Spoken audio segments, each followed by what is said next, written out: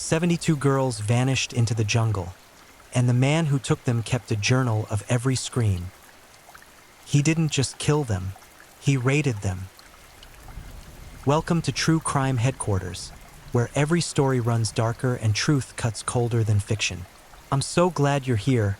Wherever you're watching from, you're part of the family. If you enjoy the stories, a like, comment, or subscribe helps keep the truth alive. Have you subscribed yet? I'll wait. Done? Perfect. Thank you. Now, this is the story of the beast of the Andes. We're diving into the mind of a predator who turned two countries into his personal hunting ground. A man so methodical, so relentless, that by the time authorities realized what they were dealing with, dozens of families were already mourning daughters who would never come home. Daniel Camargo Barbosa didn't just take lives. He perfected a system of abduction, violation, and murder that stretched across decades and borders.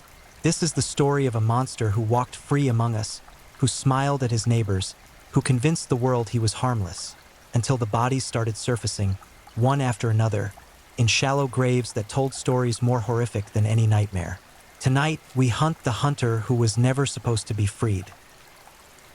Now, close your eyes, take a deep breath, and let's begin. Don't forget to subscribe and leave a comment. Daniel Camargo Barbosa was born on January 22, 1930, in Analema, Colombia, a small town cradled by mountains where secrets festered in the humid air and children learned early that some wounds never showed on the surface. His childhood was a blueprint for devastation. A father who abandoned the family like discarded trash.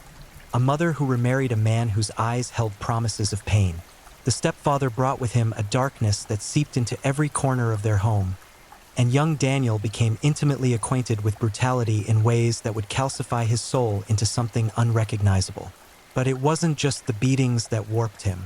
It was the humiliation, the systematic destruction of whatever innocence he might have possessed. His stepfather ruled with fists and cruelty, treating Daniel like an inconvenience, a burden, something less than human. The boy learned to swallow his rage, to let it ferment in the caverns of his chest until it became something caustic, something that would eventually demand release.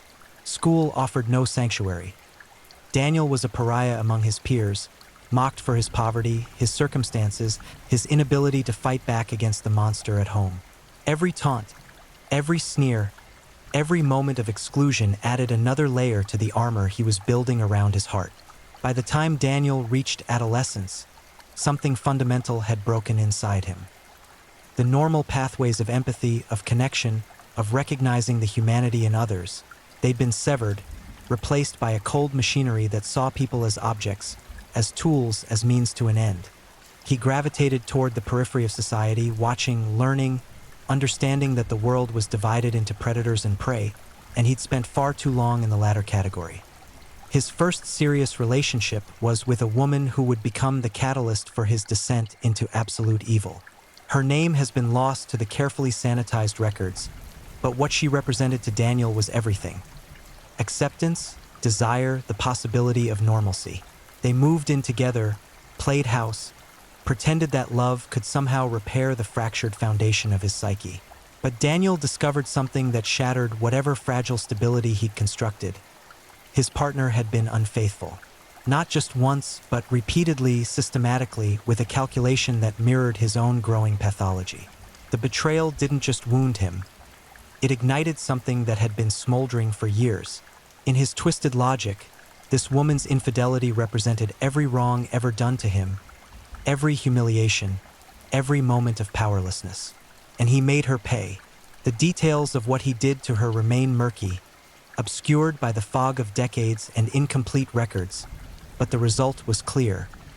Daniel Camargo Barbosa was arrested, convicted, and sentenced to prison for a brutal assault that previewed the horrors to come. Prison should have been a deterrent. For most people, the loss of freedom, the isolation, the forced confrontation with one's crimes might spark some kernel of remorse or reformation. But Daniel wasn't most people. Behind those concrete walls and iron bars, he didn't reflect on his actions with regret. He refined his philosophy. He developed an ideology as twisted as it was coherent.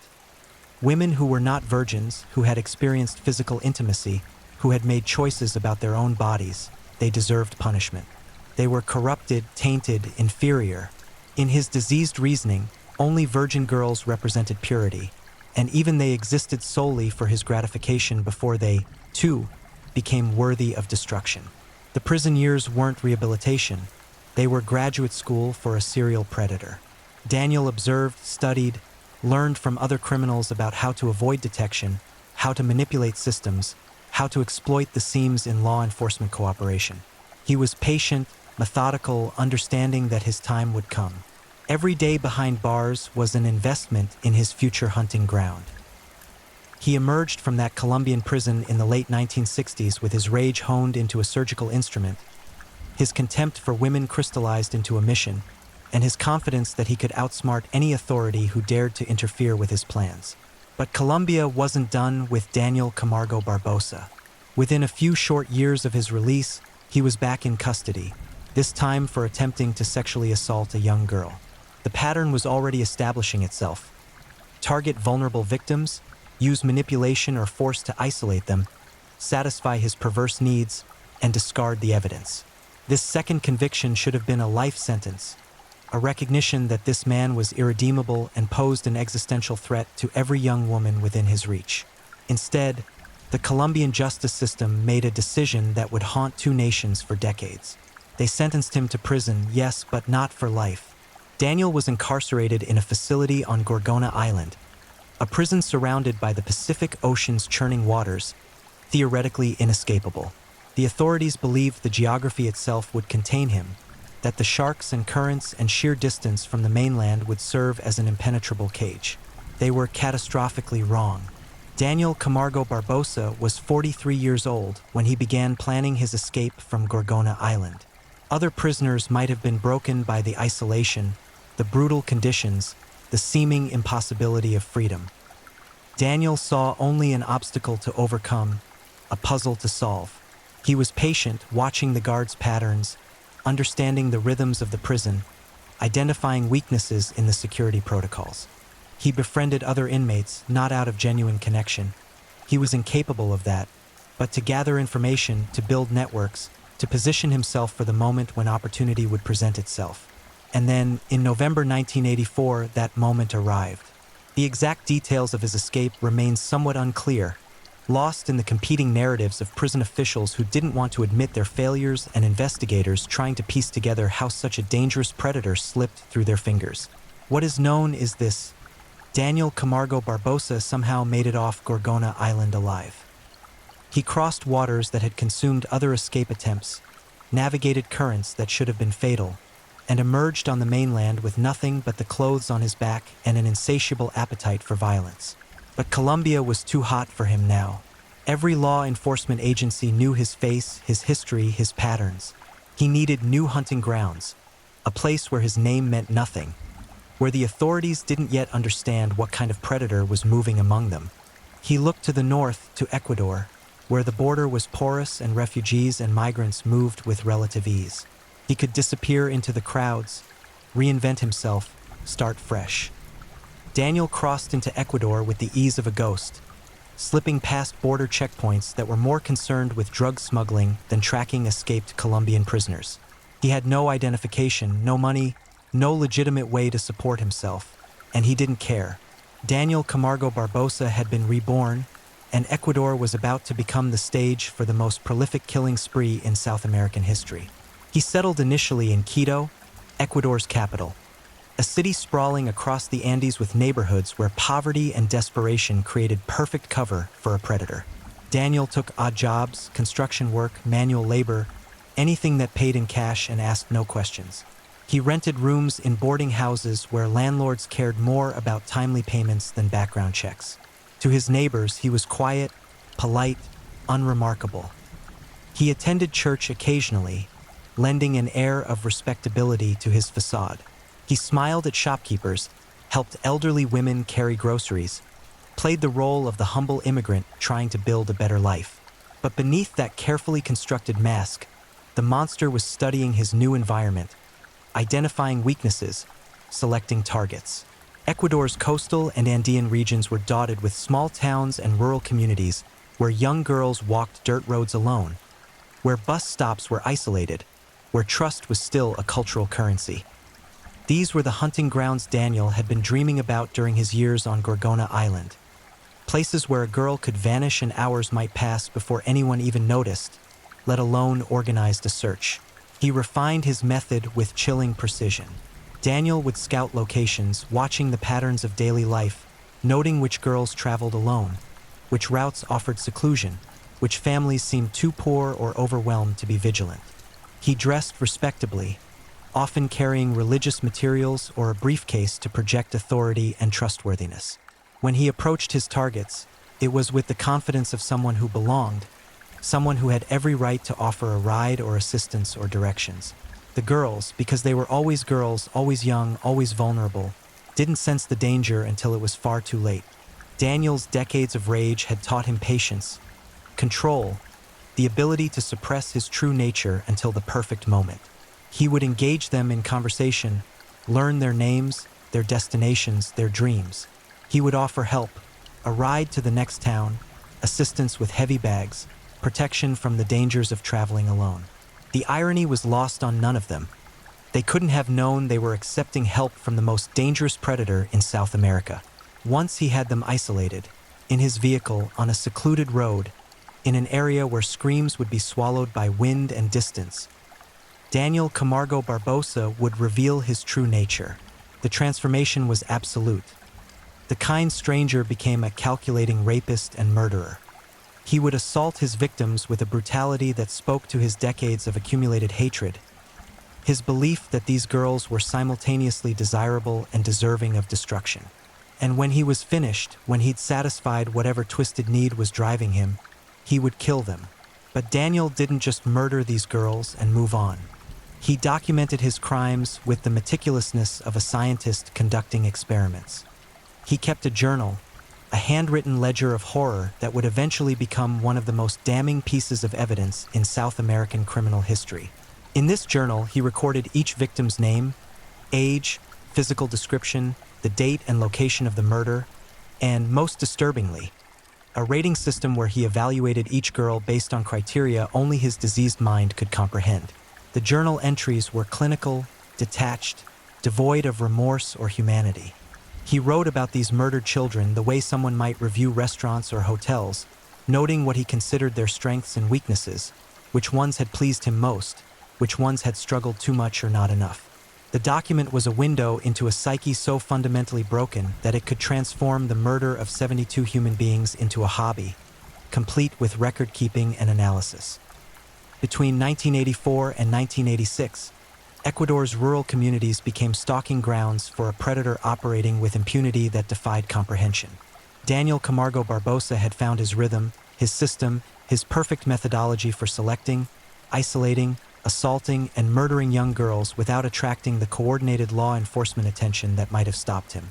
The geography itself seemed designed to facilitate his crimes. Ecuador's varied terrain of coastal lowlands, Andean highlands, and Amazon basin created a patchwork of jurisdictions where communication between police departments was sporadic at best, where missing persons reports filed in one region might never reach investigators in another. Daniel's hunting pattern was both methodical and opportunistic.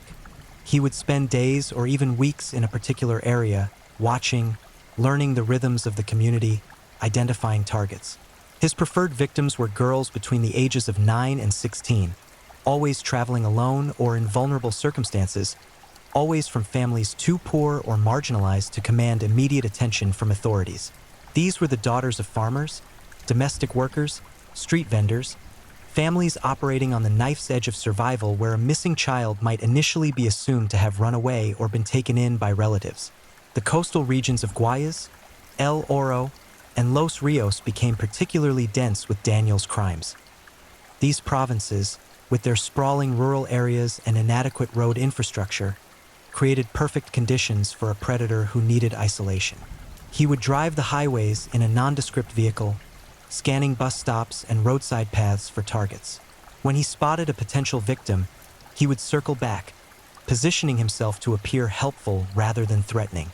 His approach varied. Sometimes he claimed to be looking for directions. Other times he offered transportation to girls he'd observed waiting for buses that ran infrequently or not at all. Maria was 14 years old when Daniel Camargo Barbosa murdered her. She'd been walking the 5 kilometers from her school to her family's small farm outside Guayaquil, a journey she'd made hundreds of times. The road was dirt and gravel, lined with sugarcane fields that created walls of green obscuring visibility. When Daniel pulled alongside her in his car, offering a ride, Maria hesitated.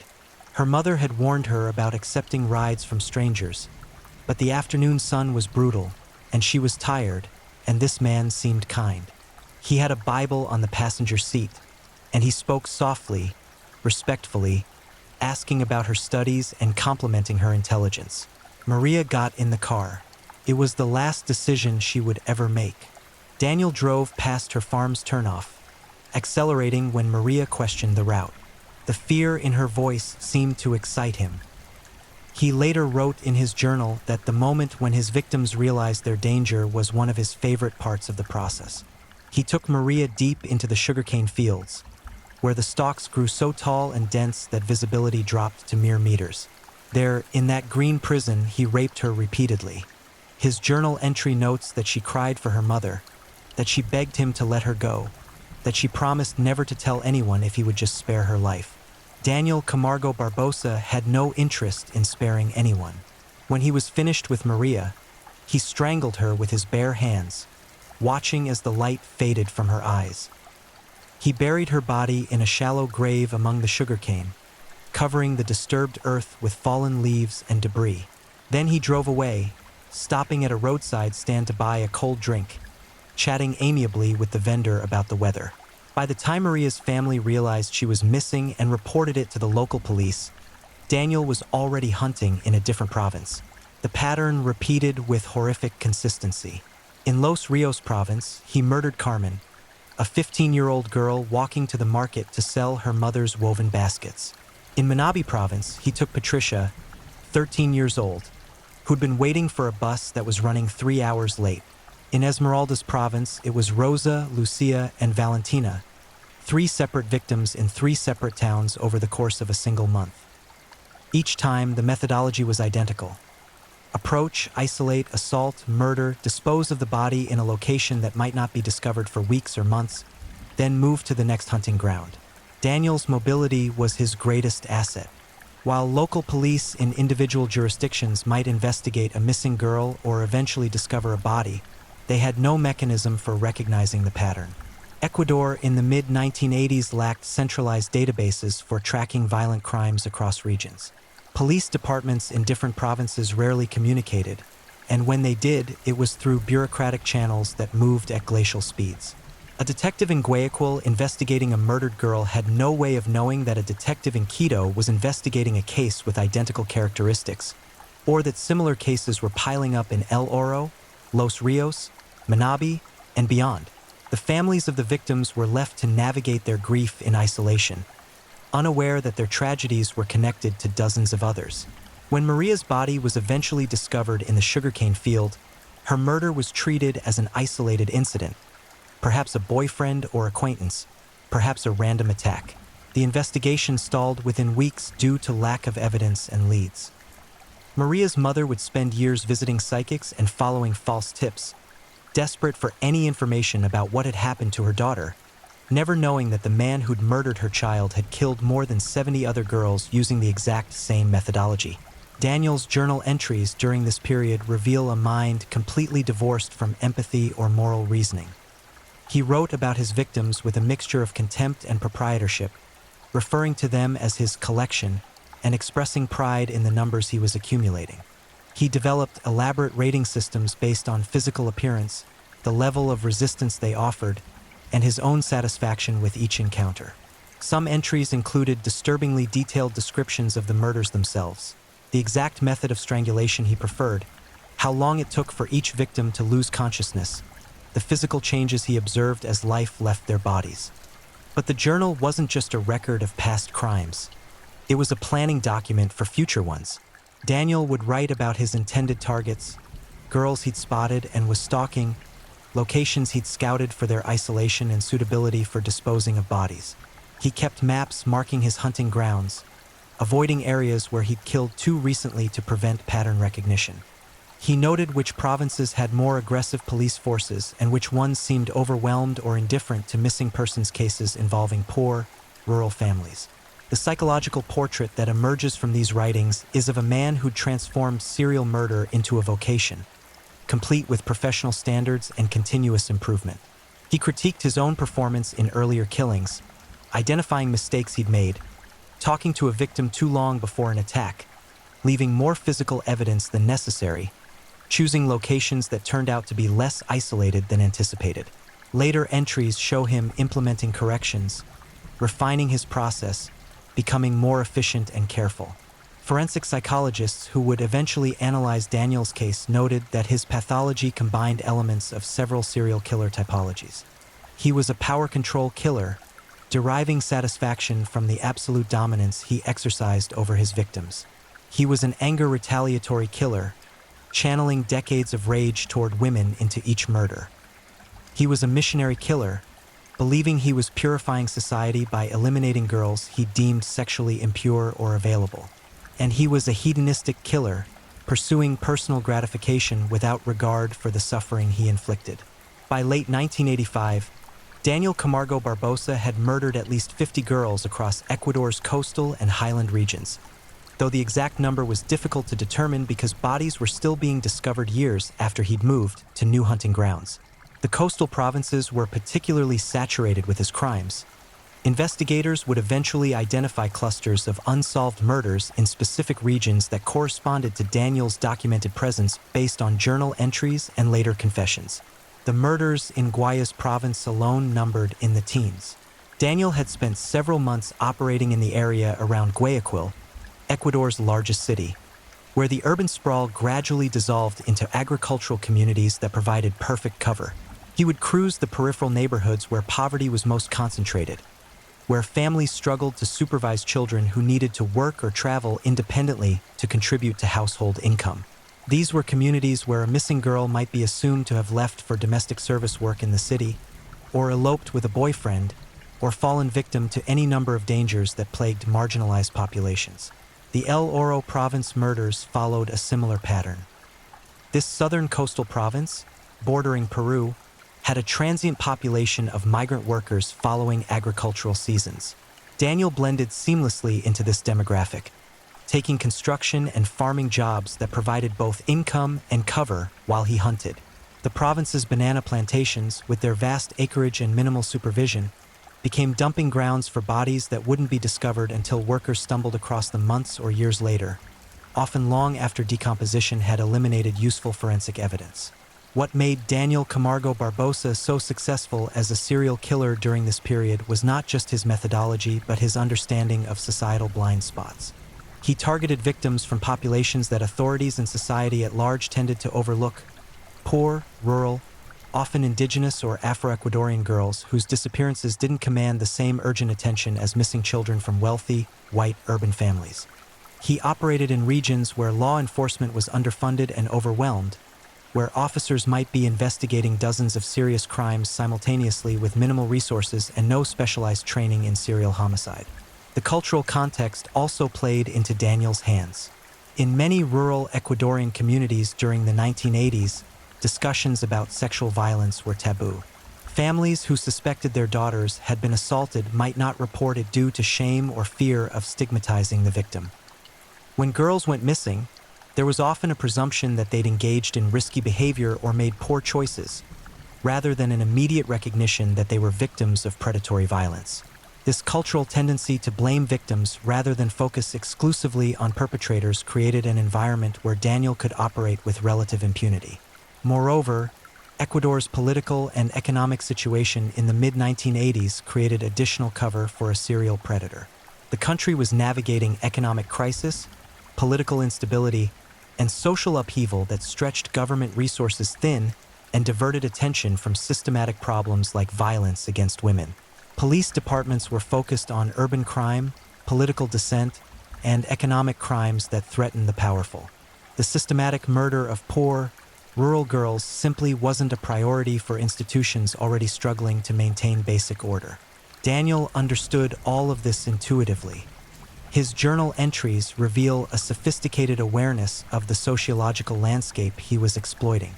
He noted which communities had active police presence and which ones were essentially unpoliced. He observed that crimes committed against girls from indigenous families were investigated less aggressively than those involving mestizo victims. He recognized that murders in rural areas received less media attention than those in cities, meaning he could accumulate bodies in the countryside while remaining completely anonymous. The beginning of the end for Daniel Camargo Barbosa came not from sophisticated police work or an extensive investigation, but from a moment of carelessness born of overconfidence. By September 1986, Daniel had been operating as a serial killer in Ecuador for nearly 2 years, murdering with such frequency and success that he'd begun to believe himself invincible. His journal documented 54 confirmed murders in Ecuador alone, with more victims than he'd bothered to record in detail. He'd perfected his system to the point where he could identify, isolate, assault, murder, and dispose of a victim within a matter of hours, then return to his normal routine without arousing suspicion. But overconfidence is the serial killer's most reliable enemy. Daniel had become complacent, allowing his process to become routine rather than maintaining the hypervigilance that had protected him for so long.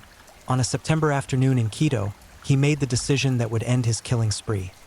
He attempted to abduct a girl in a location that was less isolated than his usual hunting grounds, at a time when witnesses were present, and he failed to properly assess his victim's likely response.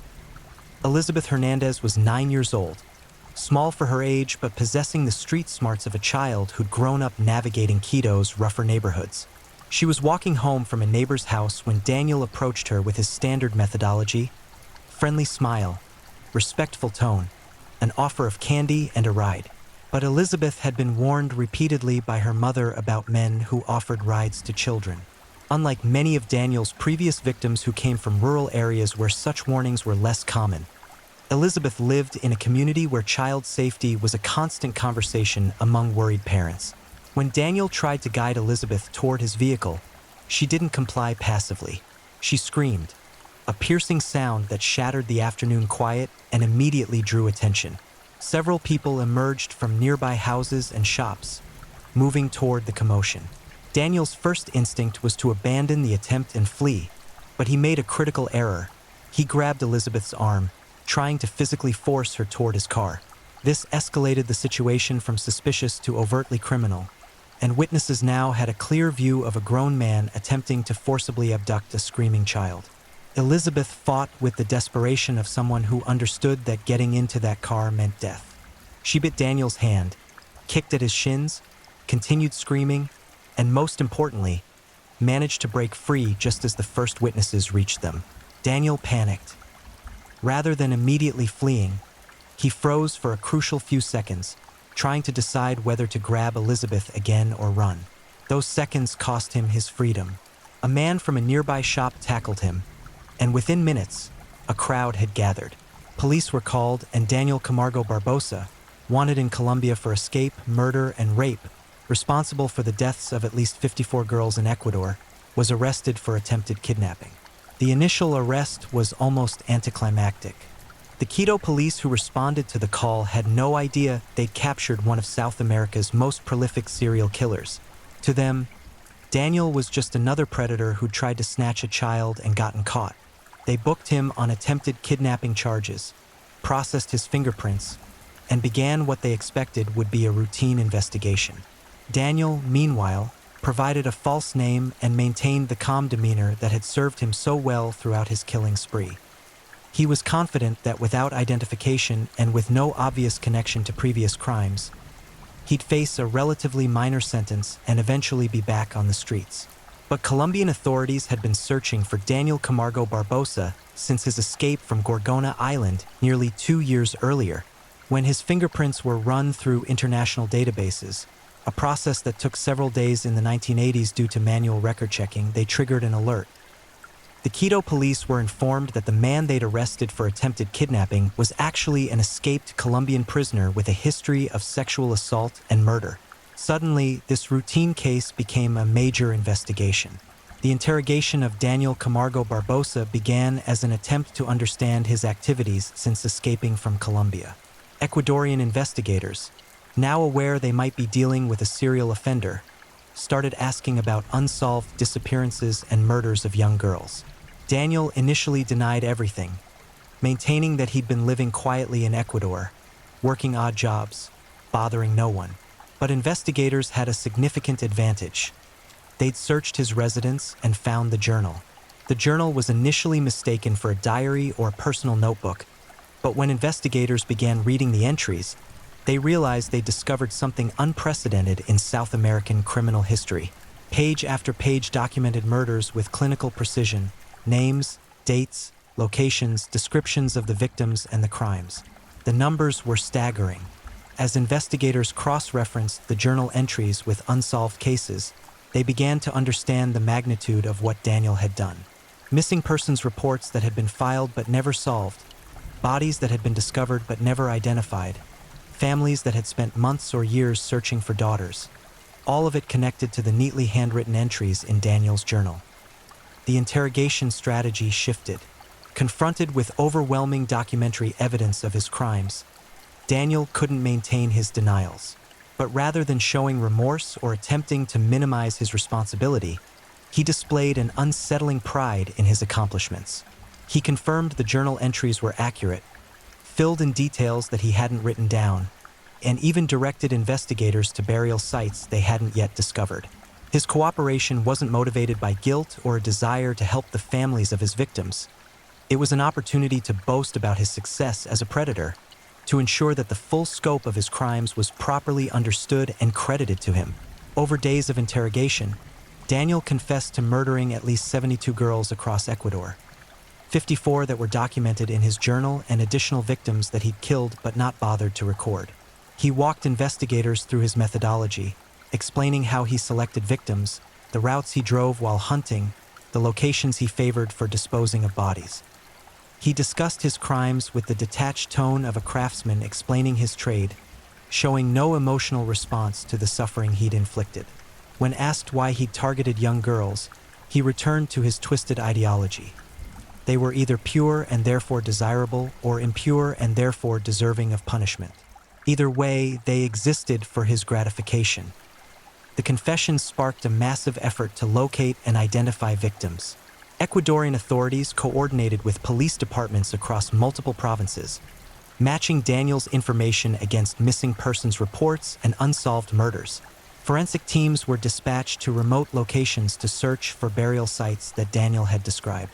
The process was painstaking and heartbreaking. Many of the bodies had decomposed beyond recognition, making identification dependent on clothing scraps, jewelry, or dental records that poor rural families often didn't have. As news of the arrest and confession spread, families who'd been searching for missing daughters began to understand that their worst fears were confirmed. Maria's mother learned that her daughter hadn't run away or been taken by distant relatives. She'd been murdered by Daniel Camargo Barbosa and buried in a sugarcane field. Carmen's father, who'd spent his life savings hiring private investigators to find his daughter, discovered she'd been dead for over a year, her body disposed of like trash in a roadside ditch. The grief was compounded by the realization that these girls had died terribly, that their final hours were filled with terror and pain, that the man who'd murdered them felt no remorse whatsoever. The media coverage of Daniel's crimes was extensive and sensational. Headlines screamed about the beast of the Andes and the monster of Guayaquil, reducing a complex criminal case to lurid shorthand that satisfied public appetite for horror, but did little to illuminate the systematic failures that had allowed Daniel to operate for so long. News programs featured grieving families, displayed photographs of smiling young girls who would never grow up, and interviewed criminologists who struggled to explain how one man could murder so many victims without being caught. But beneath the sensationalism were serious questions about institutional failure. How had Daniel Camargo Barbosa, a known sexual predator and violent offender, been able to escape from what was supposed to be a secure prison facility? Why hadn't Colombian authorities issued more aggressive international alerts about his escape? Why had Ecuadorian border controls failed to detect an escaped prisoner entering the country? And most damningly, why had police departments across Ecuador failed to recognize that dozens of similar murders were connected to a single perpetrator? The answer to these questions revealed uncomfortable truths about how violence against women and girls was handled in South America during the 1980s. Resources for investigating crimes against women were minimal. Police departments lacked training in recognizing serial predator patterns. Communication between jurisdictions was sporadic and informal. And perhaps most significantly, there was a cultural tendency to view murdered girls from poor, rural, indigenous, or Afro-Ecuadorian families as less worthy of extensive investigation than victims from more privileged backgrounds. Daniel's trial became a national obsession in Ecuador. The courtroom was packed daily with journalists, victims' families, and curious observers desperate to understand the man who terrorized their communities. Daniel appeared calm throughout the proceedings, showing none of the emotional turmoil one might expect from someone facing multiple murder charges. He answered questions directly, confirmed the accuracy of the evidence against him, and at times seemed almost bored by the process, as if the trial were an inconvenience rather than a judgment on his life's most significant activities. The prosecution presented overwhelming evidence. The journal, the confessions, forensic evidence linking Daniel to multiple crime scenes, and testimony from families who identified recovered bodies or personal effects as belonging to their missing daughters. The defense had little to work with. Daniel had confessed comprehensively, the physical evidence was irrefutable, and any attempt to argue diminished capacity or insanity was undermined by the calculated, methodical nature of his crimes. This wasn't a man who'd suffered psychotic breaks or acted impulsively. This was a predator who developed and refined a system for killing over the course of years. The verdict was inevitable: guilty on multiple counts of murder, rape, and kidnapping. The sentencing phase brought its own challenges. Ecuador, like many South American countries, had abolished the death penalty decades earlier, limiting sentencing options. The maximum sentence available was 16 years per murder, but Ecuadorian law also capped total prison time at a maximum of 25 years regardless of the number of crimes committed. This meant that Daniel Camargo Barbosa, despite being convicted of murdering at least 72 girls, could theoretically be released after 25 years. He would be only 70 years old, potentially still capable of violence. The judge imposed the maximum sentence allowed under Ecuadorian law: 25 years in prison. The courtroom erupted with shouts and tears from victims' families who felt that no sentence could adequately address the magnitude of Daniel's crimes. 25 years meant that each murdered girl was valued at less than 4 months of imprisonment. It meant that Daniel would potentially leave prison while families were still grieving, while siblings of victims were raising their own children, while communities were still processing the trauma he'd inflicted. Daniel was transferred to a maximum security prison in Quito to begin serving his sentence. Prison officials were well aware of his history and the nature of his crimes, which made him a target for violence from other inmates. Child killers occupy the lowest rung of the prison hierarchy in virtually every correctional system in the world, and Daniel's extensive victim count made him particularly despised. He was placed in protective isolation for his own safety, spending 23 hours a day in a small cell with minimal human contact. If the story of Daniel Camargo Barbosa had ended with his imprisonment, it would already be one of the darkest chapters in South American criminal history, a tale of systematic predation, institutional failure, and imperfect justice. But Daniel's story didn't end with his conviction. Behind the walls of Ecuador's prison system, the man who'd murdered at least 72 girls would face a violence that mirrored, in some ways, the terror he'd inflicted on his victims. The final chapter of his life would be written not in courtrooms or case files, but in blood on a prison floor. Daniel's time in Ecuador's correctional system was marked by constant tension and periodic violence. Despite being held in protective isolation for much of his sentence, he couldn't be completely separated from the general prison population. Meals, medical appointments, occasional recreation time, transfers between facilities, all of these created opportunities for him to interact with other inmates, many of whom knew exactly who he was and what he'd done. The prison administration did what they could to protect him, not out of sympathy but because allowing a high-profile prisoner to be murdered would reflect poorly on their security protocols and potentially expose the institution to legal liability. But protective custody is its own form of torture. Daniel spent the vast majority of his time alone in a cell measuring approximately 2 meters by 3 meters, smaller than many storage closets. He had a narrow bed, a toilet, and little else. Books were occasionally provided, though his reading material was monitored to ensure he wasn't accessing anything that might fuel his violent fantasies. He had no television, no radio, minimal human contact. For someone who'd spent years roaming freely, hunting and killing at will, the confinement was psychologically devastating in ways that physical punishment might not have been. The isolation gave Daniel unlimited time to reflect on his crimes, though all evidence suggests he used that time not for genuine remorse but for reinforcement of his twisted worldview. Prison psychologists who evaluated him noted that he showed no meaningful empathy for his victims, no recognition of their humanity or the suffering he'd caused. In therapy sessions, mandated by prison policy but attended reluctantly by Daniel, he would discuss his murders in the same detached, analytical tone that characterized his journal entries. He spoke about victim selection strategies, evaluated which killing methods had been most efficient, and expressed frustration that his work had been interrupted before he could reach what he considered a more satisfying total. The psychologist's reports painted a portrait of a man completely unreachable through conventional therapeutic interventions.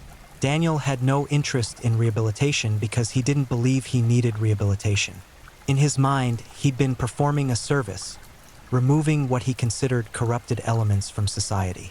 The fact that society disagreed with his assessment was, to him, evidence of society's own moral bankruptcy rather than any flaw in his reasoning.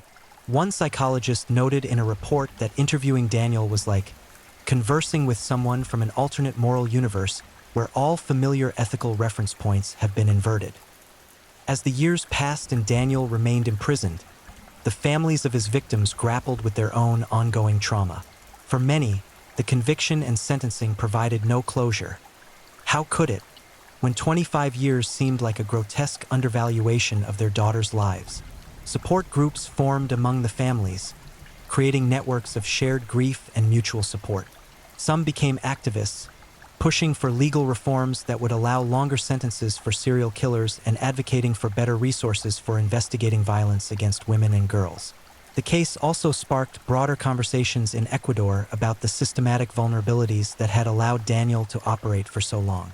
Women's rights organizations used his crimes as evidence that violence against women wasn't being taken seriously enough by law enforcement or the justice system.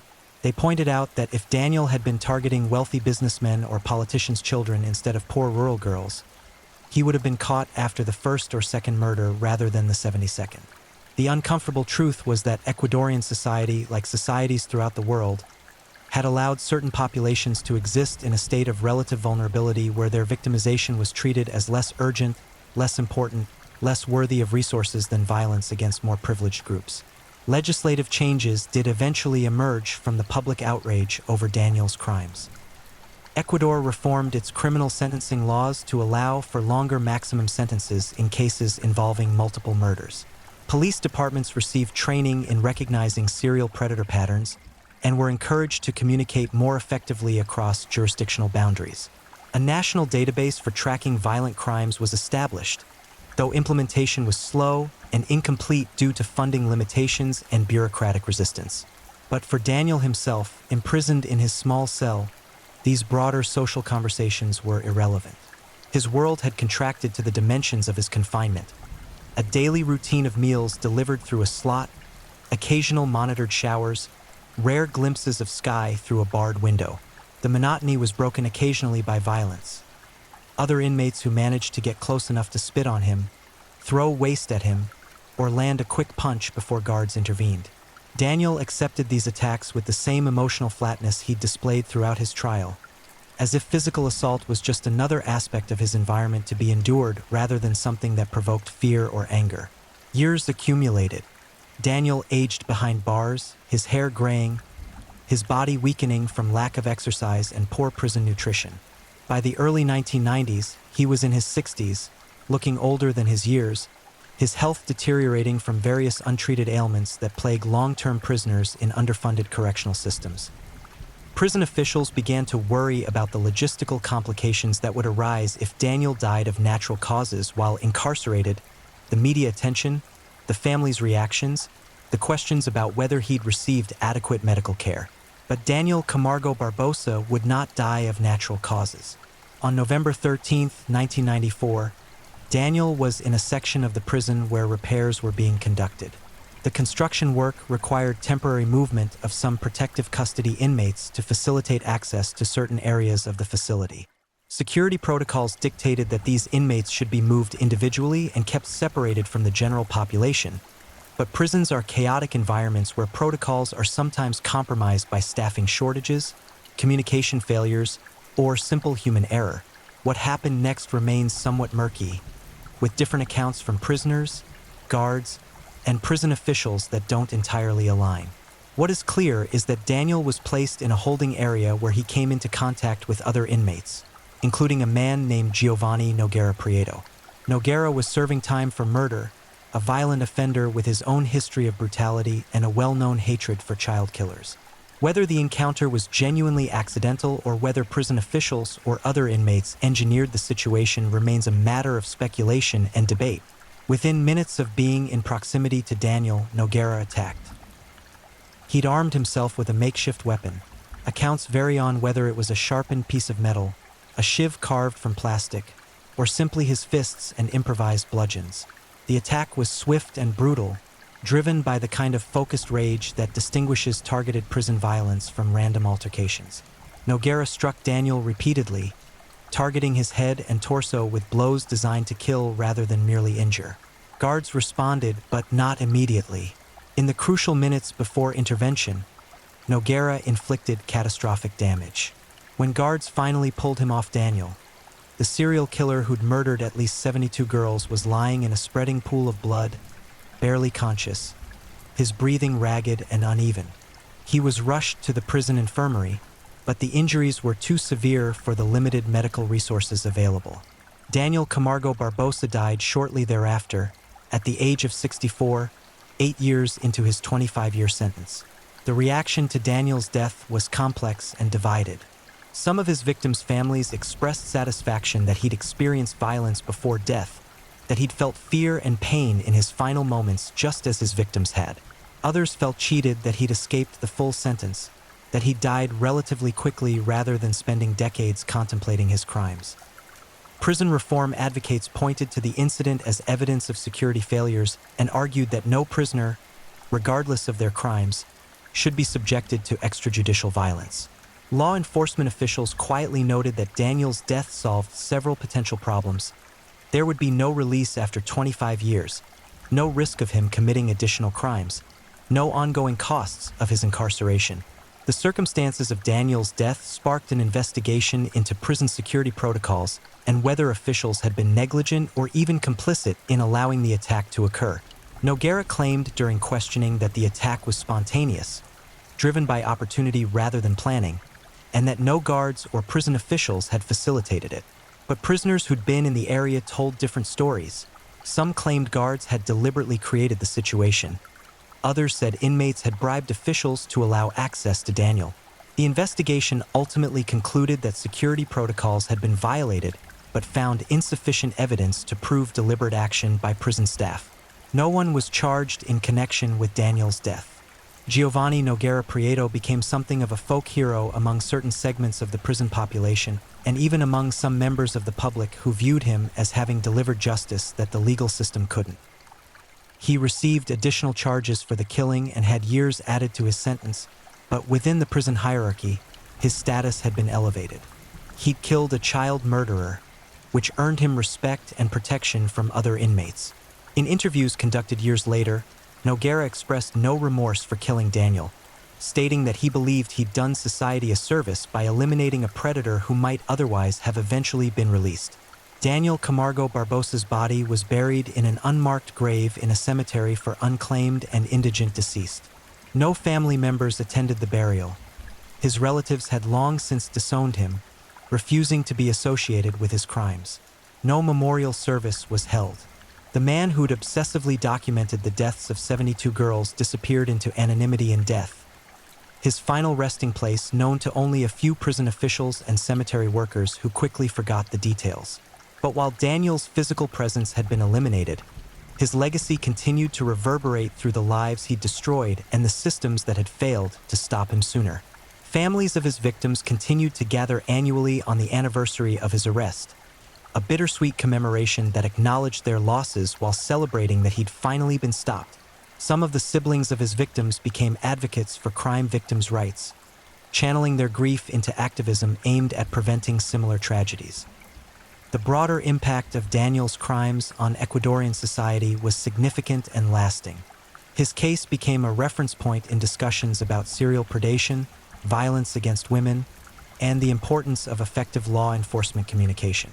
Criminology students studied his methodology and the investigative failures that allowed him to operate for so long. Policymakers referenced his crimes when advocating for resources to address violence against women and children.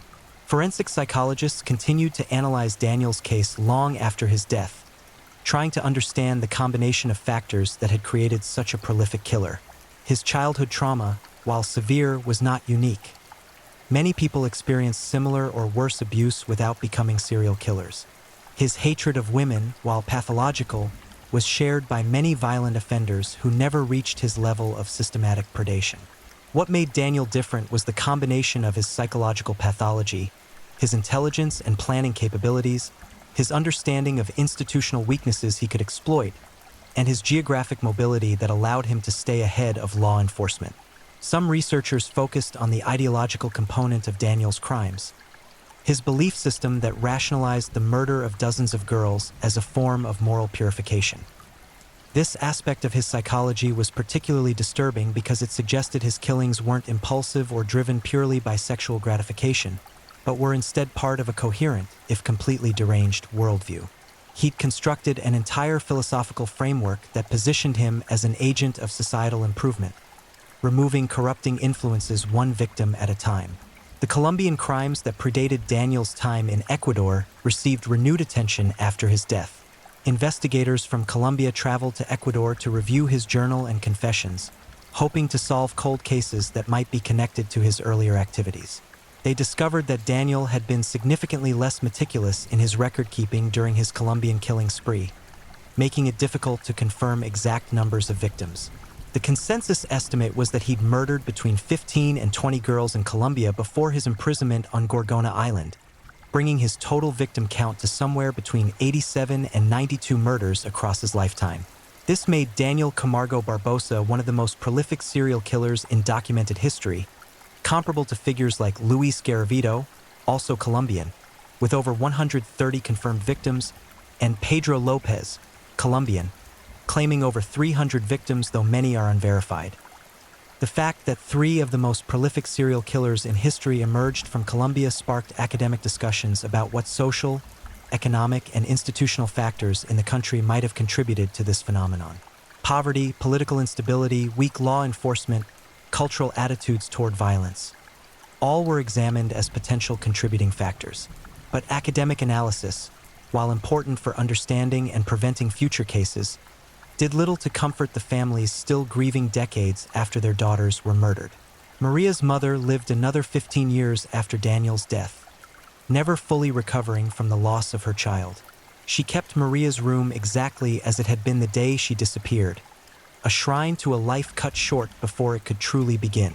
Carmen's father died believing he'd failed to protect his daughter, tormented by the what-ifs and might-have-beens that haunted him until his final days. The trauma extended beyond immediate family members to entire communities. In the small towns and rural areas where Daniel had hunted, trust was shattered. Parents became hypervigilant about their children's movements, restricting freedoms that had previously been taken for granted. The sense of safety that had characterized these close-knit communities was replaced by a persistent anxiety, a recognition that monsters could hide behind friendly faces and that no place was truly secure. In the years following Daniel's death, several films, documentaries, and books examined his crimes, attempting to make sense of the senseless and find meaning in horror. Some of these works were exploitative, focusing on the lurid details of the murders while giving short shrift to the victims' humanity. Better efforts centered the experiences of the families, documenting how they'd coped with loss and what Daniel's eventual capture and death had meant to them. The most powerful testimonials came from the siblings of victims, brothers and sisters who'd grown up in the shadow of their sisters' murders, whose childhoods had been defined by grief and whose adult lives were still shaped by losses that occurred decades earlier. Daniel Camargo Barbosa's final legacy is a complicated one. He was a monster, certainly responsible for the deaths of at least 72 confirmed victims and possibly many more. His crimes were calculated, systematic, and driven by a pathology so profound that it defied conventional understanding. He showed no remorse, no empathy, no recognition of his victims' humanity.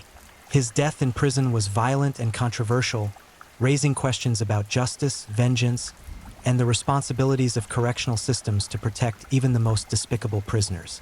But his legacy is also one of systemic failure.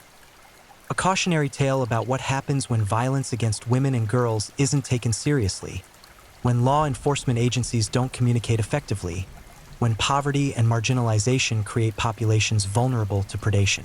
It's a story about how societies decide which victims matter and which can be overlooked, which crimes demand immediate resource allocation and which can be investigated half-heartedly or not at all. The girls Daniel murdered never got to become who they might have been. Maria never graduated from school or got married or had children of her own. Carmen never fulfilled her dreams of becoming a teacher. Rosa, Lucia, Valentina, Patricia, and 67 other girls never reached adulthood, never experienced the full range of human experience, never had the opportunity to contribute to their families and communities in the ways they might have. They were erased by a predator who viewed them as objects rather than people, who rated their worth based on criteria that had nothing to do with their inherent humanity. And in that erasure lies the true horror of Daniel Camargo Barbosa's crimes, not just the physical violence, though that was terrible enough, but the ontological violence of treating human beings as disposable, as existing solely for his gratification and destruction. He didn't just end lives. He denied the very humanity of his victims, reducing them to entries in a journal, numbers in a collection, bodies in shallow graves. The sun still rises over the sugarcane fields where Maria was buried. The roads where Daniel hunted still carry travelers between towns and cities. The communities he terrorized have rebuilt and moved forward, though the scars remain visible to those who know where to look. And somewhere in an unmarked grave, the bones of Daniel Camargo Barbosa rest, unmourned and unremembered except as a cautionary tale about the monsters that walk among us and the systems that too often fail to stop them before it's too late. The families of his victims continue to live with their losses, carrying grief that never fully heals.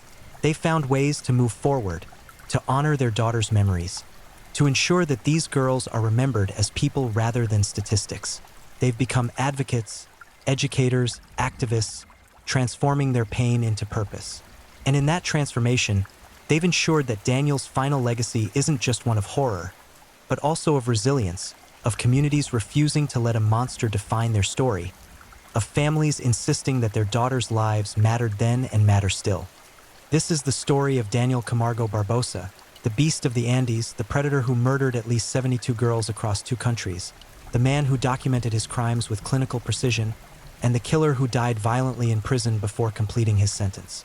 But more importantly, this is the story of his victims, the girls who deserved so much better than what he gave them, the families who survived unimaginable loss, and the societies that failed them but ultimately learned from those failures. Remember their names. Remember that they were people, not statistics. Remember that they mattered. And remember that the fight against predators like Daniel Camargo Barbosa continues every day, in every effort to take violence against women and girls seriously, in every reform that prioritizes victim safety over bureaucratic convenience, in every community that refuses to let vulnerable populations remain unprotected. The monster is dead, but the work of ensuring no more monsters like him can operate with such impunity. That work continues, demanding our attention, our resources, our commitment to building systems that protect everyone, especially those most vulnerable to predation. That's the legacy that matters. That's the story that must endure. If you're new here, welcome to the channel, where we dive into true crime stories with calmness and respect. A special shout out to my amazing subscribers who've been with me from the start. Thank you for your incredible support. If you're still with me, drop a comment. Let me know where you're tuning in from and what time it is in your part of the world. Or just say hello so I know you're still here. And if you haven't already, make sure to like this video and hit subscribe so you won't miss any of our upcoming true crime stories perfect for winding down. Now, let's move on to our second story. Story 2, The Garn Killer, When Death Wore a Neighbor's Face. He wasn't hiding in shadows. He was smiling at your breakfast table, waiting for the sun to set on your last day alive. They locked their doors against strangers, never knowing the Reaper had already memorized which floorboard creaked when they slept. We spend our lives teaching children about stranger danger, building walls, installing alarms, clutching our keys between our fingers in dark parking lots. But what happens when the devil doesn't need to break in? What happens when evil doesn't lurk in alleyways, but stands on your doorstep with a borrowed cup of sugar and a rehearsed smile? Tonight, we're tracking a predator who understood humanity's fatal flaw. We trust the faces we recognize. Jamie Yvonne Martinez didn't hunt in darkness. He hunted in broad daylight, in quiet neighborhoods, in the sacred space between good morning and good night. This is the story of how an entire Colombian town learned that monsters don't always announce themselves with fangs and claws. Sometimes they knock politely, speak softly, and wait until you turn your back. Welcome to Garn, where trust became a death sentence, and one man's smile concealed an appetite for annihilation. The morning mist clung to Garn's cobblestone streets like a burial shroud, thick and suffocating, turning the Colombian town into something between reality and nightmare. This wasn't the romantic fog of Gothic novels. This was the kind that made your skin crawl, that transformed familiar streets into alien corridors, that made you second-guess whether the shadow moving 3 meters ahead was human or something wearing human skin. October 2008 marked the beginning of the end for this quiet municipality in Antioquia, though nobody knew it yet. How could they? Evil wasn't supposed to look like Jamie Yvonne Martinez. 23 years old, soft-spoken, the kind of young man grandmothers praised and mothers wanted their daughters to bring home. Garn was the kind of place where everybody knew everybody, where secrets died before lunch, where a stranger's arrival became the week's entertainment. Population barely scraping 40,000 souls, most of them farmers, shopkeepers, families who'd planted roots so deep they'd forgotten the world existed beyond the emerald mountains surrounding their valley. This was supposed to be sanctuary, a refuge from Medellin's cartel violence just 40 kilometers away, a place where children still played in streets after dark and doors remained unlocked because why wouldn't they? The biggest excitement usually involved whose cow wandered into whose cornfield, which teenager got caught sneaking kisses behind the church, whether Senora Gutierrez's empanadas were truly better than Senora Ramirez's. Mundane, safe, predictable, but safety is just another word for blindness. Jamie Yvonne Martinez moved through Garn like smoke, present but barely noticed.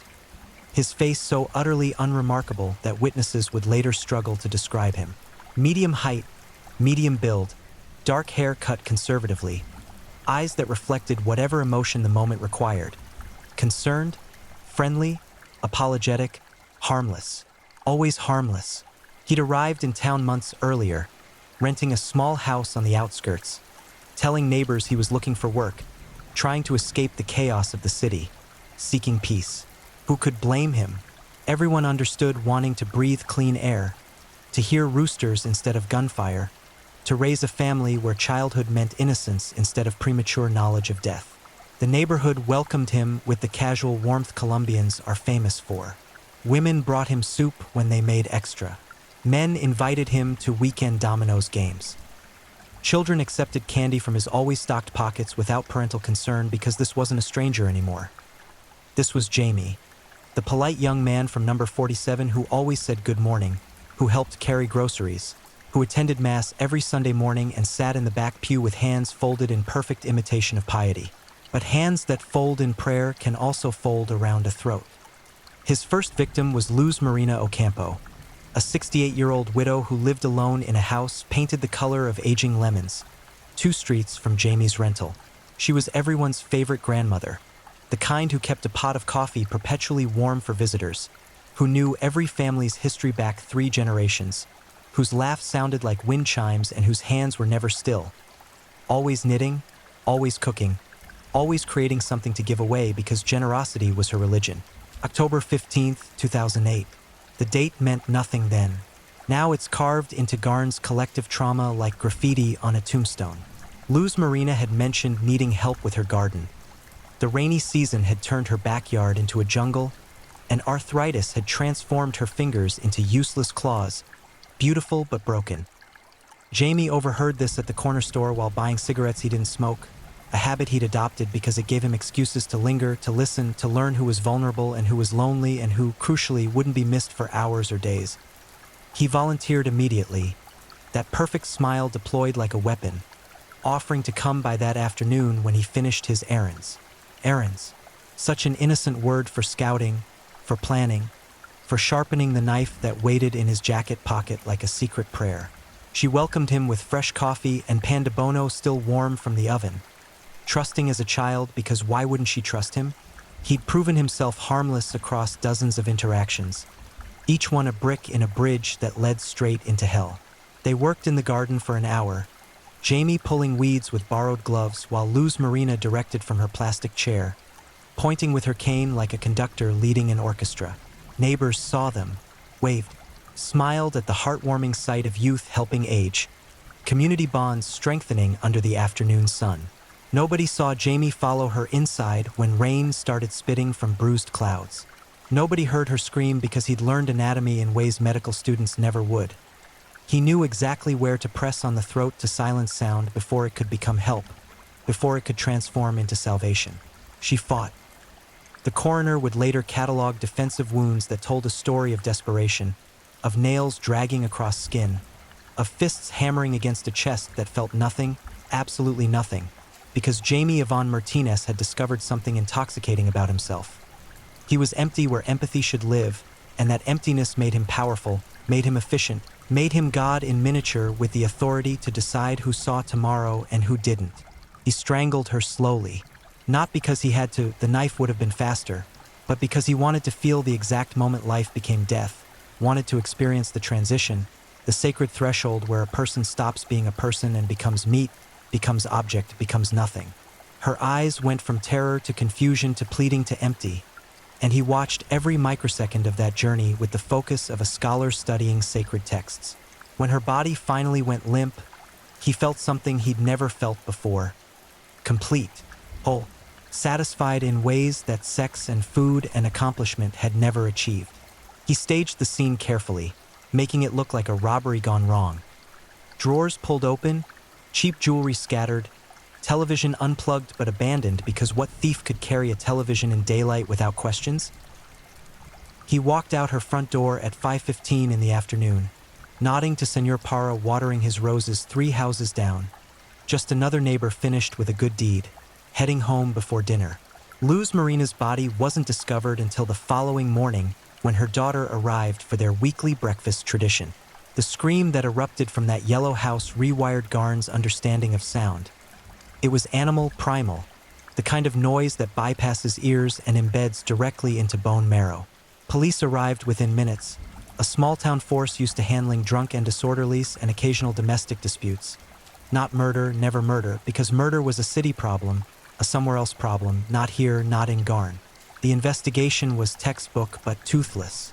They interviewed neighbors who remembered seeing Jamie helping in the garden, but nobody suspected him because why would they? He'd been outside, visible, doing a kindness. When police knocked on his door 2 days later for routine questioning, he answered immediately, still wearing his helpful neighbor smile, offering coffee, answering every question with appropriate sadness and shock. Yes, he'd helped Senora Ocampo with her garden. No, he hadn't seen anyone suspicious.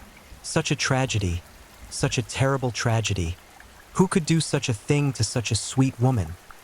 The officers left thanking him for his cooperation, never noticing the microscopic scratches on his forearms that he'd explained away as garden injuries, never questioning why a young man living alone kept his house so obsessively clean, surfaces gleaming like surgical steel, floors you could eat from, not a speck of dust or evidence or memory. Garn mourned Luz Marina with flowers and prayers and casseroles delivered to her devastated family. The funeral drew hundreds. People whispered theories. Maybe someone from Medellin, maybe drug addicts looking for money, maybe a transient passing through. Never, not once, did anyone suspect the polite young man in the back row, head bowed, shoulders shaking with what looked like grief but felt like laughter, like triumph, like the first hit of a drug he just discovered and would chase until it destroyed him. 3 weeks passed. The investigation stalled, then stopped, then became another cold case file gathering dust because resources were limited and leads were non-existent, and life, relentless and demanding, pushed forward. Halloween decorations appeared in windows. Children planned costumes. Garn's rhythm returned to normal, the disruption of violence fading like a bruise, yellow then gone. Jamie waited, watched, learned. He'd made mistakes with Luz Marina, the scratches, the slightly too clean staging. Next time would be better. Next time would be perfect, because there would absolutely be a next time. The emptiness inside him had been filled temporarily, but now it was back, demanding, insistent, a hunger that grew stronger with every passing day. Every smile he faked, every interaction that reminded him how easy it was to move among humans when you mimicked their emotions, when you performed humanity like an actor performing Shakespeare, technically perfect but spiritually hollow. November brought rain, endless and cold, turning Garn's streets into rivers, keeping people inside, creating isolation in a community that thrived on proximity. Perfect hunting conditions. His second victim was Carlos Eduardo Restrepo, 54 years old, a mechanic who worked from a garage attached to his house, who drank too much, whose wife had left him years ago, whose children had scattered to bigger cities with bigger dreams. Carlos was loud, crude, generally unlikable, the kind of person who existed on the community's periphery, tolerated but not loved, noticed but not missed when he didn't show up for Sunday Mass or Wednesday market day. Jamie had watched Carlos for weeks, noting his patterns, his isolation, his lack of visitors. On November 8th, he arrived at Carlos's garage with a fictional car problem, a noise in the engine that didn't exist. Carlos, desperate for work, drinking money getting low, welcomed him eagerly, already naming prices, already spending the pesos in his mind. They went inside the garage together, Carlos bending under a lifted hood, explaining something mechanical that Jamie didn't hear because he was too focused on the pipe wrench hanging on the wall, within easy reach, heavy enough to crack a skull in one swing. The first blow dropped Carlos to his knees. The second silenced his confused groaning. The third, fourth, fifth were unnecessary, but Jamie delivered them anyway because control was everything and overkill was just another word for certainty, for completeness, for making absolutely sure that the person who saw his face would never, ever describe it to police. He dragged the body to Carlos's bedroom, staged another robbery, even took Carlos's wallet and watched to sell them in Medellin later, building a false motive, creating breadcrumbs that led nowhere except in circles. This murder was cleaner, more confident. He left no scratches this time, no evidence except the type that could belong to anyone. Partial boot prints that matched 1,000 brands, smudged fingerprints on door frames that could have been there for weeks. He walked home in the rain, hood up, hands in pockets, just another figure moving through gray streets in a gray town on a gray day, forgettable as air. Carlos's body was discovered 3 days later when a customer came looking for a promised repair. By then, decomposition had started its ugly work, and the crime scene told a confused story. Too much violence for simple robbery, too staged to be passionate rage. Police interviewed neighbors again. Did anyone see strangers? Anything unusual? Heads shook. Nothing. Nobody. Garn was killing itself, and nobody understood how or why. Fear started creeping into conversations. Doors that had stayed unlocked for decades suddenly sprouted deadbolts. Women stopped walking alone after dark. The elderly, already isolated, became even more so prisoners of paranoia in houses that felt less like homes and more like cells. But nobody connected the murders yet because the victims were different ages, different genders, different social circles. Random violence. Bad luck. The universe reminding them that safety was illusion. Jamie continued attending church, continued saying good morning, continued being precisely as visible as someone innocent would be. Concerned but not obsessed, helpful but not intrusive. the perfect neighbor who existed in that sweet spot between memorability and invisibility. And he waited, patience perfected through practice, for victim number 3. Because 3 would become pattern. 3 would become panic. 3 would transform his private addiction into public nightmare. The monster was loose in Garn, and he wore the most dangerous disguise of all, humanity. December arrived wrapped in Christmas lights and mounting dread, the festive decorations clashing grotesquely with the paranoia fermenting in every household. Garn's Plaza, usually vibrant with preparation for posadas and nativity scenes, felt hollow despite the noise, like watching actors perform joy while terror directed from offstage. The town had buried 2 of its own in 2 months, and whispers were evolving into accusations. Family members pointing fingers at each other, neighbors suspecting neighbors, the social fabric unraveling one thread at a time because humans need someone to blame when randomness reveals its teeth.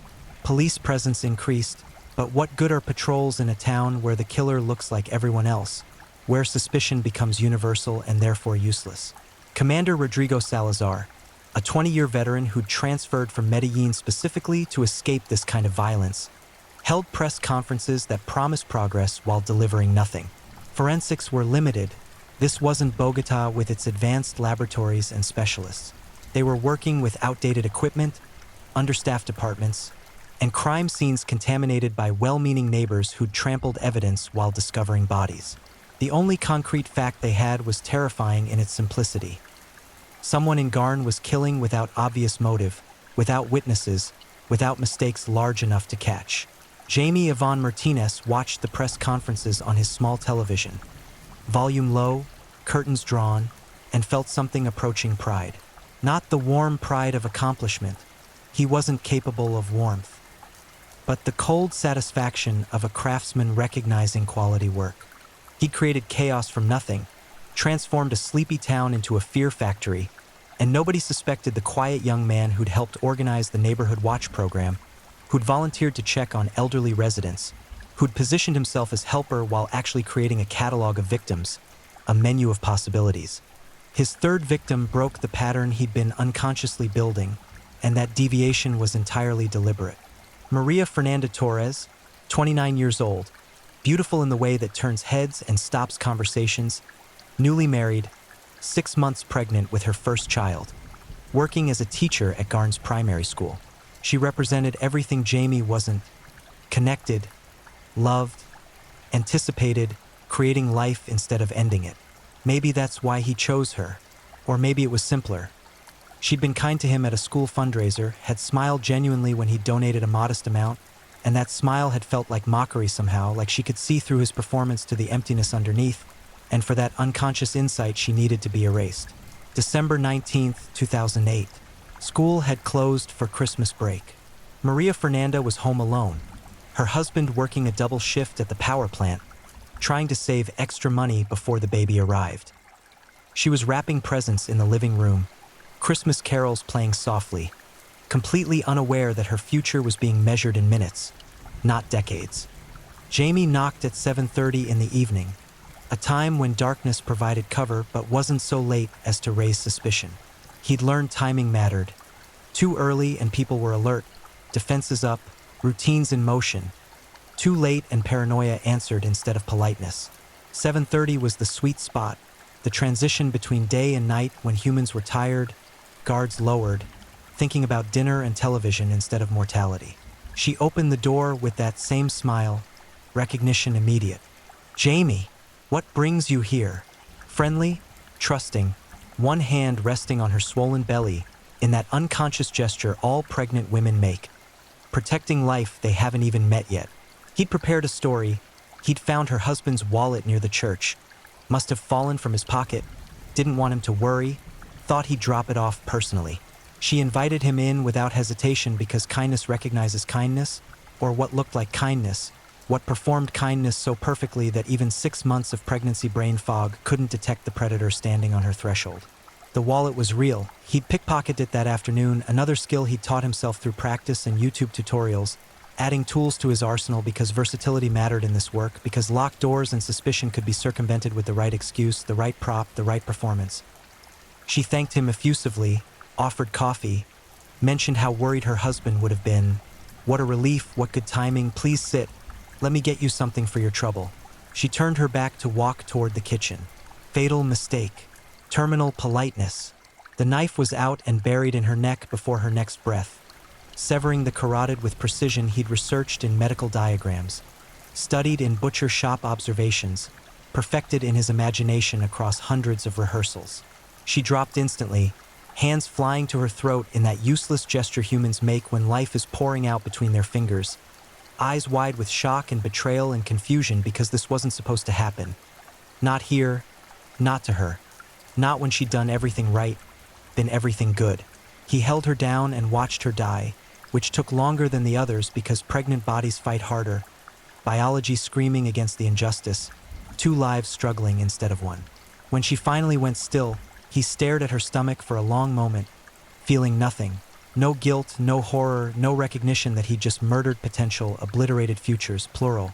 If anything, he felt curiosity. What would it have been? Boy or girl? What would they have named it? Would it have had her smile, that genuinely warm smile that had signed her death warrant? He staged this scene differently, more violently, making it look like sexual assault, though he hadn't touched her that way because sex didn't interest him. Death was his arousal, power was his pornography. He ransacked the bedroom, tore her clothes, created a narrative that would send police hunting for a different kind of monster, the kind everyone expected, the kind that made sense. When he left through the back door at 8:15, he carried nothing except satisfaction and the knowledge that he'd just graduated from pattern to phenomenon, from local problem to national nightmare.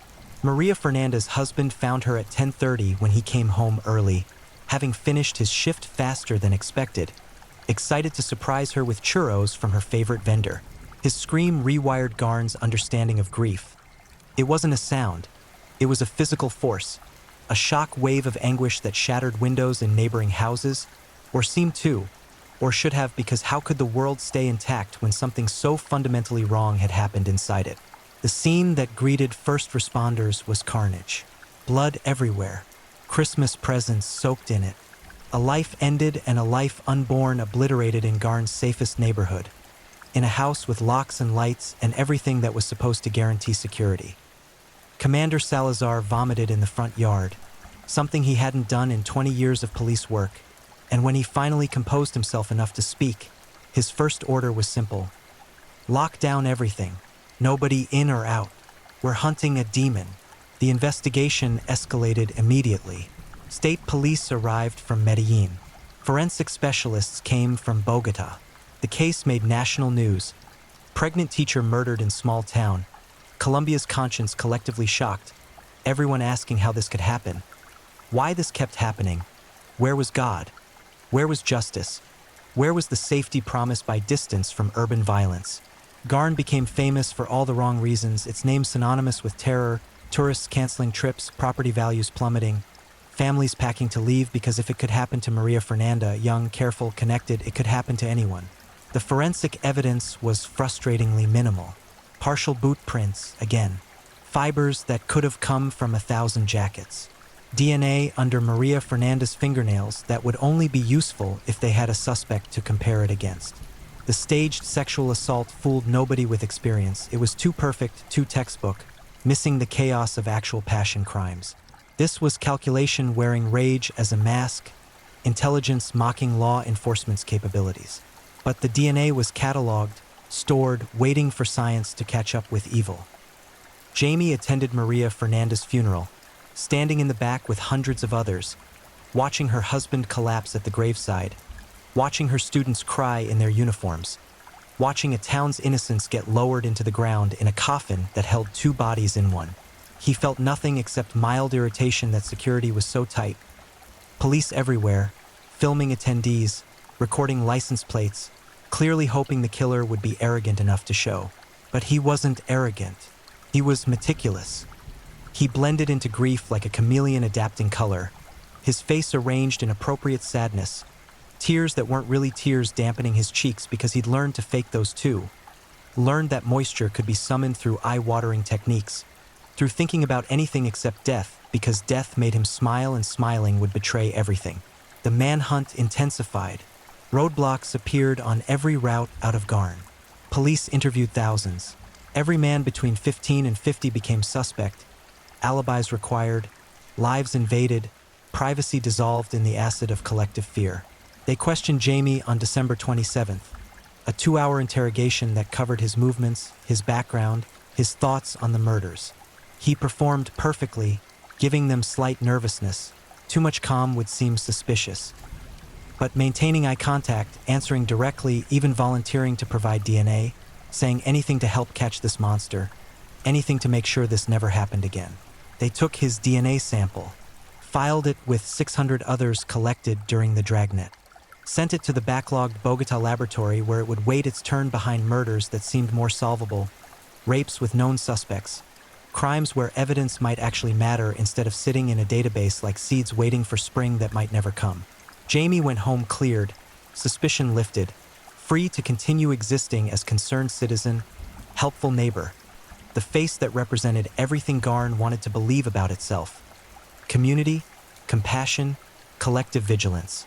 He waited through Christmas and New Year's, patience tested by the increased police presence but holding firm because rushing was how you got caught, desperation was amateur hour, and he was professional now, refined through practice, improved through iteration. January 2009 brought rain again, washing Christmas decorations from windows, turning festive colors into running watercolors, pathetic and defeated. Police presence decreased as resources stretched thin and other emergencies demanded attention. Garn settled into grim new normal. Fear as permanent resident, locks and alarms as religion, neighborhoods divided into those who stayed because they couldn't afford to leave and those who stayed because leaving felt like surrender, like letting the killer win. Jamie's fourth victim was strategic recalibration. After Maria Fernandez's high-profile murder, he needed something quieter, someone whose death would barely register beyond immediate family, someone who existed in Garn's margins. He chose Hector Suarez, a 76-year-old alcoholic living in a shack on the town's edge, pension spent on a guardian, family estranged, neighbors avoiding him because he was loud and mean and smelled like despair. Hector wasn't likable, wouldn't be mourned beyond perfunctory funerals. Perfect. January 23rd, Jamie visited with a bottle, playing concerned citizen who'd heard Hector was lonely, who thought everyone deserved companionship, especially during hard times. They drank together for an hour, Jamie pretending to sip while Hector descended into incoherence. Defenses obliterated by alcohol, guard completely dissolved. When Hector passed out mid-sentence, Jamie smothered him with a pillow, watching the old man's legs kick weakly, uselessly before going still. Easiest kill yet. He staged it as natural causes. Old drunk dies in sleep, tragic but expected, hardly worth investigating when 3 unsolved murders demanded attention. The death certificate listed heart failure. Hector was cremated 3 days later at county expense. Ashes scattered by municipal workers who didn't know his name. No investigation, no forensics, no connection drawn between the polite young man who'd visited and the convenient death that followed. Perfect crime, invisible crime, murder hiding in plain sight because context determines perception and nobody expected serial killers to target alcoholic seniors, to diversify victim profiles, to think strategically instead of compulsively. For victims, for perfect murders, for families destroyed. And Garn still had no idea who walked among them, smiling, helping, existing in that uncanny valley between human and hollow. February's heat turned Garn into a pressure cooker, the kind of oppressive warmth that makes tempers short and patience evaporate like spit on a griddle. The town was fracturing along invisible fault lines, those who believed the killer had moved on versus those convinced he was still here, watching, waiting, enjoying the paranoia he'd created like an artist admiring his work. Community meetings devolved into shouting matches. The neighborhood watch program Jamie had helped establish became vigilante justice waiting to happen. Groups of men patrolling streets with machetes and baseball bats, stopping anyone who looked suspicious, which in practice meant anyone unfamiliar, anyone poor, anyone whose skin was slightly too dark or accents slightly too foreign. Commander Salazar was drowning. For murders in 4 months, one of them a pregnant woman, and he had precisely 0 actionable leads. The DNA collected during the dragnet sat in Bogota gathering bureaucratic dust. Lab technicians overwhelmed by Colombia's backlog of violence. Garn's nightmare just another file among thousands. priority determined by politics rather than urgency. He'd requested additional resources and been denied. Budget constraints, other municipalities with higher body counts, the mathematics of tragedy where 3 or 4 dead didn't register compared to cartel massacres in other departments. He started drinking, showing up to work with yesterday's clothes and tomorrow's hangover. Authority eroding with every press conference where he promised progress that everyone knew wasn't coming. Jamie watched the disintegration with something approaching joy, the closest he could come to that emotion. He'd broken this place, not with armies or bombs or grand gestures, but with intimacy, with trust betrayed, with the simple act of choosing victims carefully and ending them cleanly. He'd proven that civilization was tissue paper thin, that community was just comfortable lying to ourselves about how alone we truly are, that safety was a shared delusion that shattered the moment someone decided to stop pretending. But satisfaction has a half-life, and his was degrading fast. The hunger was returning stronger than before, demanding escalation, novelty, challenge. The previous kills were losing their flavor and memory, becoming routine, and routine was death's opposite, was boredom, was returning to that emptiness that terrified him more than any punishment could. He needed more, different, riskier, something that would remind him he was alive, or whatever passed for alive in someone whose interior was void instead of vibrant, absence instead of abundance. His 5th victim was Isabella Cardona, 16 years old, a straight-A student who volunteered at the local church, who wanted to be a doctor, who represented the future everyone hoped Garn could still have despite the blood soaking its recent past. She was the mayor's niece, which added complexity, added risk, added exactly the kind of challenge Jamie craved like a drug user chasing that perfect first high that can never be recaptured, but must be pursued unto death or prison or both. Isabella walked home from school every day, a 30-minute journey through residential streets that should have been safe, would have been safe in any rational world. Her parents had offered to drive her, begged her to accept rides, but she'd refused because fear was for older generations, because 16-year-olds believed themselves immortal, because submitting to paranoia felt like letting terrorism win. Jamie had studied her route for weeks, noting timing, identifying vulnerable stretches where trees created shadows and houses sat back from roads and screams wouldn't travel far enough fast enough to matter. February 14th, Valentine's Day, a choice that wasn't accidental because Jamie was developing a taste for theatrical irony, for the kind of dark humor that exists solely in the minds of those who've disconnected entirely from empathy's wiring. He intercepted Isabella on a particularly isolated stretch, stepping from behind a mango tree with his trademark smile, with a story about his car breaking down just around the corner. Could she please help him call for assistance? His phone had died. Just take a minute. He'd seen her at church and knew she was good people, knew she'd help. She hesitated. For 3 perfect seconds, Isabella's survival instinct screamed warnings her conscious mind couldn't quite interpret. Something about his eyes, or his smile, or the way he stood blocking the sidewalk without seeming to block it. But politeness overruled paranoia, and 16 years of socialization telling her to be nice, be helpful, don't offend, don't be dramatic, don't make scenes, killed her as surely as Jamie's hands would moments later. She followed him around the corner. There was no broken car, just a narrow gap between 2 abandoned houses, trash-strewn and overgrown, the kind of place residents passed without looking because looking meant acknowledging the decay infecting even the nicest neighborhoods. He grabbed her from behind, hand over mouth, knife to throat, dragging her into vegetation that swallowed them both like complicit accomplices. She fought harder than the others, youth and terror and athletes conditioning making her strong, dangerous even. She bit his hand deeply enough to draw blood, scratched his face with nails that carried his DNA beneath them like evidence screaming for discovery, kicked backward hard enough to bruise his shin. But biology is cruel mathematics.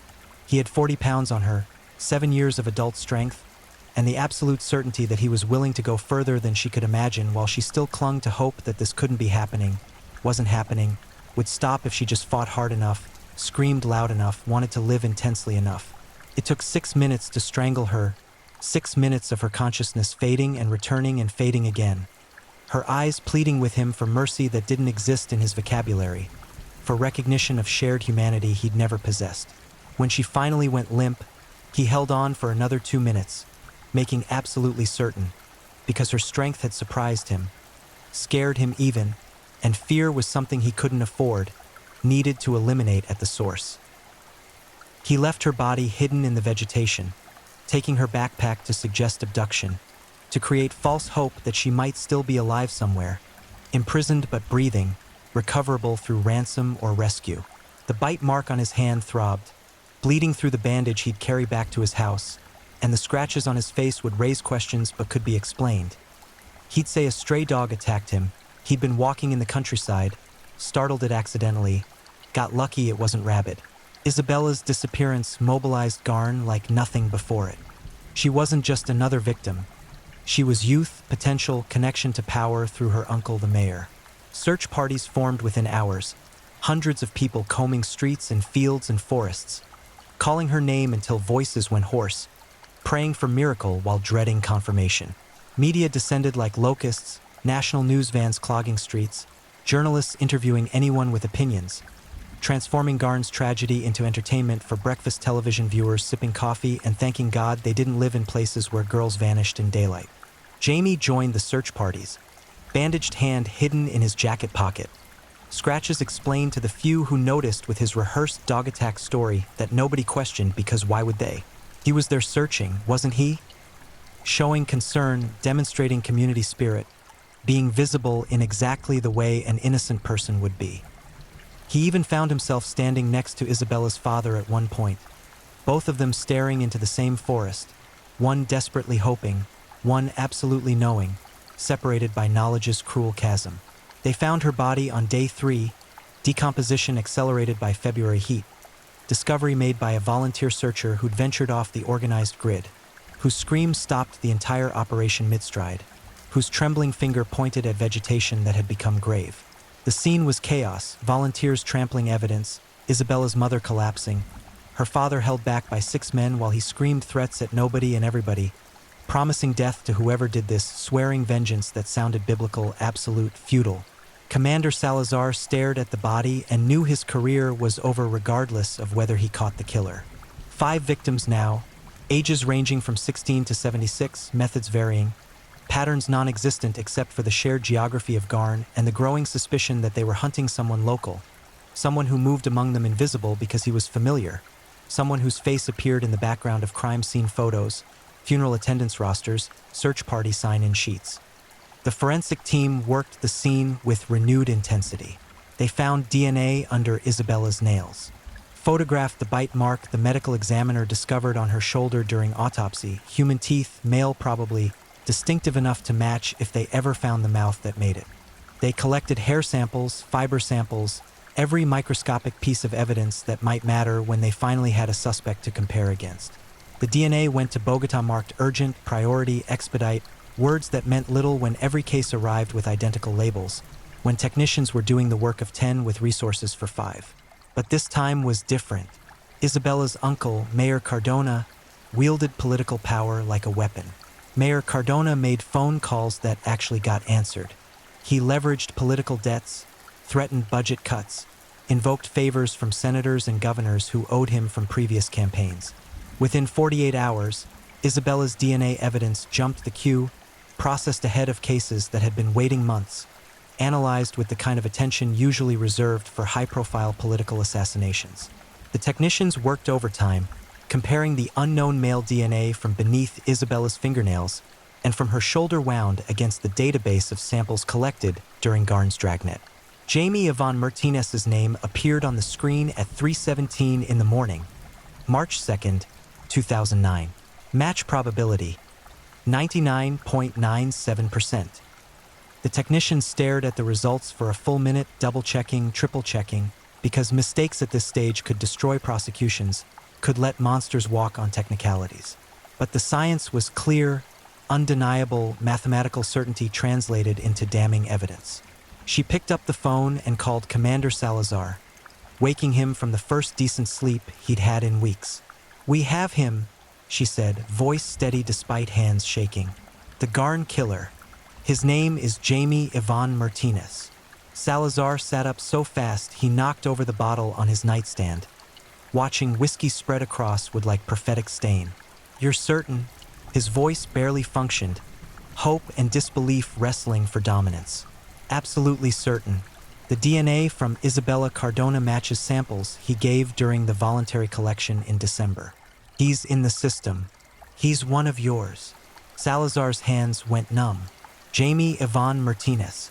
He saw the face immediately. Polite young man, helpful neighbor, volunteer searcher, the person who'd organized the neighborhood watch, who'd checked on elderly residents, who'd been interviewed and cleared because he seemed so genuine, so concerned, so absolutely normal. The monster had been wearing the perfect disguise. Humanity itself performed flawlessly until biology betrayed him, until Isabella's desperate fight had marked him permanently, invisibly, in ways only microscopes could reveal. "Don't tell anyone yet," Salazar ordered, mind racing through tactical considerations. "If he hears we've identified him, he'll run or worse. We move quietly, quickly, decisively. I want a tactical team assembled by dawn. Full gear, expect resistance. This man has killed at least 5 people. He won't come peacefully." But Salazar made a critical error in judgment, the kind that haunts law enforcement careers and fills late-night what-if conversations. He wanted certainty before moving, wanted surveillance to confirm Jamie's location, wanted everything perfect because the media scrutiny would be enormous and mistakes would be career-ending. So he waited until dawn, until tactical teams could assemble properly, until warrants could be secured through judges who asked too many questions and moved too slowly because procedure mattered even when children were dead. Jamie woke at 5:30 that morning from a dreamless sleep.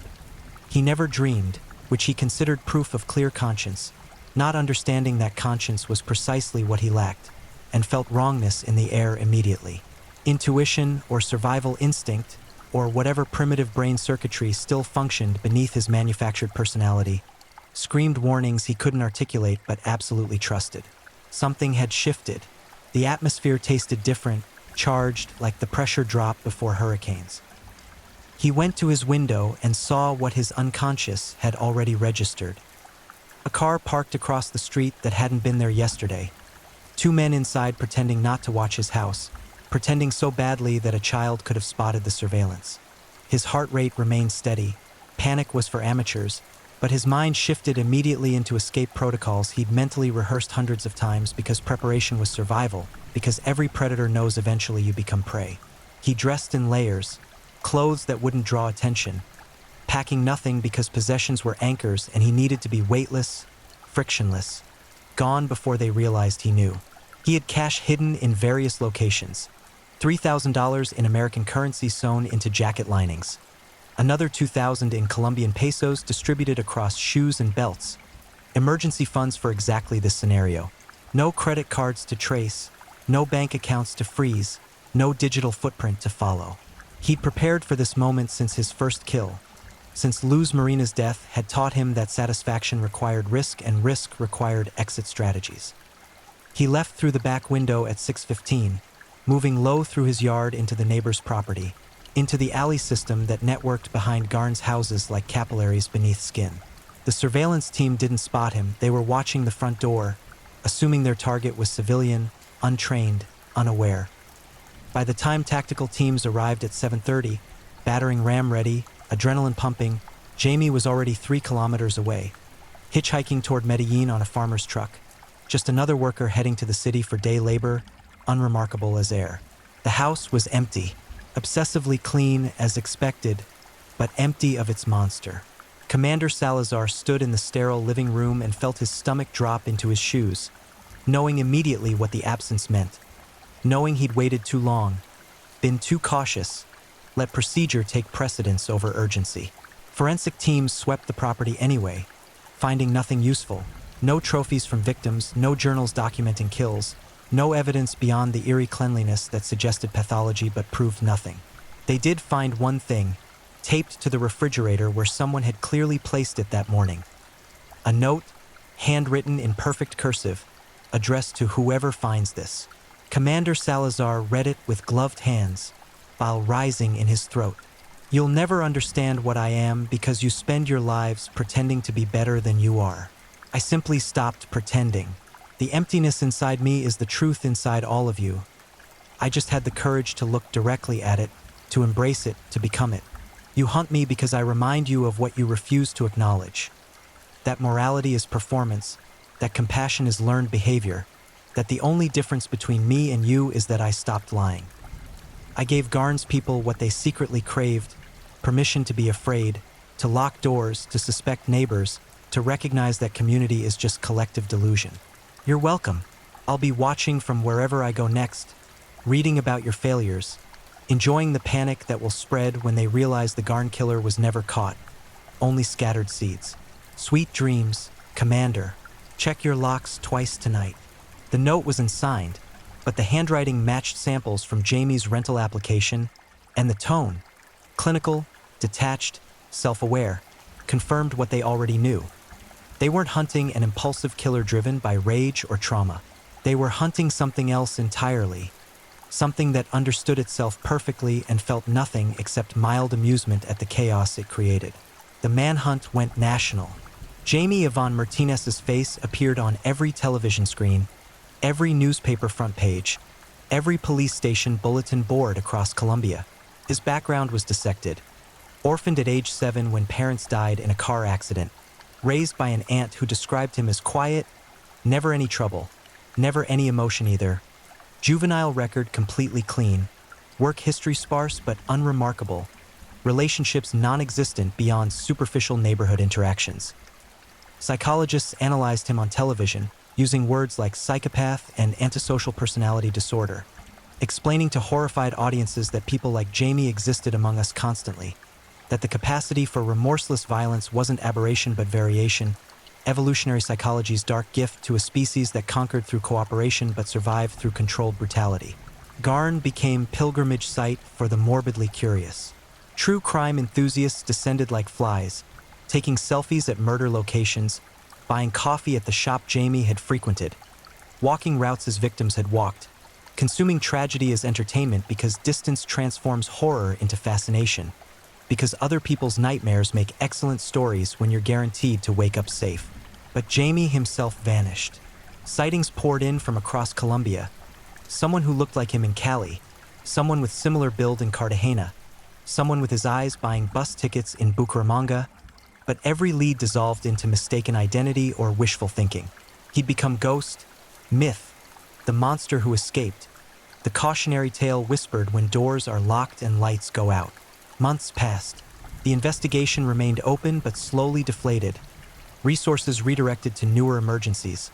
Garn's tragedy becoming another cold case file growing colder, another reminder that justice is ideal more than reality, that some monsters slip through nets designed to catch them.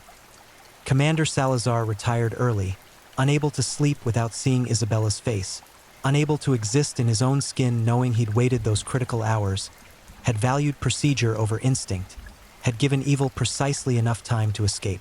The families of Jamie's victims formed support groups, collective grief creating bonds forged in shared trauma. They pushed for policy changes, better forensic funding, faster DNA processing, interdepartmental cooperation that didn't require political intervention to function. Small victories emerged from catastrophic loss, systemic improvements purchased with blood, the kind of progress that feels hollow because it comes too late for those already buried. Garn slowly healed or learned to function wounded, which isn't quite the same thing.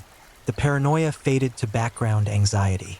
Doors stayed locked, but people ventured outside again. Children played in streets, though never alone, never unwatched. Life continued because it had to, because the alternative was letting terror win permanently, was granting Jamie posthumous victory by remaining frozen in the moment he'd created. But everyone knew he was still out there, still breathing, still empty, still hungry, and wondering, always wondering, would he strike again? Had he moved to another town, another identity, another hunting ground where his face wasn't famous and his name didn't trigger recognition? Was someone else's community learning right now what Garn had learned? That monsters don't always announce themselves, that evil looks exactly like normal until it's too late, that the most dangerous predators are those who've perfected the performance of humanity while feeling none of its substance? 3 years vanished like smoke, carrying Jamie Yvonne Martinez into mythology's territory where fact and fiction blur until truth becomes irrelevant compared to the story people need to believe. He became Colombia's boogeyman, the name parents invoked when children misbehaved, the cautionary tale warning against trusting strangers except the lesson was more sinister. Don't trust neighbors either, don't trust anyone, because the Garn killer had been everyone's friend right up until he wasn't. His disappearance granted him immortality. Captured killers become pathetic, human, reduced by incarceration to their actual dimensions, but escaped killers remain mythically dangerous forever, Schrodinger's murderer both everywhere and nowhere simultaneously. Reported sightings continued with religious fervor. A bartender in Barranquilla swore Jamie had served drinks under a different name.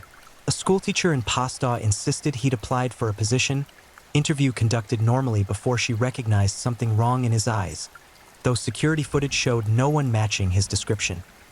A prostitute in Bogotá's red light district claimed he'd been a client, told police he'd asked disturbing questions about strangulation, but her credibility was dismissed because society loves ignoring sex workers until their testimony becomes inconvenient. Each sighting was investigated and discarded, adding to the legend, reinforcing the narrative that Jamie possessed supernatural ability to avoid detection, that he'd transcended normal criminality into something larger, darker, eternal. The truth, as always, was simultaneously more mundane and more terrifying than fiction. Jamie had fled to Venezuela, crossing the porous border near Cucuta with Venezuelan refugees flowing in the opposite direction. Just another face in masses of displaced humanity escaping economic collapse. Perfect camouflage because border guards were overwhelmed, understaffed, focused on stemming the flood entering Colombia rather than monitoring who left. He'd walked across the Simón Bolívar International Bridge among thousands, passportless but unremarkable, carrying nothing except cash and the emptiness that defined him. Venezuela in 2009 was descending into chaos that made it perfect sanctuary for someone needing to disappear. Infrastructure crumbling, police focused on political dissidents rather than criminals, entire neighborhoods functioning outside government oversight, currency hyperinflating so fast that American dollars became more valuable than local connections. Jamie settled in Maracaibo's slums, renting a room under a false name from a landlord who asked no questions because questions were dangerous and cash was king, working occasional construction jobs that paid under the table, existing in the cracks between official reality and actual survival. For 6 months, he killed nobody. Not from moral awakening. Morality remained a foreign language he could mimic but never speak fluently, but from pragmatic caution. He was hiding, and corpses drew attention, created investigations, risked exposure.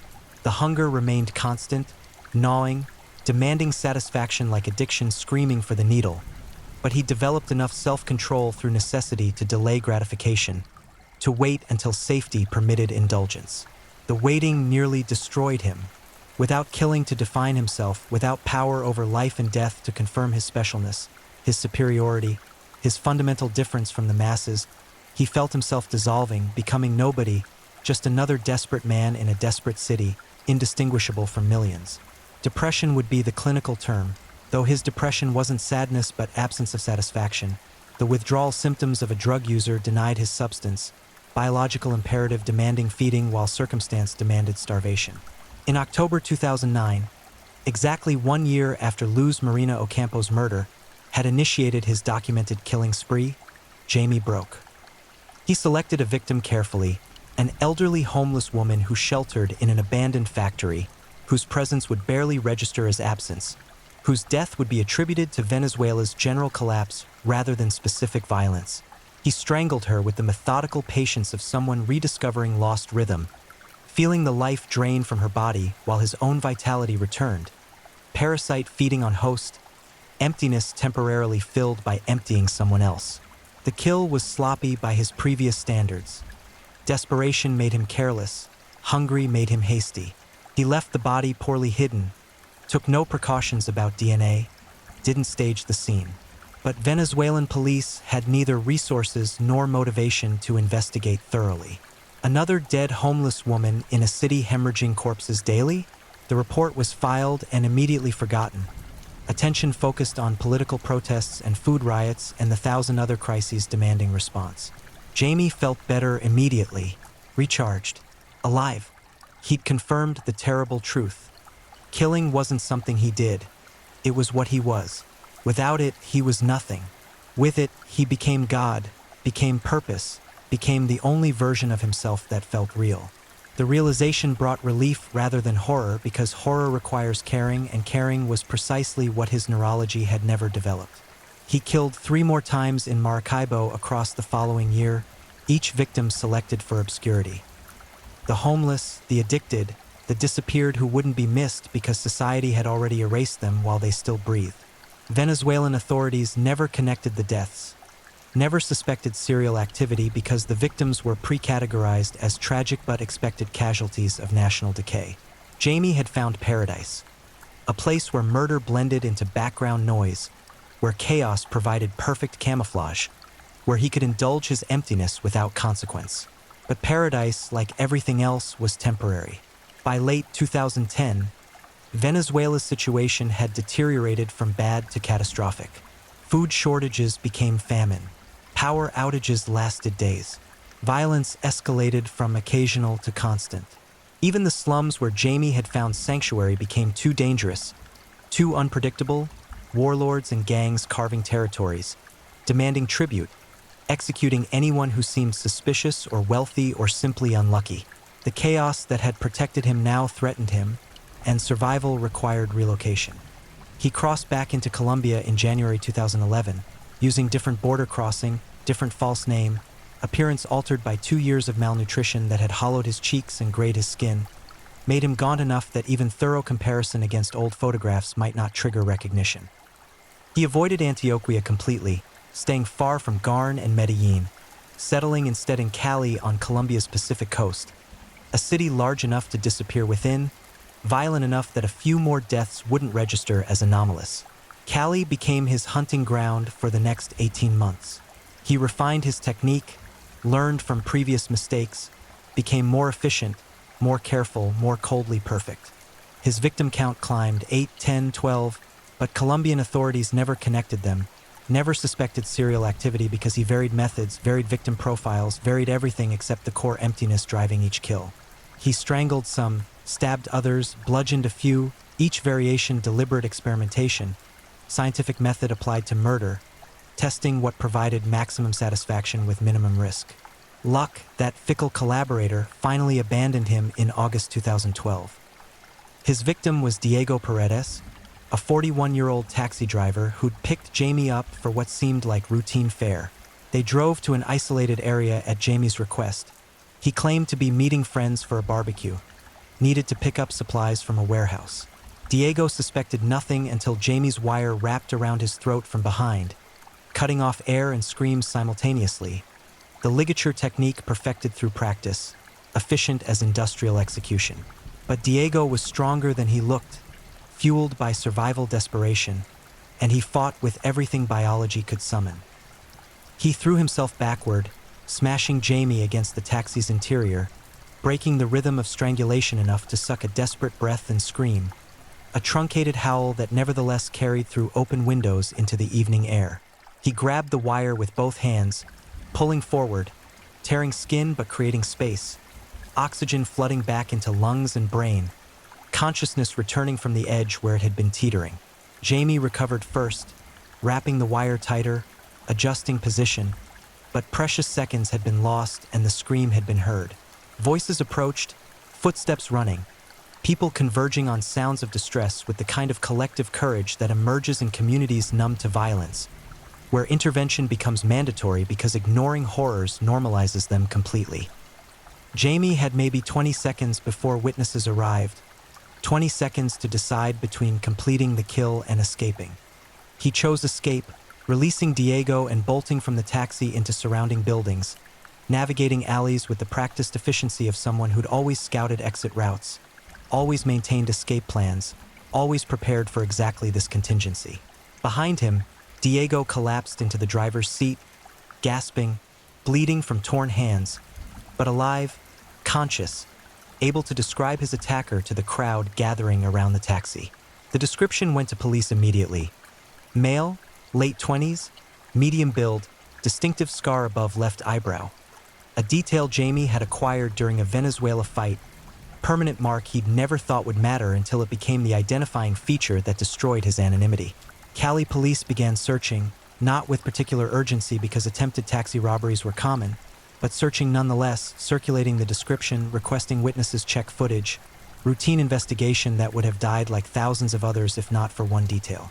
The attending officer processing Diego's report was named Miguel Angel Ruiz, a 14-year veteran who'd worked in Medellin before transferring to Cali, who'd been part of the peripheral investigation into Garn's murders 3 years earlier, who'd seen Jamie Yvonne Martinez's wanted posters enough times that the face was burned into memory. The description Diego provided, age, build, the scar, triggered something, an intuition he couldn't quite articulate, a pattern recognition his subconscious assembled before his conscious mind caught up. He pulled up Jamie's wanted poster, showed it to Diego with trembling hands. "Is this him? The man who attacked you?" Diego stared at the photo and his face went white. Older now, thinner, but yes, that's him. Absolutely him. Who is he? "The Garn killer," Officer Ruiz said quietly, already reaching for his radio, already knowing this changed everything. "He's been missing for 3 years, and you just survived him." The next 72 hours became manhunt fever dream, law enforcement mobilizing with the kind of intensity usually reserved for terrorist threats. Jamie's photo flooded Cali's media, updated with aging software to show what 3 years might have done to his appearance. Distributed to every police station, checkpoint, border crossing. Hospitals and morgues were contacted, asked to review recent unidentified victims for patterns matching Jamie's methodology. Cold cases were reopened, re-examined through the lens of serial activity. Jamie knew immediately he'd been identified. The media coverage was impossible to avoid, his face everywhere. Updated photos that looked disturbingly accurate staring from every television screen, newspaper front page, police checkpoint. The net was tightening, and this time there was no easy border to cross, no chaos to hide within. Colombia was smaller than he'd imagined when spread across hundreds of wanted posters, when thousands of eyes were actively searching for precisely his face. He went aground in Cali's worst slum, renting a room in a building that should have been condemned decades ago, where neighbors asked no questions because questions endangered everyone, where police rarely ventured because risk outweighed reward. He dyed his hair, shaved his beard, wore colored contacts that turned his brown eyes artificially blue, altered appearance as much as possible without surgery. He stayed inside for days, eating sparingly, sleeping in shifts, planning his next move with the desperate focus of someone who understood the walls were closing, the endgame approaching, the options narrowing to capture or death with no third alternative visible. He lasted 11 days before paranoia made him careless. Thinking himself unrecognizable after the alterations, he ventured to a small tienda for supplies, moving quickly, head down, speaking minimally. But the shop owner's daughter was watching television when he entered, watching a crime show featuring updated photos of Jamie that included computer-generated versions with different hair, different facial hair, different contact lenses. She looked from the television to Jamie, back to television, back to Jamie, and her eyes widened with recognition that she tried to mask but couldn't quite manage. Jamie saw her reaction, knew immediately he'd been made, knew the phone call would happen the moment he left or possibly while he was still inside, knew the window of escape was measured in minutes. He abandoned his items, walked out calmly, and started moving through the slum's maze of interconnected buildings, climbing through windows, crossing rooftops, descending fire escapes, trying to create enough distance and confusion to break visual tracking before police arrived. He almost succeeded.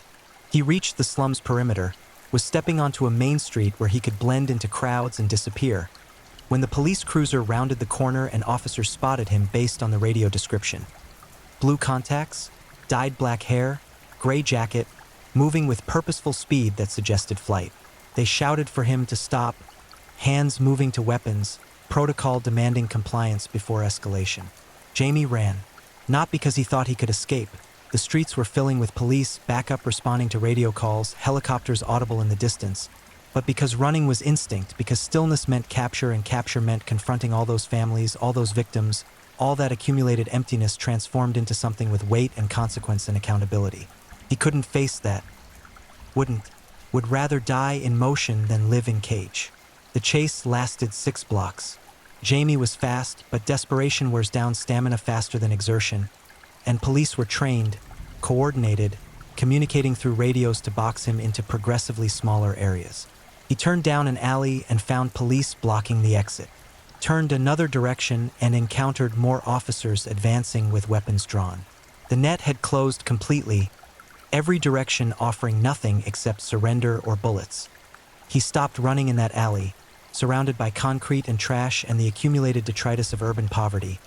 Hands raised in gesture that might have been surrender or might have been theater, reaching slowly toward his jacket pocket where officers couldn't know whether he carried weapon or phone or nothing at all. The standoff lasted 5 seconds, long enough for 20 different futures to exist simultaneously. Jamie pulling a gun and being shot, Jamie surrendering peacefully, Jamie lunging at officers and forcing their hands, Jamie collapsing in tears that would be fake but look real enough for cameras. What actually happened was simpler. He pulled his hand from the pocket holding nothing and smiled. Not the helpful neighbor smile that had fooled Garn for months, but something genuine finally, the first real expression he'd worn in years. He smiled because the game was over, the chase concluded, and endings held their own satisfaction even when they weren't the endings he'd wanted. "I'm Jamie Yvonne Martinez," he said clearly, voice steady. No fear or regret or anything except clinical confirmation. "The Garn killer. You've been looking for me for 3 years. Here I am. I'm not armed. I'm not resisting. Let's finish this properly." If you're enjoying these stories, don't forget to leave a comment. I'd love to hear where you're tuning in from and what time it is in your part of the world. And if you haven't already, be sure to like this video and subscribe so you don't miss the next true crime story to help you drift off to sleep. Now, let's move on to our third story. Story 3, The Leper's Garden. When the soil beneath Bogotá's forgotten corners began yielding more than roots and stones, when the earth itself confessed to horrors that made even hardened detectives vomit at crime scenes, Colombia realized it had birthed something that transcended mere criminality. A butcher who wore human skin like a comfortable suit, a predator so methodical that death became his art form and the streets his canvas. They called him Johnny the Leper, not because disease ravaged his flesh, but because his touch brought a decay far more profound than any illness known to medicine. John Jairo Moreno Torres didn't just kill his victims. He dismembered their humanity piece by calculated piece, transforming living, breathing human beings into scattered fragments buried across Colombia's underbelly like grotesque seeds planted in cursed ground. Between 1992 and 2005, this monster orchestrated a symphony of slaughter so methodical, so utterly devoid of mercy, that investigators would later describe his crime scenes as butcher shops where the product was human suffering. 59 confirmed murders. 59 souls erased with the precision of a surgeon and the conscience of a demon. But numbers tell only half the story. The true nightmare lives in the details, in the screams that echoed through abandoned buildings, in the tools he selected with artisan care, in the absolute darkness that consumed him so completely that by the end, Johnny the Leper couldn't remember all their faces. This is not a story about why monsters exist. This is a chronicle of what happens when one walks among us, undetected, unstoppable, leaving a trail of dismembered corpses and shattered families in his wake. This is the story of Colombia's most prolific serial killer, a man who proved that sometimes the most terrifying devils don't announce themselves with horns and pitchforks. Sometimes they simply smile, offer a handshake, and lead you to your grave. John Jairo Moreno Torres emerged from the slums of Bogotá like toxic gas seeping through cracked concrete. Invisible at first, then suddenly devastatingly present. Born on March 16, 1962, in a neighborhood where poverty wore human faces and desperation had a street address, Johnny learned early that life possessed no inherent value. His childhood unfolded in those forgotten sectors where the Colombian government's reach ended and survival's brutal mathematics began. The boy who would become Johnny the Leper grew up watching violence the way other children watched cartoons. Domestic brutality wasn't exceptional in his household. It was atmospheric, as constant as humidity, as predictable as rain. His father, a man whose hands knew the shape of bottles better than they knew his children's faces, dispensed beatings with the regularity of meals. His mother, worn down by circumstances and crushed by poverty's relentless weight, existed more than lived, a ghost occupying space in a home that felt more like a pressure cooker than a sanctuary. But violence alone doesn't forge serial killers. Thousands endure brutal childhoods without becoming architects of atrocity. What separated young John Jairo from others who suffered similarly was something else. Something observers would later describe as an absence rather than a presence. Where empathy should have developed, there existed only void. Where conscience should have emerged, only coldness took root. By adolescence, Johnny had already begun exhibiting the warning signs that criminologists would later recognize as a serial killer's developmental trajectory. He tortured animals with methodical curiosity, studying their suffering the way scientists observe experiments. He started fires, watching structures burn with an expression witnesses described as eerily peaceful. He demonstrated no remorse when confronted, no shame when caught. Instead, his dark eyes reflected only calculation, the gears of a malevolent intelligence already turning toward darker applications. School became irrelevant by his early teens. Johnny abandoned formal education not because he lacked intelligence, quite the opposite. He possessed a cunning that conventional academics couldn't channel or contain. The streets became his university and violence his major. He fell into petty crime, initially theft, mugging, small-time drug running. But these activities were merely rehearsals, warm-ups for the main performance that his twisted psyche was already choreographing. His first kill came at 19, though official records would only confirm this decades later. The victim was a street beggar, a nameless man whose disappearance registered zero concern from authorities overwhelmed by Colombia's spiraling crime rates. Johnny lured him to an abandoned building with promises of food and money. What happened in that decrepit structure remains partially unknown, but investigators who later studied the case believe this was where Johnny discovered his true calling. He didn't just kill the beggar, he experimented on him, using rudimentary tools, a hammer, a knife stolen from a construction site, his own bare hands. Johnny explored the mechanics of murder. How much force did it take to crush a skull? At what angle did a blade penetrate most efficiently? How long could someone remain conscious while bleeding? These weren't questions born from morbid curiosity. They were research. Johnny was conducting studies in applied violence, and each answer he discovered fueled his appetite for more. The body, when finally discovered 3 months later, had decomposed beyond easy identification. Police categorized it as another casualty of Bogotá's underworld, filed the report, and moved on. They had no idea they just cataloged the inaugural entry in what would become Colombia's most extensive serial murder investigation. Throughout his 20s, Johnny refined his predatory skills. He worked odd jobs, construction, sanitation, delivery services, always positions that kept him mobile, invisible, forgettable. His co-workers would later struggle to recall much about him. Quiet, they'd say, kept to himself. The portrait of ordinariness that camouflages extraordinarily damaged individuals. But Johnny's ordinariness was calculated camouflage. Behind the unremarkable facade, he was developing his methodology. He studied his environment with predatory intensity, identifying locations where bodies could be disposed of, populations whose disappearances would generate minimal investigation. He recognized that Colombia's marginalized communities, the homeless, sex workers, street children, drug addicts, existed in society's blind spots. These were people the system had already forgotten, which meant their murders would attract less scrutiny. This calculated targeting revealed Johnny's intelligence. He understood that serial killers who selected victims from prominent families or stable communities triggered massive investigations. But predators who hunted among the forgotten could operate with terrifying longevity. He was studying the mistakes of captured killers, learning from their failures, evolving into something more dangerous. By his late 20s, Johnny had developed the full infrastructure of his killing career. He identified multiple disposal sites across Bogotá and surrounding areas, abandoned buildings, construction sites, remote rural locations where the earth was soft and questions were few. He assembled a collection of tools, each selected for specific purposes: saws for dismemberment, plastic sheeting to contain evidence, various blades for different cuts.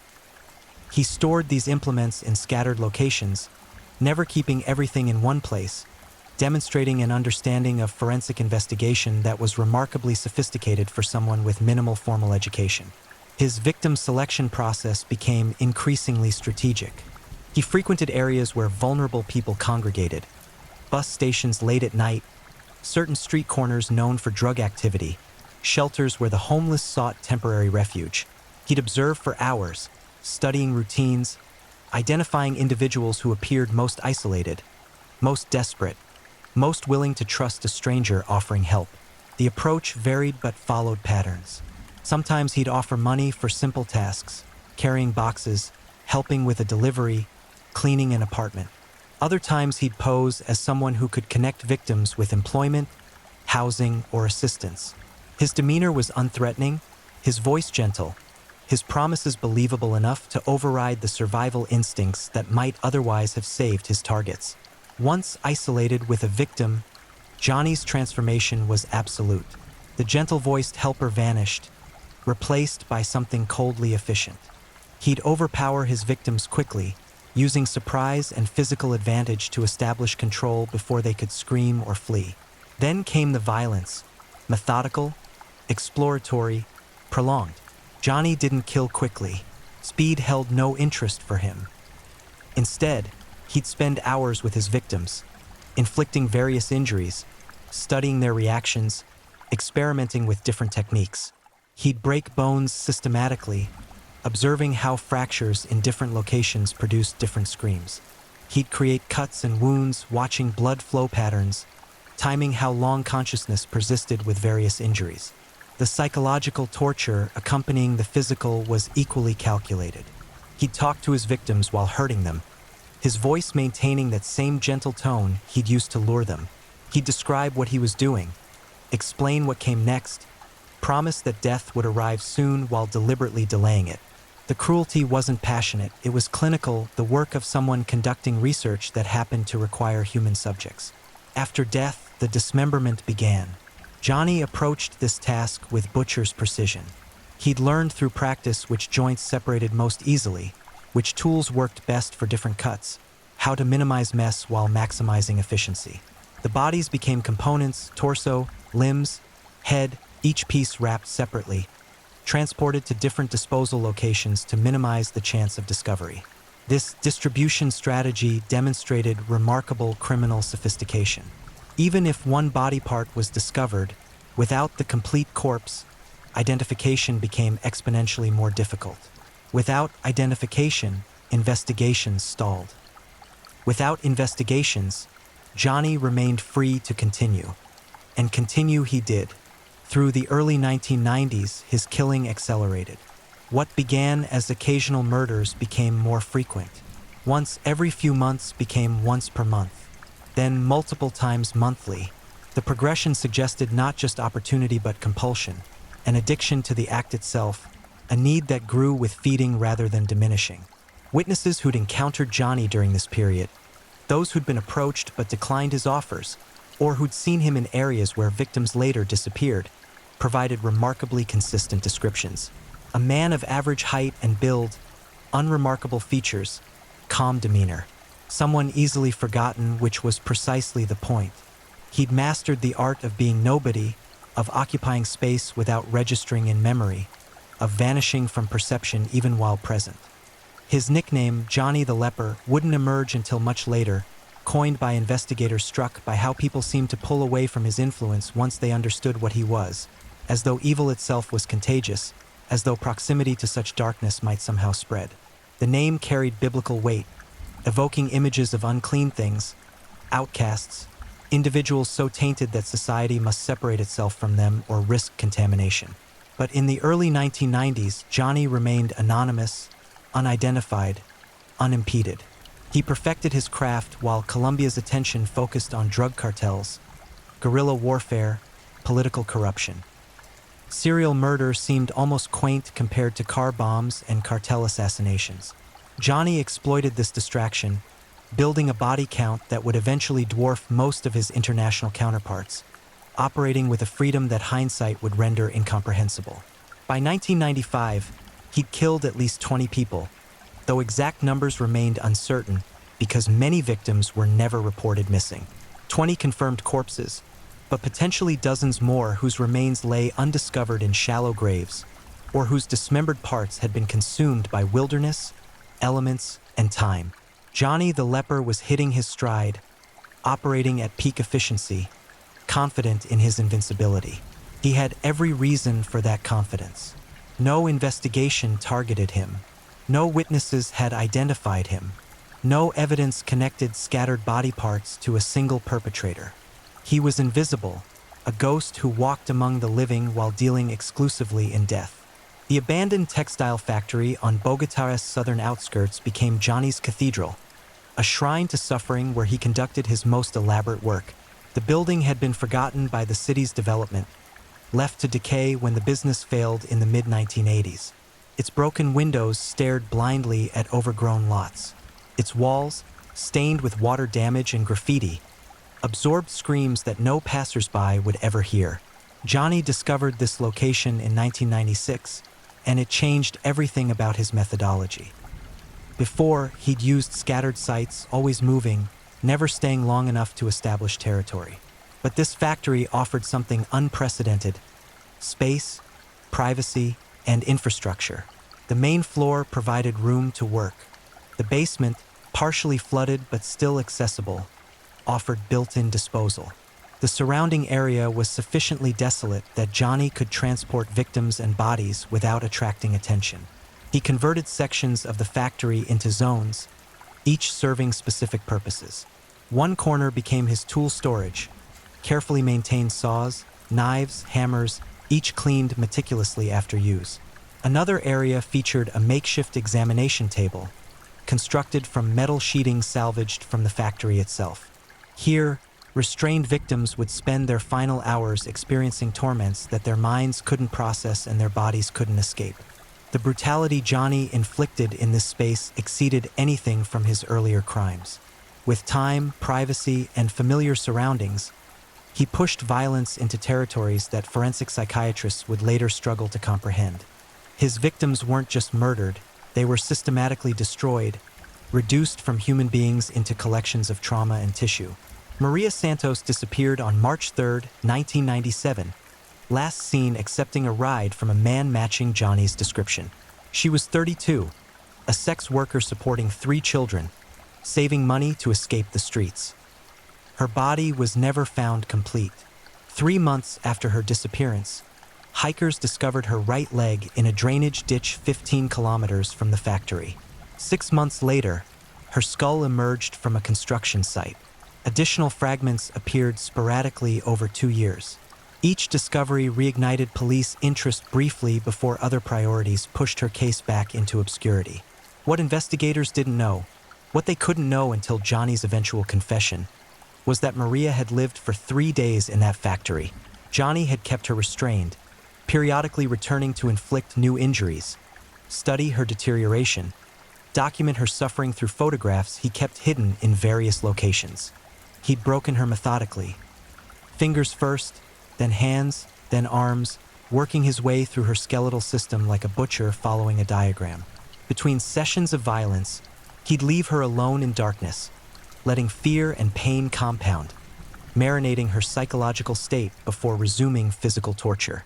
When Maria finally died, from blood loss, shock, and organ failure resulting from internal injuries, Johnny spent hours with her corpse, conducting his dismemberment with what he later described as professional pride.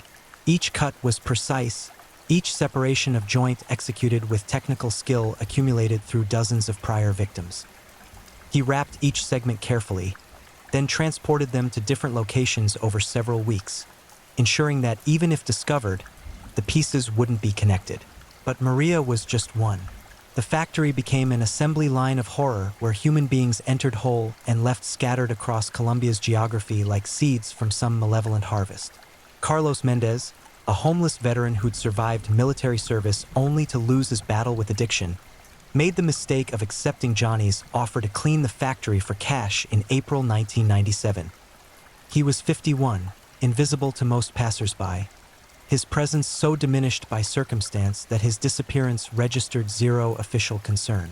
Carlos spent his final 36 hours experiencing pain that redefined his understanding of suffering. Johnny, having read about military torture techniques, applied them with enthusiastic adaptation. Sleep deprivation, stress positions, waterboarding variations, all preliminaries before the real violence began.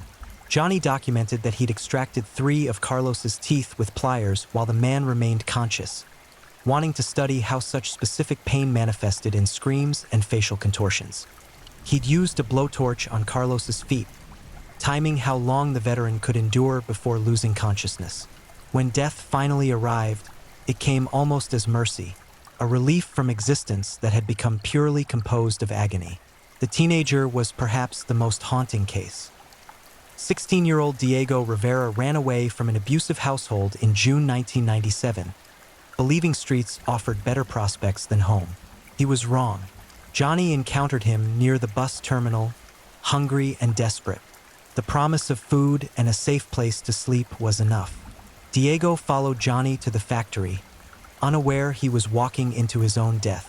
Johnny later confessed that killing Diego troubled him initially, not morally but practically. The boy's youth meant his disappearance might generate more investigation than Johnny's usual targets. But whatever hesitation Johnny felt evaporated once he had Diego secured. The violence he inflicted on this child extended over 5 days, incorporating techniques Johnny had developed across nearly 24 prior victims. Diego was subjected to every category of torture in Johnny's repertoire: blunt trauma, edged weapons, burns, prolonged stress positions, psychological torment. When authorities eventually learned the details years later, through Johnny's confessions, multiple detectives required counseling. The clinical precision with which Johnny described the boy's final days, the absolute absence of remorse in his recounting, the way he discussed torture methodology, the way chefs discuss recipes, it shattered something in even veteran investigators. By late 1997, the factory's basement held at least 7 incomplete corpses in various states of decomposition. Johnny had begun simply dumping body parts in the flooded sections, allowing water and natural processes to obscure evidence. The stench should have attracted attention, but the area's isolation and the factory's reputation as a dumping ground for industrial waste provided cover. When homeless individuals occasionally sheltered in the building's outer sections, the smell registered as merely unpleasant rather than indicative of mass murder. Johnny's victim selection expanded during this period. While he continued targeting marginalized individuals, he occasionally took risks with victims from more stable backgrounds. Angela Morales, a university student who disappeared after her car broke down in October 1997, became Johnny's 27th confirmed victim. Her case generated substantial investigation. Missing person posters blanketed the city. News coverage remained consistent for weeks. Her family hired private detectives. But Angela had made the fatal mistake of accepting help from a friendly stranger whose vehicle happened to pass her stranded car. Johnny had offered a ride to a repair shop. She accepted. Within an hour, she was restrained in the factory, beginning an ordeal that lasted 2 days before her body gave out under the cascading traumas Johnny inflicted. The brutality he visited upon Angela exceeded his previous work. Perhaps her different social status triggered something in his psychology, or perhaps he'd simply progressed further into his sadistic development. He carved words into her skin, crude messages that later investigators believed were attempts at communication, though their meaning remained cryptic. He removed her fingers one at a time, cauterizing the wounds to prevent her from bleeding out prematurely.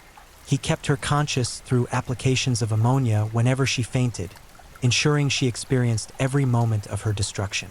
Angela's body was never recovered intact. Johnny dismembered her with particular thoroughness, distributing parts across such a wide geographical area that only her right hand was ever found, identified through fingerprints 18 months after her disappearance. The case remained officially unsolved until Johnny's eventual confession linked him to her murder definitively. The factory period represented Johnny's peak operational efficiency.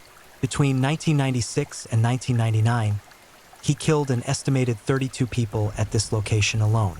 The building became his laboratory, his studio, his sanctuary, a place where his true nature could manifest without constraint. He spent hours there even when not actively killing, maintaining his tools, reviewing photographs, reliving his crimes through memory and documentation. His methodology continued evolving. He experimented with different restraint techniques, seeking maximum helplessness in victims. He varied his torture sequences, comparing how different individuals responded to identical torments. He developed a cataloging system, documenting each victim through photographs and written notes describing their deaths in meticulous detail. This documentation served both as trophies and as technical records. Johnny was building an encyclopedia of murder, refining his craft through empirical observation. But the factory's isolation, while advantageous, also created logistical challenges. Transporting victims to the location required careful timing and route selection. Disposing of remains meant regular trips to scattered locations, each journey carrying risk of observation or traffic stops.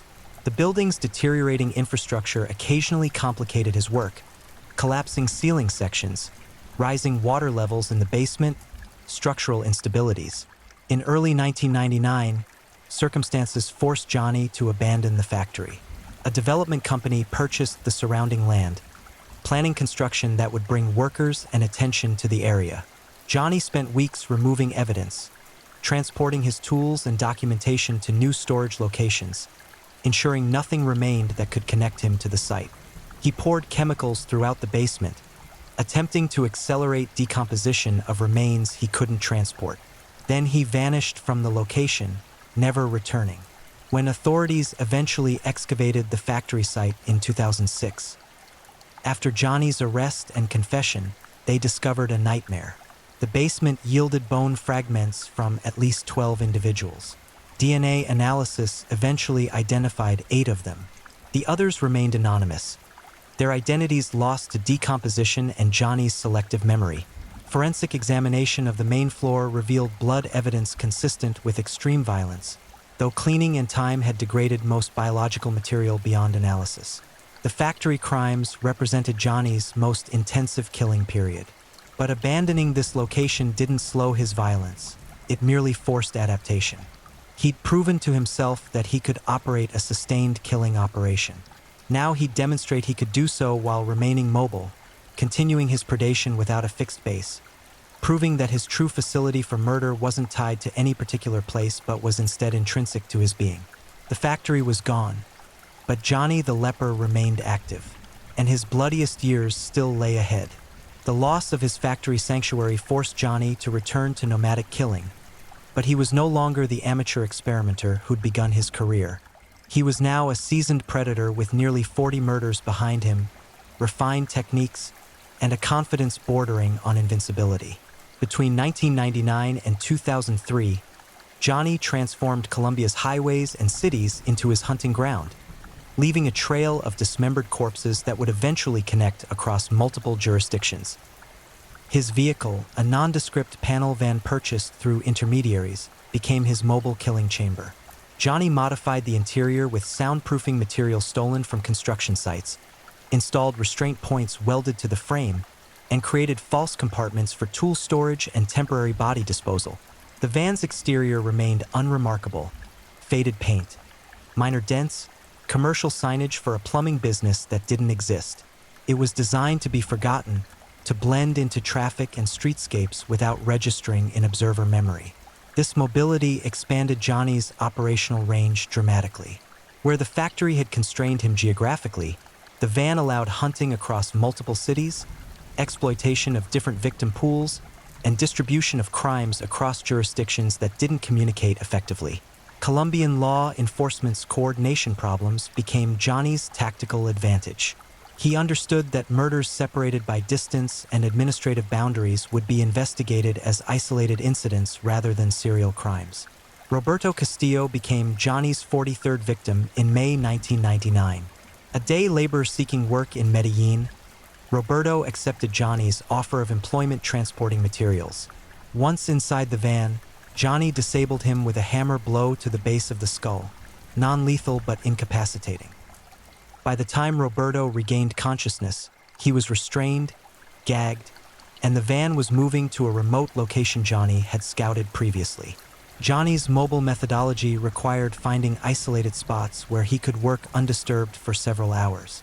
He'd identified dozens of such locations: abandoned mining roads, agricultural areas during off-seasons, forested regions with minimal traffic. At these sites, he'd park the van, work inside it, or use the surrounding area depending on weather and visibility, then clean up and depart, leaving bodies or body parts hidden in ways that might delay discovery for months or years. What Johnny did to Roberto over 6 hours in that remote location exemplified his evolved brutality. Having learned anatomy through practical application across dozens of victims, Johnny now understood human structural vulnerabilities intimately. He knew which bones broke most painfully, which joints dislocated with least effort, where nerve clusters concentrated to maximize suffering. Roberto experienced this accumulated knowledge systematically applied. Johnny later described using Roberto as a teaching moment for himself, testing whether techniques developed in the factory's controlled environment translated to mobile operations. He broke Roberto's hands with methodical precision, timing how long each fracture took and comparing the results to similar injuries inflicted on prior victims. He used a knife to create shallow cuts across Roberto's torso, studying blood flow patterns and shock response. When Roberto lost consciousness from pain, Johnny revived him with ammonia, then resumed. Death came eventually through a combination of blood loss and organ damage. Johnny then demonstrated the efficiency his practice had developed. Dismemberment that once required hours now took 90 minutes. He'd learned which cuts required saws versus knives, how to navigate joints quickly, methods for minimizing blood evidence. Roberto became components: head, torso, limbs, each wrapped in plastic and distributed to different locations over the next week as Johnny traveled. The mobility also allowed Johnny to exploit different victim populations. In Cali, he targeted sex workers in areas with high drug activity. In Barranquilla, he focused on homeless individuals near the port. In smaller cities and towns, he'd identify migrant workers, transient populations, people whose movements were untraceable and whose disappearances would generate minimal investigation. Claudia Romero, a 24-year-old woman struggling with addiction, encountered Johnny in Cali in August 1999. He approached her posing as someone who could connect her with a rehabilitation program, exploiting her desire to escape the streets. The promise of help, combined with the money he offered, convinced her to enter his van. She became victim 45. Johnny kept Claudia alive for 3 days, transporting her to different remote locations between torture sessions. He'd park in isolated areas, conduct his violence, then drive to another spot before resuming.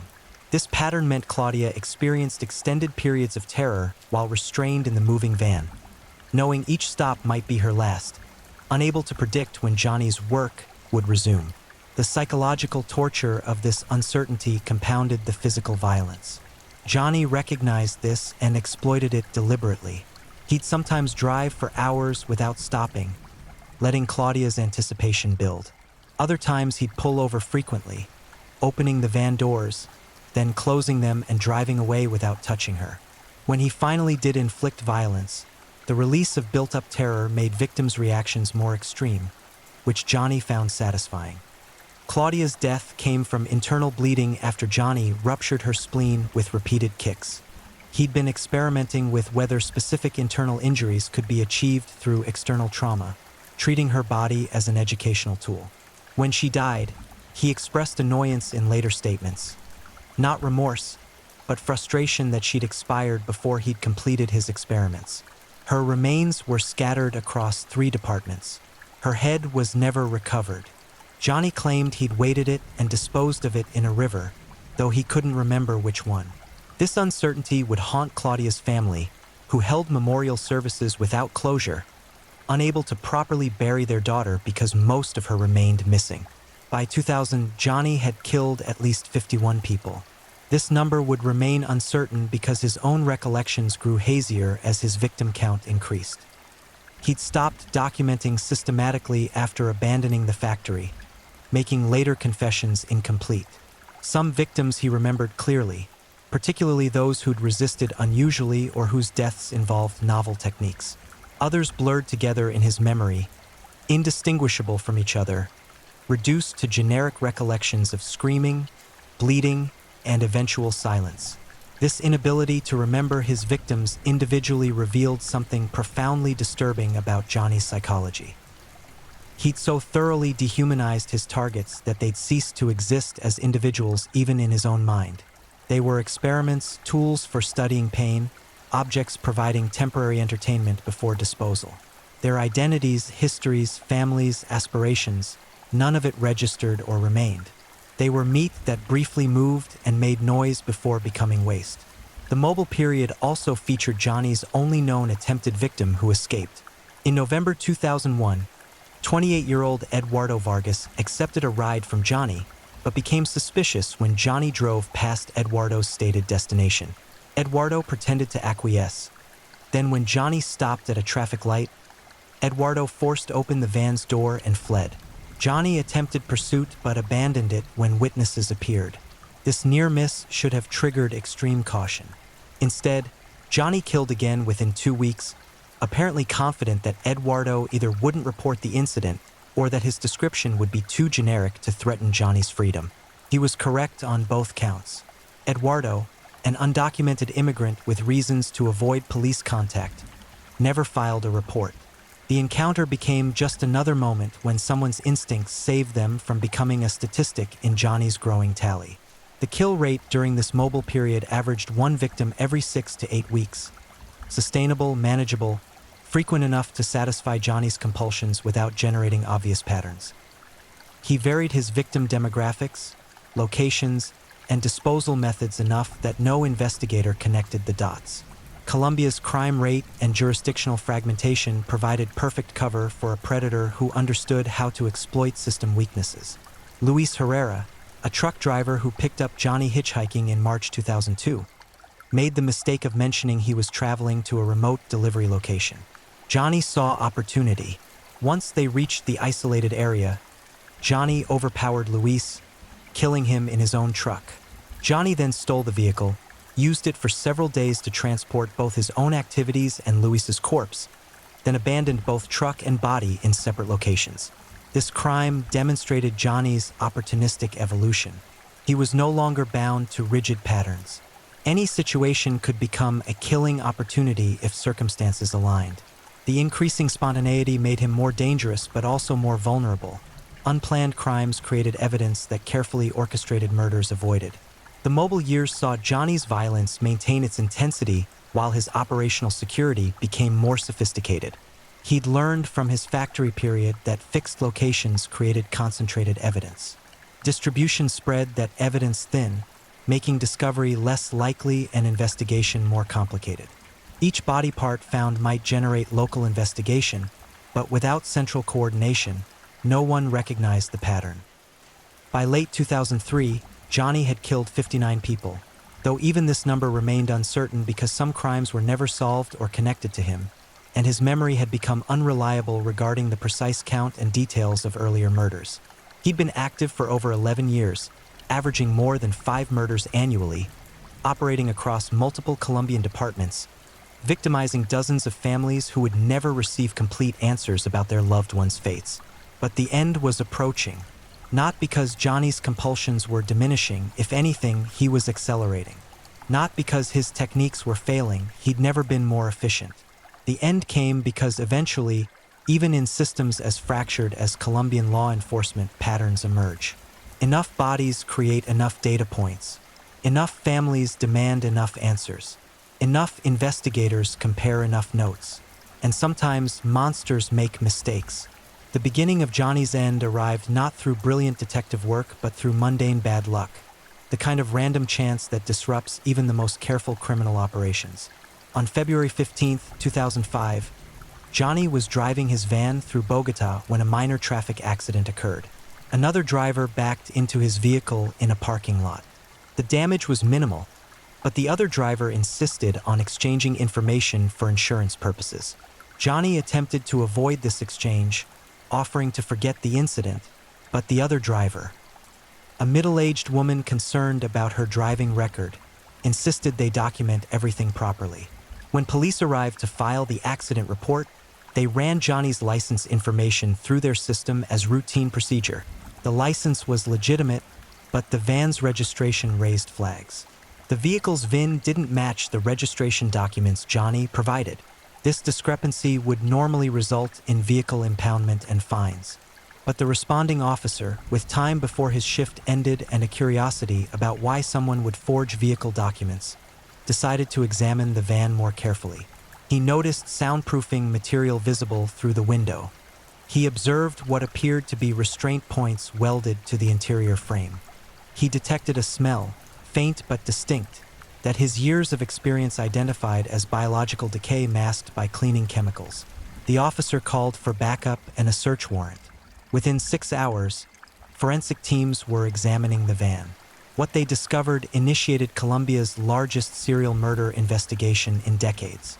Blood evidence covered the van's interior, not visible to casual inspection because Johnny had cleaned thoroughly, but luminol revealed spray patterns, pooling areas, and saturation suggesting extreme violence occurring repeatedly in this confined space. Forensic analysis eventually matched this blood to 7 different individuals, though only 3 would ever be identified. Hair samples, skin cells, and other biological material painted a picture of this vehicle serving as a mobile slaughterhouse. Tool marks on the van's interior matched patterns found on dismembered remains discovered across multiple jurisdictions over several years. Suddenly, unsolved cases from Bogotá, Medellín, Cali, Barranquilla, and a dozen smaller cities started connecting. Detectives who'd investigated isolated murders realized they were puzzle pieces in a much larger, much darker picture. Johnny was arrested at the scene. His initial reaction was remarkably calm, almost relieved, according to the arresting officer. He didn't resist, didn't protest innocence, didn't demand lawyers. He simply asked how many bodies they'd connected to the van. When told several, he laughed, a sound witnesses described as genuinely amused rather than nervous or manic. "Several," he repeated. "That's funny. You should look harder." The interrogation began within hours. Johnny, perhaps recognizing that physical evidence had ended his operational freedom, seemed almost eager to discuss his crimes. Not out of remorse, he displayed absolutely none throughout countless hours of questioning. Rather, he appeared to view confession as an opportunity to finally have his accomplishments recognized. He'd operated in shadows for over a decade, and now someone was finally appreciating the scope of his work. Over the following weeks, Johnny provided information that led investigators to burial sites, body disposal locations, and additional evidence scattered across Colombia. He described his crimes with clinical detachment, discussing murder methodology the way professionals discuss career achievements. He corrected investigators when they got details wrong, insisted on accuracy in transcripts of his confessions, and displayed what psychiatrists later described as pride in craftsmanship. The details he provided were so disturbing that portions of his confessions were sealed to protect public sensibility and victim families. He described specific torture techniques with anatomical precision. He explained how he'd learned to prolong suffering, maximize pain, and maintain victim consciousness during extended violence. He discussed his victim selection criteria, his operational security measures, his evolution from amateur killer to efficient serial murderer. He showed investigators the factory location, walking them through the building's remains while describing which areas served which purposes. He explained his mobile methodology, demonstrating how he'd modified the van, discussing the logic behind his geographic distribution of crimes. He provided names when he remembered them, descriptions when names had faded, and estimates when even descriptions had blurred in his memory.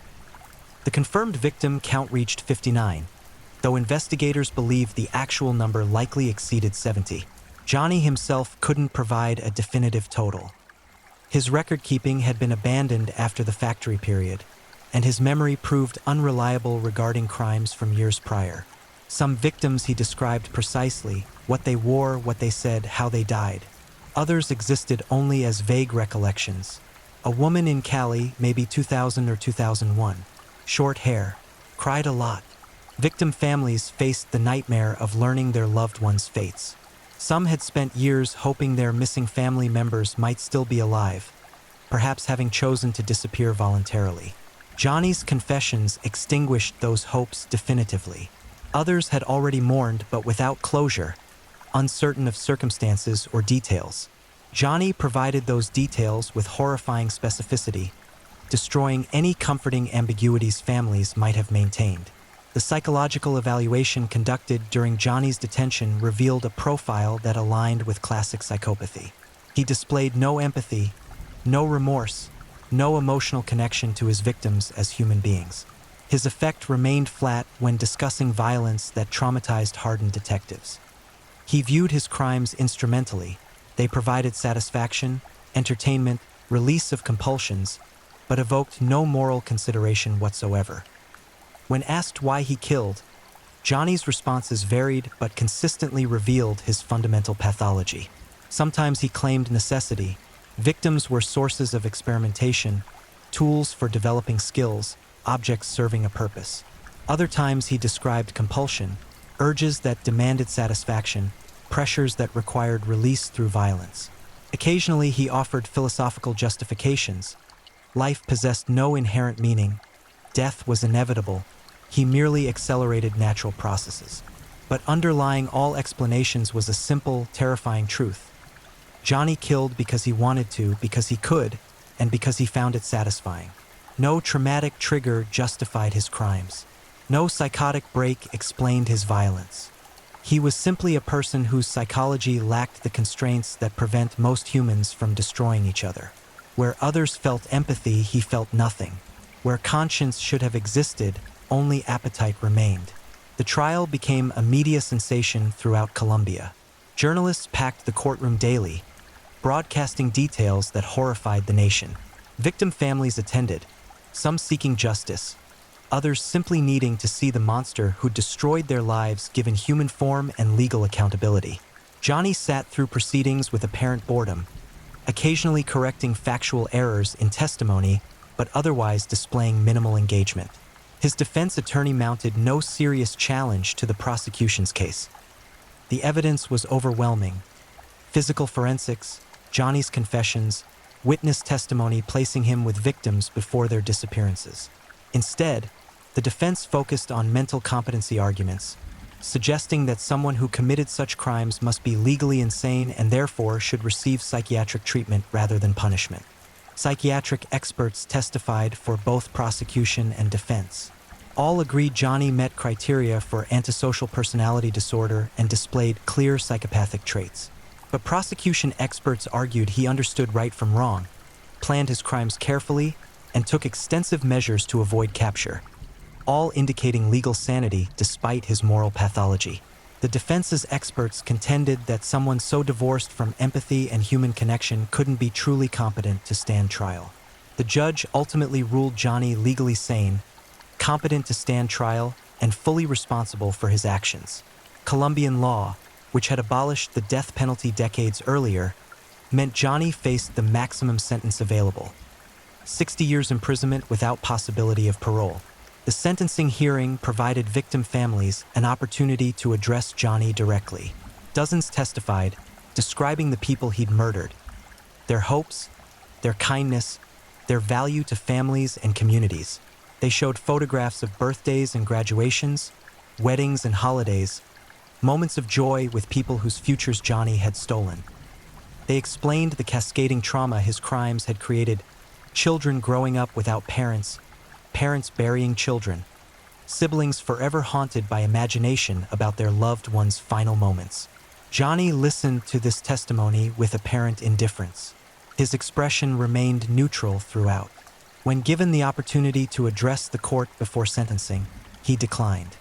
He had nothing to say to families, nothing to offer communities, no acknowledgement of the suffering he'd caused beyond the clinical descriptions he'd already provided to investigators. The judge's sentencing statement attempted to articulate the magnitude of Johnny's crimes. He described the calculated cruelty, the sustained violence, the dehumanization of dozens of victims. He noted that Johnny represented a threat to society so profound that permanent isolation was the only appropriate response. He acknowledged that no punishment could restore what Johnny had destroyed, No sentence could provide adequate justice for crimes so extensive and horrific. John Jairo Moreno Torres, the judge concluded, "You have demonstrated yourself to be something that civilized society cannot accommodate. You are a predator in human form, a creature whose internal landscape is so barren of human feeling that you cannot be reformed, rehabilitated, or reintegrated. You will spend the remainder of your natural life in prison, separated from the community you terrorized, unable to add to the horrific legacy you've already created." Johnny received 60 years for each of the 59 confirmed murders, sentences to run consecutively, though Colombian law capped total imprisonment at 60 years regardless of sentence accumulation. He was transported to a maximum security facility designed for the nation's most dangerous criminals, where he would remain in effective solitary confinement for the rest of his life. The investigation continued after Johnny's imprisonment.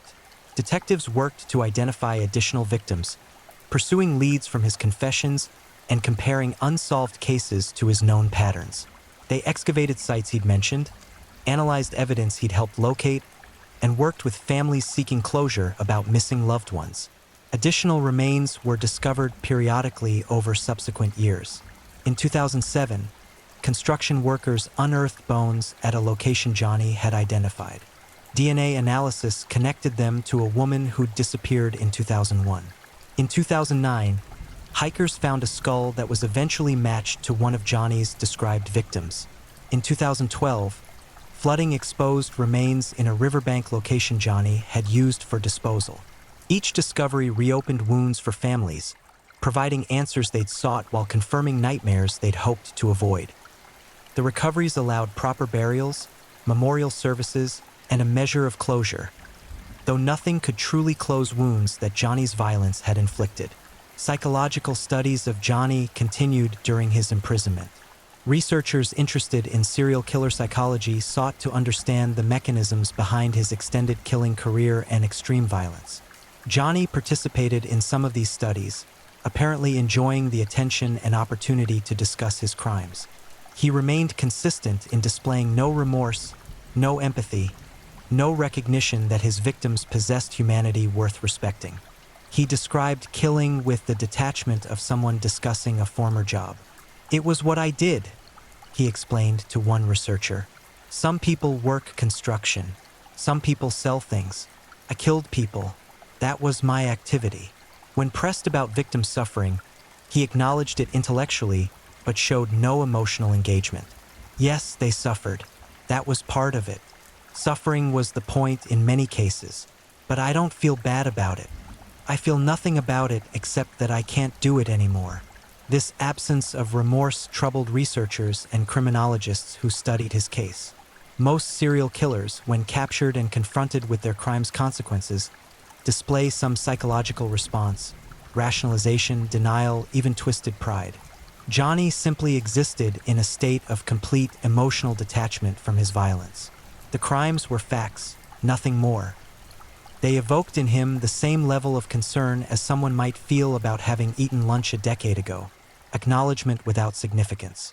Prison officials reported that Johnny adapted to incarceration without apparent difficulty. He followed rules, avoided conflicts with other prisoners, and spent his time reading, exercising, and occasionally granting interviews to researchers. Guards described him as polite, calm, and utterly unremarkable. The monster who'd terrorized Colombia for over a decade became just another aging prisoner marking time until death. Some victim families found this intolerable. They'd wanted Johnny to suffer, to experience consequences beyond mere confinement. The fact that he adapted comfortably to prison life, that he seemed unbothered by permanent incarceration, felt like a final insult. Their loved ones had experienced unimaginable agony while Johnny now lived peacefully, fed regularly, protected from violence, experiencing nothing approaching the terror he'd inflicted on others. But this response reflected a fundamental misunderstanding about people like Johnny. Suffering requires the capacity for emotional experience: regret, loss, connection, empathy. Johnny possessed none of these. Prison wasn't punishment in any meaningful psychological sense because he had no deeper existence that imprisonment constrained. He was no less himself in a cell than he'd been while free. The cage contained his body but couldn't punish his psychology because his psychology had no components capable of experiencing punishment emotionally.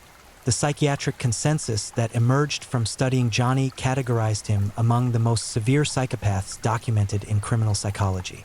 His combination of sustained violence, strategic planning, and complete empathy absence placed him at the extreme end of antisocial personality disorder. Researchers used his case as an example when discussing how such individuals could be identified earlier, how warning signs might be recognized before extensive violence occurred, how societies might better protect vulnerable populations from such predators. Colombia implemented several policy changes in response to Johnny's crimes. Better coordination systems for connecting unsolved cases across jurisdictions were developed. Resources for investigating crimes against marginalized populations increased. Training for law enforcement included modules on serial predator identification and the importance of attending to patterns even when individual victims came from populations whose deaths might otherwise receive minimal investigation. These changes couldn't undo Johnny's legacy of violence, but they represented efforts to prevent future predators from operating with the same freedom Johnny had enjoyed for over a decade. The hope was that systemic improvements might allow earlier detection, faster intervention, and fewer victims for the next monster who emerged from Colombia's shadows. As of his most recent assessment in 2023, Johnny remained imprisoned, now 61 years old, having spent 18 years in maximum security confinement. He will remain there until death claims him, whether from age, illness, or other causes. He will never again walk free. He will never again feel the satisfaction of exerting absolute power over another human being. He will never again transform living people into corpses, corpses into components, and components into scattered remains hidden across Colombia's landscape. But his victims remain dead. 59 confirmed souls, possibly dozens more unconfirmed, all erased by a man who felt nothing about their destruction. Families remain shattered, trauma cascading across generations. Communities remain haunted by the recognition that for over a decade, a predator walked among them, selecting victims, orchestrating murders, and vanishing into normalcy while leaving horror in his wake. Johnny the Leper's story is not a mystery. We know who he was, what he did, and where he ended. The mystery lies deeper in the terrifying question his existence poses. How many others like him exist? How many predators are operating currently, their crimes not yet connected, their patterns not yet recognized, their victims still being selected? Colombia discovered its monster when random chance, a minor traffic accident, exposed his operation. But chance is unreliable protection. The true lesson of Johnny the Leper isn't about his crimes specifically. It's about the reality that human evil can achieve extraordinary scale when systems fail to protect the vulnerable, when victims are dismissed as unimportant, when geographic and administrative boundaries prevent pattern recognition. Johnny killed 59 people minimum, but systemic failures created the environment where such extensive predation was possible. Those systemic failures killed nobody directly, but they enabled someone who killed prolifically. And similar failures exist throughout the world, creating spaces where the next Johnny can operate, accumulate victims, and remain undetected until luck or persistence finally brings their crimes to light. The families of Johnny's victims live with permanent absence, with questions that even his confessions couldn't fully answer, with imagination about suffering they can never unimagine. They live knowing that society failed to protect their loved ones, that warning signs went unrecognized, that a monster operated freely while their family members became his experiments in violence. And Johnny himself? He lives in a cell, eating meals, reading books, experiencing the minimal existence that's all he's ever truly had. He doesn't mourn his lost freedom because freedom was only valuable for facilitating violence. He doesn't regret his crimes because regret requires caring about consequences beyond personal inconvenience. He simply exists, a cautionary tale in human form, proof that sometimes the most terrifying devils don't announce themselves dramatically. Sometimes they simply offer to help carry your bags, drive you somewhere safe, or provide assistance when you're vulnerable. And by the time you realize your mistake, you're restrained in a place where screaming accomplishes nothing, where mercy doesn't exist, where your final hours will be measured in suffering that no human should endure, inflicted by someone who views your agony with the same disinterest someone might feel watching paint dry. Johnny the leper proved that monsters are real. They walk among us, they look like us, and sometimes they hunt for years before anyone realizes the pattern in the disappearances, the connections between the scattered remains, the single intelligence orchestrating multiple tragedies. Colombia learned this lesson through Johnny's 59 confirmed victims. The question remaining is whether the rest of the world has learned it too, or whether we wait for the next monster to teach us again, at the cost of however many lives it takes before recognition finally arrives. The cell where Johnny ages contains his body, but his legacy extends far beyond those walls, living in trauma, absence, and the knowledge that evil can achieve extraordinary scale when ordinary people fail to notice, fail to care, or fail to act until it's far too late. That knowledge is Johnny the leper's true legacy. Not the murders themselves, but the recognition that such murders are possible, that such monsters exist, and that protecting vulnerable populations from them requires vigilance, resources, and a commitment to valuing every life equally, regardless of social status or circumstance. 59 confirmed victims. 59 people who deserved better. 59 families who deserved a society that protected their loved ones. And one monster who demonstrated what happens when that protection fails. This is the story of Johnny the leper, not a tale of why such people exist, but a chronicle of what happens when they do, and the wreckage they leave behind when finally stopped. If you're enjoying these stories, don't forget to leave a comment. I'd love to know where you're tuning in from and what time it is in your part of the world. And if you haven't already, make sure to like this video and subscribe, so you never miss the next true crime story to help you unwind. Now, let's get into our final story. Story 4. The Devil's Breath. They called it the perfect crime. A single breath, and your free will dissolved into obedience. She moved through the bustling streets of Bogotá like a ghost wrapped in expensive perfume, her manicured fingers trailing poison that turned ordinary people into willing accomplices to their own destruction. Yadira Narvaez didn't need weapons. She didn't need threats. All she needed was a powder refined from nightshade flowers, scopolamine, and the terrifying understanding that the human mind could be hijacked with nothing more than chemistry and calculated charm. While other criminals left bodies and evidence scattered across crime scenes, Yadira orchestrated something far more sinister.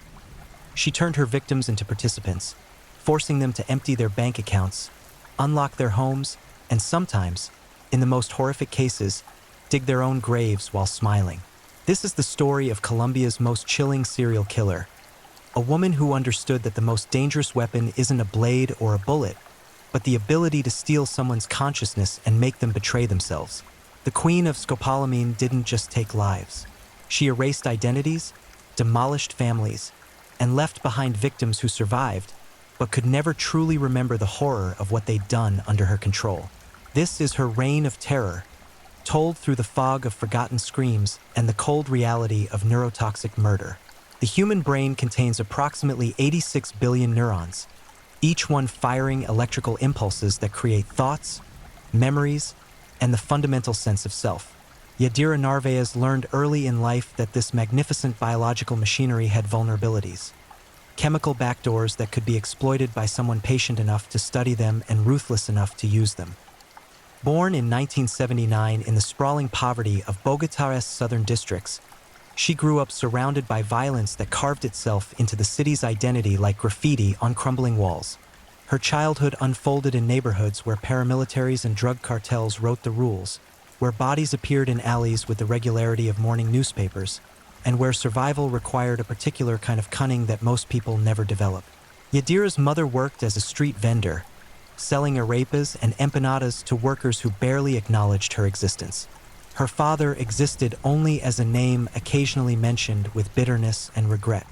The family occupied a single room in a tenement building where the walls sweated moisture and cockroaches moved across the ceiling like living constellations.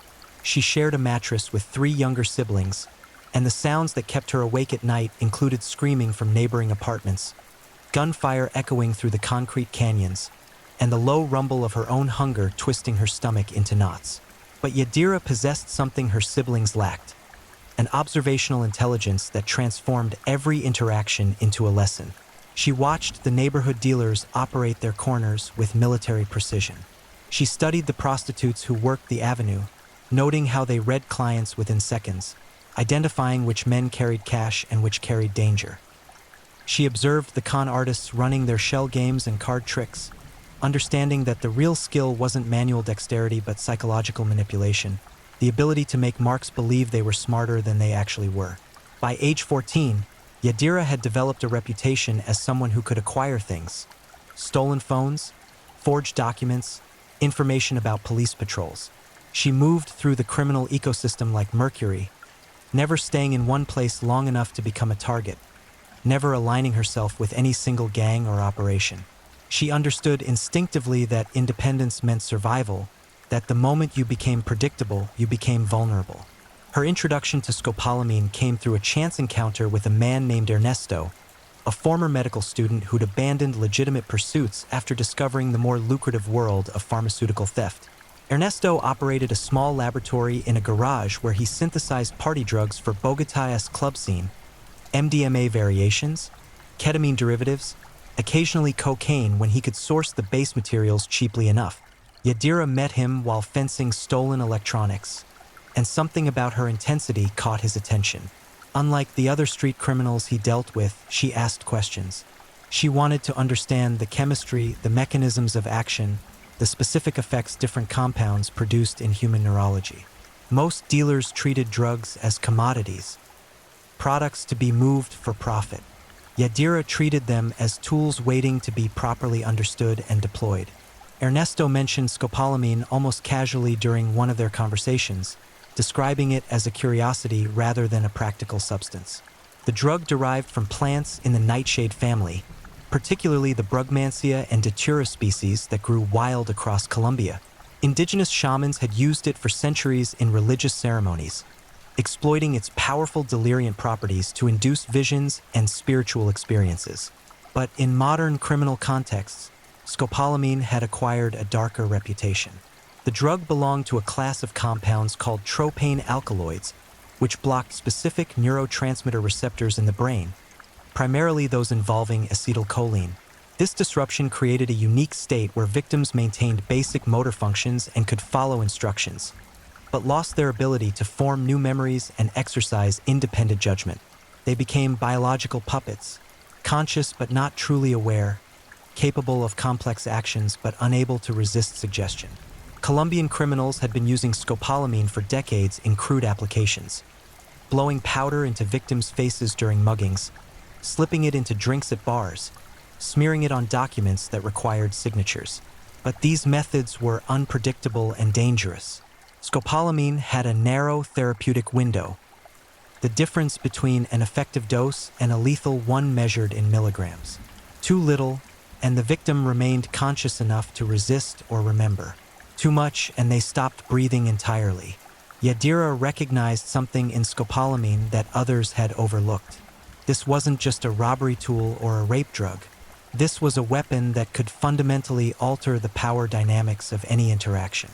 With the right application and proper dosing, scopolamine could transform a stranger into a collaborator, an enemy into a servant, and most importantly, leave behind victims who couldn't provide descriptions or testimony because they genuinely couldn't remember what had happened to them. She convinced Ernesto to teach her the extraction and refinement process. For 6 months, she studied with an intensity that bordered on obsession. She learned to identify the Brugmansia trees by their distinctive trumpet-shaped flowers, understanding which parts of the plant contained the highest alkaloid concentrations. She mastered the chemical extraction techniques, boiling and filtering the plant material to isolate the active compounds, then further refining them into a concentrated powder that could be measured and administered with precision. Ernesto warned her about the dangers. Scopolamine was notoriously unpredictable. Individual responses varied based on body weight, metabolism, genetic factors, and dozens of other variables. What incapacitated one person might barely affect another. What created compliant suggestibility in some victims might trigger violent hallucinations or fatal respiratory depression in others. The drug had killed plenty of criminals who'd miscalculated their doses or failed to account for their victims' physiological differences. But Yadira approached scopolamine with scientific rigor that Ernesto had never witnessed in street-level criminals. She kept detailed notebooks documenting her experiments, testing different dosages on herself first in carefully controlled increments, experiencing the drug's effects firsthand to understand exactly what her future victims would experience. She documented the onset times, the duration of effects, the specific cognitive impairments at different dose levels. The self-experimentation revealed the drug's true horror.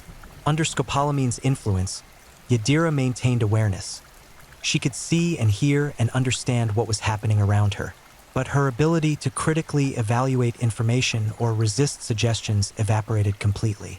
When Ernesto told her to walk across the room, she complied without question. When he suggested she was thirsty, she became absolutely convinced this was true and desperately sought water. Most terrifying of all, afterward she retained only fragments of memory, disconnected images without context, like photographs scattered across a floor. This combination of conscious awareness and eliminated resistance was what made scopolamine so uniquely horrifying. Victims participated actively in their own victimization, following instructions, providing access codes, revealing information, all while some buried part of their consciousness screamed uselessly in the background. And afterward, they faced the psychological devastation of knowing something terrible had happened while being unable to remember the specifics. Only the aftermath of emptied bank accounts, violated homes, and sometimes inexplicable injuries their bodies had sustained. By 2003, at age 24, Yadira had perfected her technique. She carried the refined scopolamine in a small cosmetics compact, the powder indistinguishable from expensive face powder. Her delivery method relied on social engineering rather than crude force. She would approach targets in public spaces, strike up conversations, and at some point during the interaction, she'd suggest they admire something she was holding. As they leaned closer, she'd blow a carefully measured amount of powder directly into their face. The absorption through mucous membranes in the nose and mouth occurred within seconds. Her first verified murder happened on a Wednesday afternoon in the Chapinero district. The victim was Roberto Andrade, a 53-year-old accountant who'd stopped at an outdoor cafe for lunch. Yadira approached wearing business attire, a tailored skirt suit and expensive shoes that signaled professional credibility. She asked if the chair across from him was available, then launched into a story about a business meeting that had gone poorly, crafting instant rapport through shared frustration about corporate incompetence. 20 minutes into their conversation, she complained about feeling flushed and retrieved her compact, supposedly to check her makeup. Roberto barely noticed when she leaned slightly forward and blew gently across the open compact toward his face. The powder dispersed in an almost invisible cloud that he inhaled reflexively. The effect wasn't immediate or dramatic. Roberto continued their conversation for another 5 minutes, but Yadira noticed the telltale signs. His pupils dilated slightly, his speech patterns became marginally slower, and most importantly, his critical thinking evaporated like morning fog. When she suggested they leave together to visit an ATM, he agreed without questioning why. When she instructed him to withdraw the maximum daily limit of 2 million pesos, he complied while she stood beside him. When she suggested they go to his apartment because she'd forgotten something important there, he led her directly to his home and unlocked the door. Inside Roberto's apartment, Yadira methodically searched for valuables, cash, jewelry, electronics. She found his banking documents and had him call his bank to authorize larger transfers. She located his credit cards and had him provide the PIN numbers. She discovered a safe and had him open it, revealing $20,000 he'd been saving for retirement. But something went wrong during this process. Yadira had calculated her dosage for a man of Roberto's approximate size, but she hadn't accounted for his specific physiology. Roberto had an undiagnosed heart condition, mitral valve prolapse, that made him particularly susceptible to anticholinergic drugs like scopolamine. As she was photographing his documents, Roberto's breathing became labored. His skin took on a grayish pallor. He clutched at his chest and collapsed against the wall. Yadira watched him die with clinical detachment. She checked his pulse, confirmed he'd stopped breathing, then calmly finished collecting valuables before wiping down surfaces she'd touched. She left Roberto's body slumped in his living room and walked out of the building carrying a backpack containing approximately 30 million pesos worth of cash and property. The autopsy would eventually reveal scopolamine in Roberto's system, but without witnesses or security footage showing Yadira's involvement, the investigation stalled. Police knew it was a scopolamine robbery gone fatal, but these crimes happened regularly in Bogota. The newspapers called it the devil's breath for good reason. Roberto became another statistic, another casualty of Colombia's toxic relationship with this particular drug. But for Yadira, Roberto's death represented something else entirely. It represented proof of concept. She'd successfully kidnapped a man's free will in broad daylight, walked him through his own robbery, and left him dead without leaving evidence that could identify her. And she'd done it all without raising her voice, without physical violence, without anything that would attract attention from bystanders. The power of this realization was intoxicating in ways that had nothing to do with chemistry. Yadira understood she'd discovered a methodology that made her effectively invisible. Unlike armed robbers or violent criminals who left witnesses and evidence, she could walk away from her crimes while her victims literally couldn't remember her face. She could operate in crowded public spaces without risk. She could turn her targets into accomplices who would later struggle to explain what had happened because their own memories had been chemically erased. Over the following months, Yadira refined her approach further. She studied her targets carefully before approaching them, identifying tourists who carried large amounts of cash, businesspeople who maintained high account balances, elderly individuals who lived alone and kept valuables at home. She varied her appearance constantly. Wigs, colored contacts, different styles of dress. She developed multiple personas: the lost tourist seeking directions, the potential business partner, the concerned stranger warning about nearby pickpockets. Each interaction followed a similar pattern. She'd establish rapport quickly through mirroring body language and finding common ground. She'd create a plausible reason for extended conversation. At some point, she'd administer the scopolamine through her compact or sometimes through contaminated business cards she'd offer. Once the drug took effect, she'd lead her victims through increasingly invasive compliance tests, small requests that established her control before escalating to bank withdrawals and home invasions. The beauty of scopolamine from a criminal perspective was that victims remained functional enough to bypass security measures. They could enter PIN codes, provide passwords, answer security questions, all while completely unable to resist Yadira's instructions. To bank tellers and security guards, they appeared slightly confused perhaps, but not obviously drugged or coerced. Yadira would stand nearby as they conducted transactions, and if anyone questioned the situation, she'd explain she was helping a disoriented friend or family member. By the end of 2003, Yadira had committed at least 17 confirmed scopolamine robberies, though police suspected the number was higher. Several of these incidents had resulted in deaths, sometimes from scopolamine overdoses as she miscalculated dosages, other times from victims being abandoned in dangerous locations while still under the drug's influence, where they wandered into traffic or suffered fatal accidents in their impaired state. But the deaths didn't trouble Yadira's conscience because she'd systematically eliminated empathy from her psychological framework. She viewed her victims as resources to be extracted, problems to be solved through chemistry and manipulation. Their suffering existed outside her moral consideration entirely. This absence of empathy combined with her technical skill made her perhaps the most dangerous kind of predator. One who could inflict tremendous harm without experiencing the emotional feedback that limits most people's cruelty. The scopolamine trade in Colombia operated according to its own brutal logic, and by 2004, Yadira Narvaez had become one of its most prolific practitioners. But her ambitions extended beyond simple robbery. She'd begun to recognize that scopolamine's true value wasn't just in emptying bank accounts.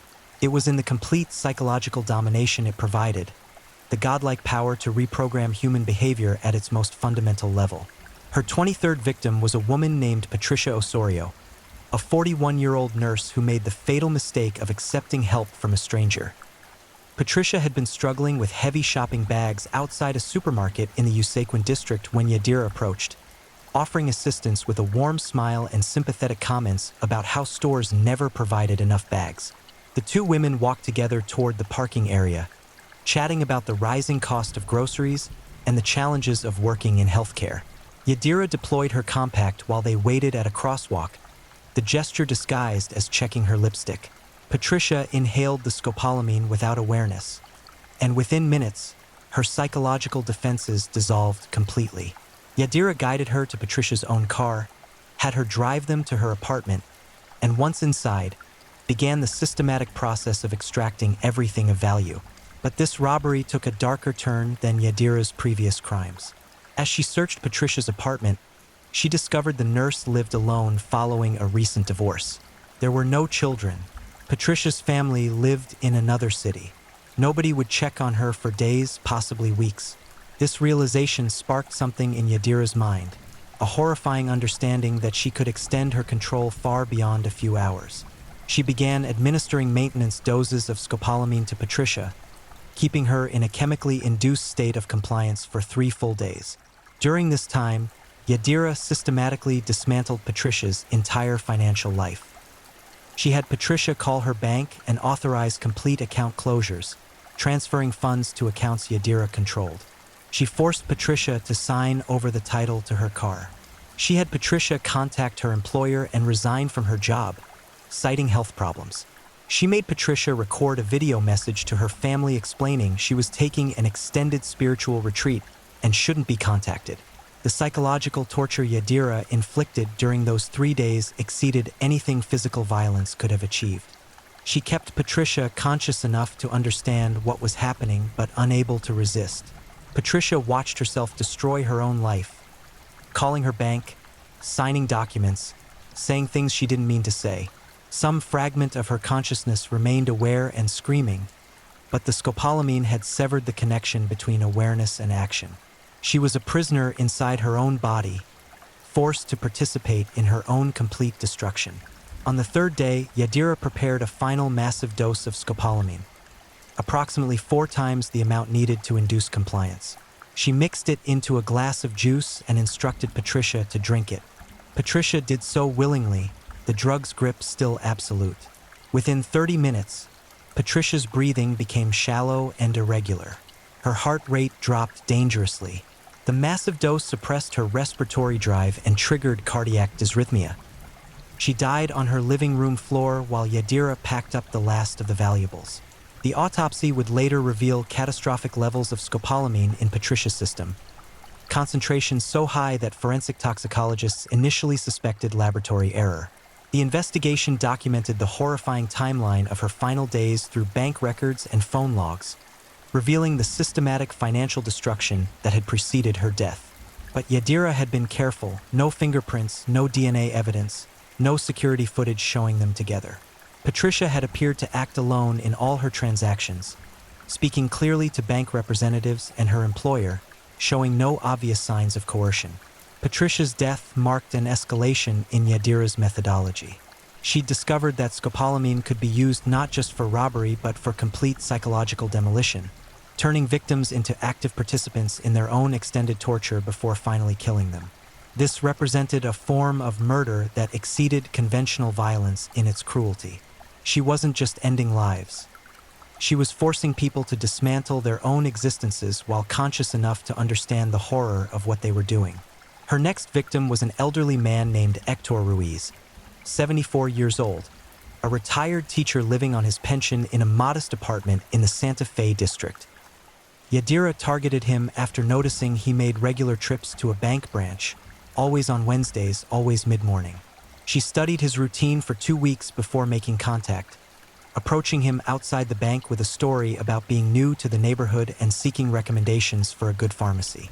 Hector was lonely. His wife had died 2 years earlier, and his children rarely visited. The opportunity to talk with someone friendly proved irresistible. Yadira recognized his vulnerability immediately and exploited it with surgical precision. She suggested they have coffee at a nearby cafe, and during their conversation, she administered the scopolamine through her standard compact technique. Under the drug's influence, Hector became completely pliable. Yadira had him withdraw his entire monthly pension in cash. She accompanied him to his apartment, where she had him open his safe and reveal bonds and savings he'd accumulated over decades of careful financial planning. She found his late wife's jewelry, simple pieces but emotionally priceless, and had him place everything in a bag for her. But Hector's advanced age made him particularly susceptible to scopolamine's toxic effects. The drug impaired his already compromised cardiovascular system. As Yadira was preparing to leave, Hector suffered a massive stroke, a direct result of the scopolamine's anticholinergic effects combining with his pre-existing hypertension. He collapsed without warning, half his face drooping, his speech reduced to unintelligible sounds. Yadira watched him suffer for several minutes, calculating whether to call for help or simply leave. She chose the latter. She walked out of Hector's apartment carrying his life savings while he lay paralyzed on the floor, unable to move or call for help. He would remain there for 18 hours before a neighbor noticed his newspapers piling up and called the building manager. By then, the stroke had caused massive irreversible brain damage. Hector survived in a technical sense but never regained consciousness, spending his final 4 months in a vegetative state before dying in a public hospital. The cruelty of this particular crime was that Hector's children, when they finally learned what had happened, discovered their father's bank accounts emptied, his valuables stolen, and their mother's jewelry, the last tangible connection to her, gone forever. They found themselves grieving not just their father's death but the violation of his final years, the knowledge that someone had poisoned him, robbed him, and left him to die alone. Yadira's kill count accelerated through 2004 and 2005. She developed an almost industrial approach to her crimes, sometimes targeting multiple victims per week. Each murder followed a similar pattern. Establish rapport, administer scopolamine, extract maximum value, then either kill the victim directly through overdose or abandon them in conditions that would likely result in death. One particularly horrific case involved a young couple, Carlos and Marina Delgado, who'd recently married and were saving to buy their first home. Yadira encountered them at a tourist site, the Montserrat Sanctuary overlooking Bogota. She struck up a conversation, presenting herself as a fellow tourist, and the three of them shared a cable car ride down the mountain. During the descent in the cable car's enclosed space, Yadira deployed her scopolamine with devastating efficiency. Both Carlos and Marina inhaled the powder simultaneously. By the time they reached the bottom of the mountain, they were both under the drug's influence. Yadira guided them to their car and had Carlos drive while she sat in the back seat, giving directions. She took them to their apartment, had them empty their joint savings account at an ATM along the way, and once inside their home, forced them to reveal every valuable item they owned. But the true horror came when Yadira decided to stage their deaths as a murder-suicide. She'd been reading newspaper accounts of her crimes and understood police were beginning to recognize patterns in scopolamine-related deaths. She needed to create misdirection to make this look like something other than her standard methodology. She prepared a massive overdose of scopolamine mixed into fruit juice. She had Carlos drink first, then Marina. As they began showing signs of respiratory distress, Yadira arranged their bodies on the bed, positioning them to suggest they died together intentionally, a lover's suicide pact. She placed a forged note nearby that she'd forced Carlos to write earlier, describing financial troubles and depression. She left a bottle of sleeping pills visible, though the actual cause of death would be scopolamine toxicity. Carlos died first, his respiratory system shutting down completely. Marina lasted longer, her smaller body weight paradoxically giving her slightly better tolerance to the massive dose. She remained semi-conscious for nearly an hour after Carlos stopped breathing, aware enough to understand her husband was dead beside her but unable to move or call for help, the scopolamine keeping her paralyzed even as her consciousness screamed. She finally died as the drug suppressed her breathing completely. The initial police investigation accepted the murder-suicide narrative. Only later, when toxicology results revealed scopolamine, did investigators realize this was another poisoning case. By then, Yadira had eliminated any evidence of her involvement. The Delgados became another entry in the growing list of scopolamine deaths that haunted Bogota. Throughout 2005, Yadira killed at least 12 more people in confirmed cases, though investigators suspected additional murders that couldn't be definitively attributed to her.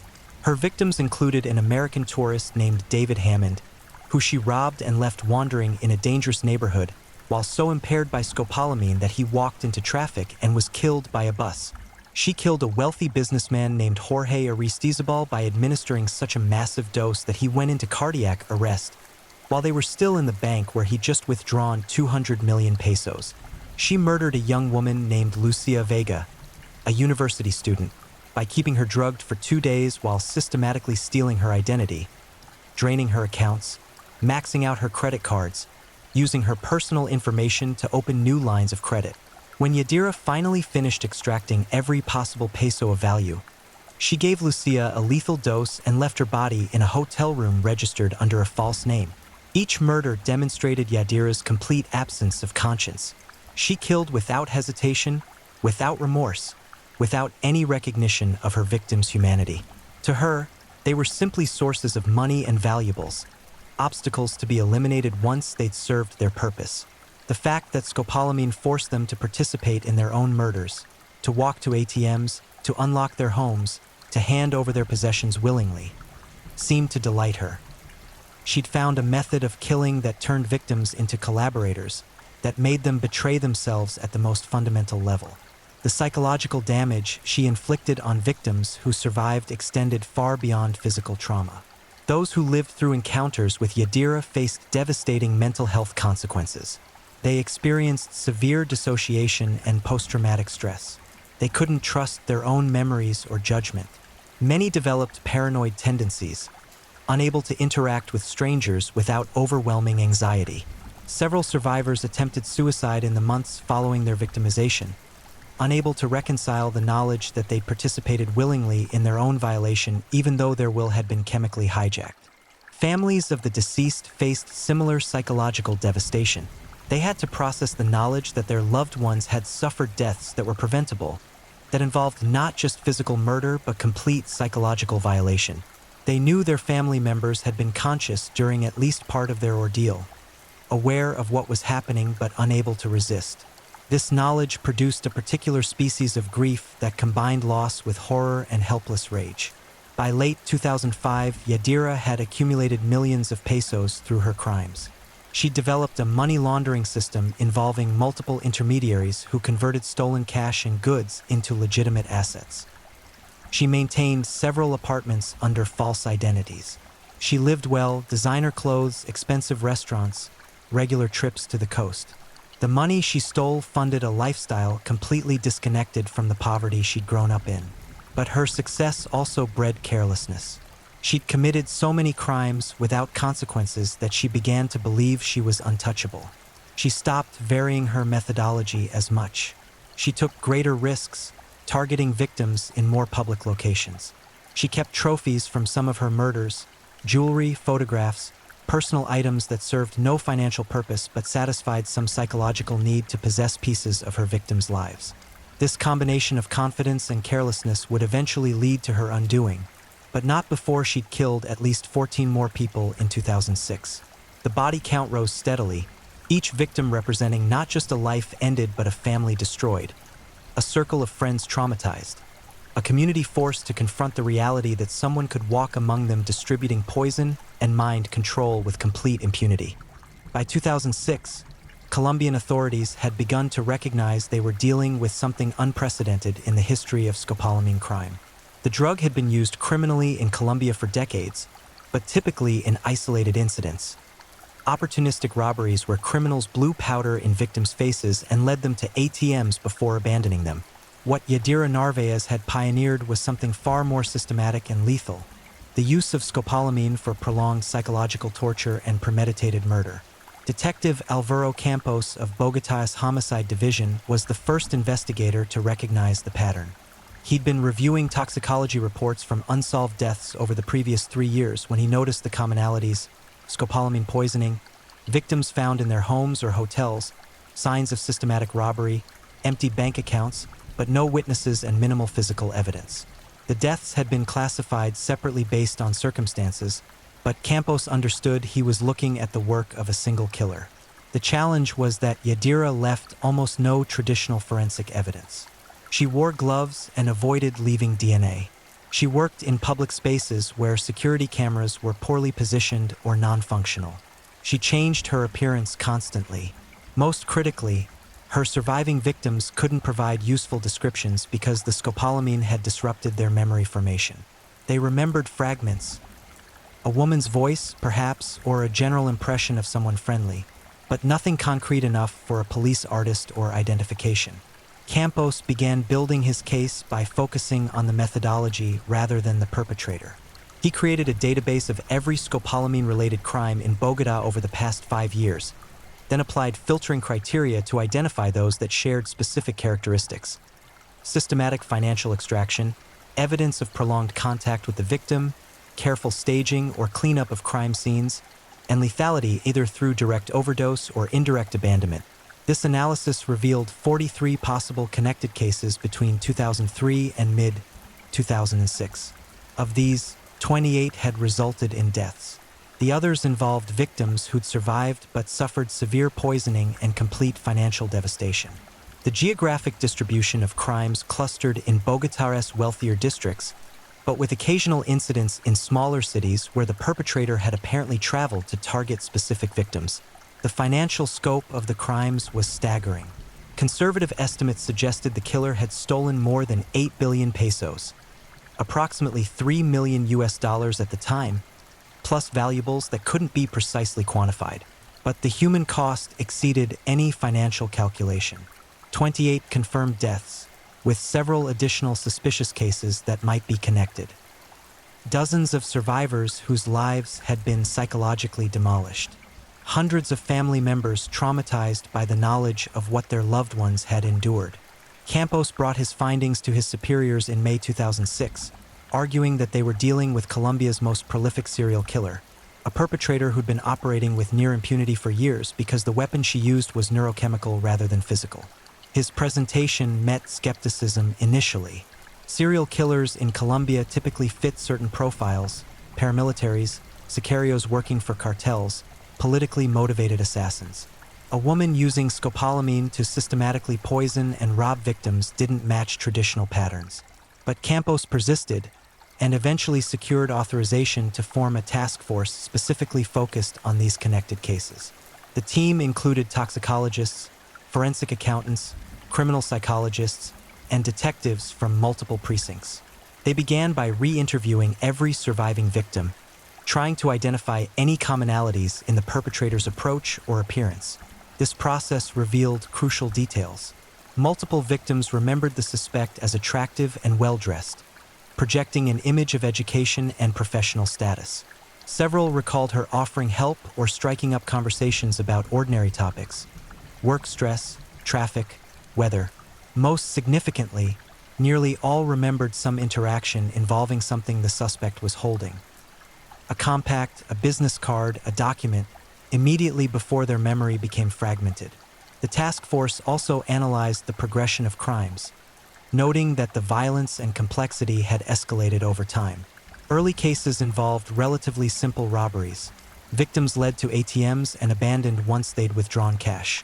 Later cases showed more sophisticated financial extraction: emptied accounts, forged signatures, identity theft. The most recent cases included prolonged captivity, systematic torture through extended drugging, and deaths that appeared increasingly deliberate rather than accidental consequences of overdose. This escalation pattern suggested a perpetrator who'd become more confident and more sadistic over time. The criminal psychologist on the task force, Dr. Isabel Mendoza, developed a profile suggesting they were looking for someone with specific characteristics: female, between 25 and 40 years old, with above-average intelligence and detailed knowledge of scopolamine's effects.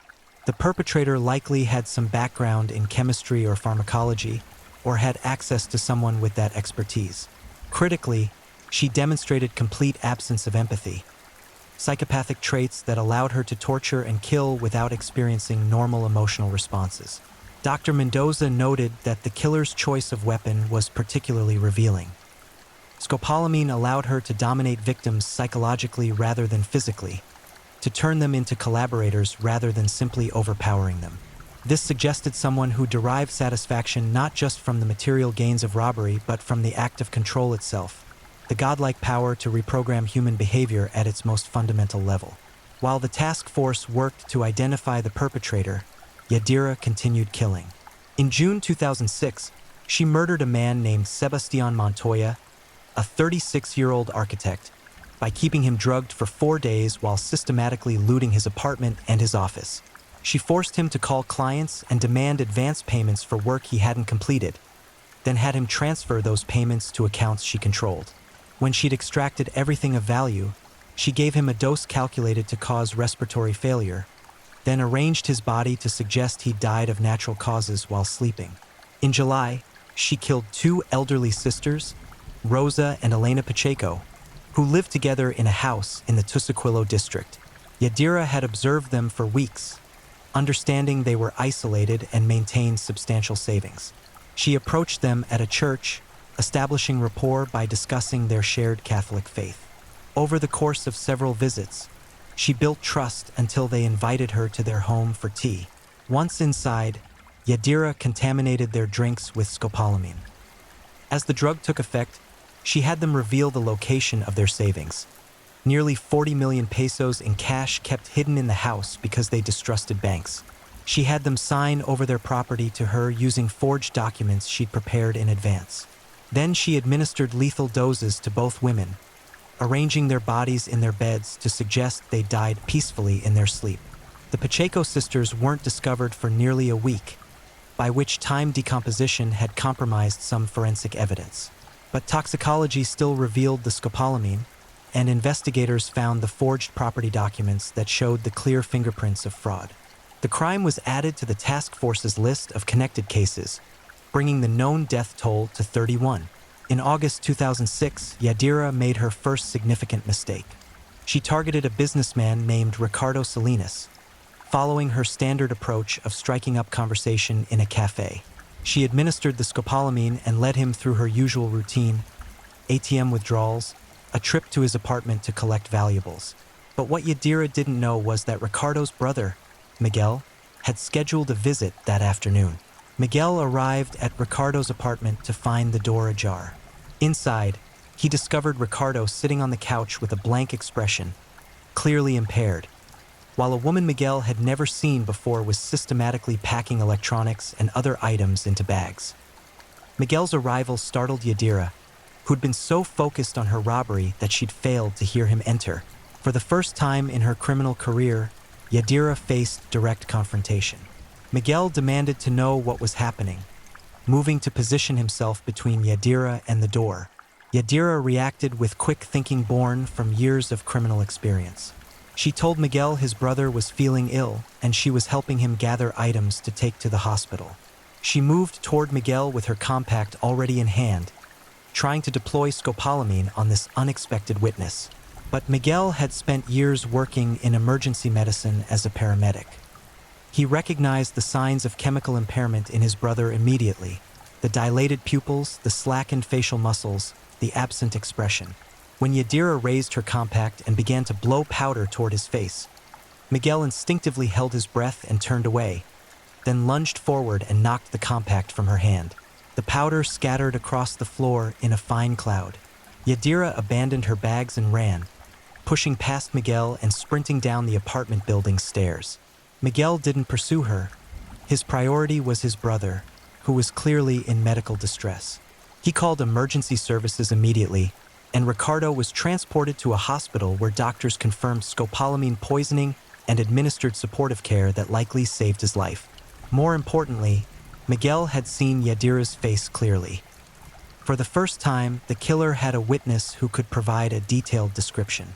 Miguel worked with a police sketch artist for hours, producing a composite image that captured Yadira's distinctive features: her high cheekbones, her intense eyes, the particular shape of her face.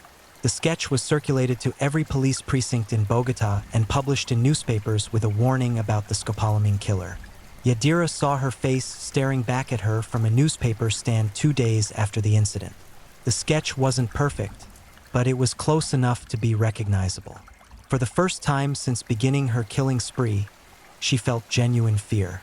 The invisibility that had protected her for years had been compromised. Someone had seen her. Someone could identify her. Her response demonstrated both her intelligence and her pathology. Rather than ceasing her criminal activity or fleeing Bogota, Yadira decided to accelerate her operations. She understood that her time was now limited, that eventually investigators would match the sketch to surveillance footage or a witness would recognize her. But she calculated that she could commit several more crimes before that happened, extracting maximum profit before her inevitable capture. This decision revealed the depth of her addiction to the power scopolamine provided. A rational criminal would have disappeared, would have taken her accumulated millions and started fresh in another city or country.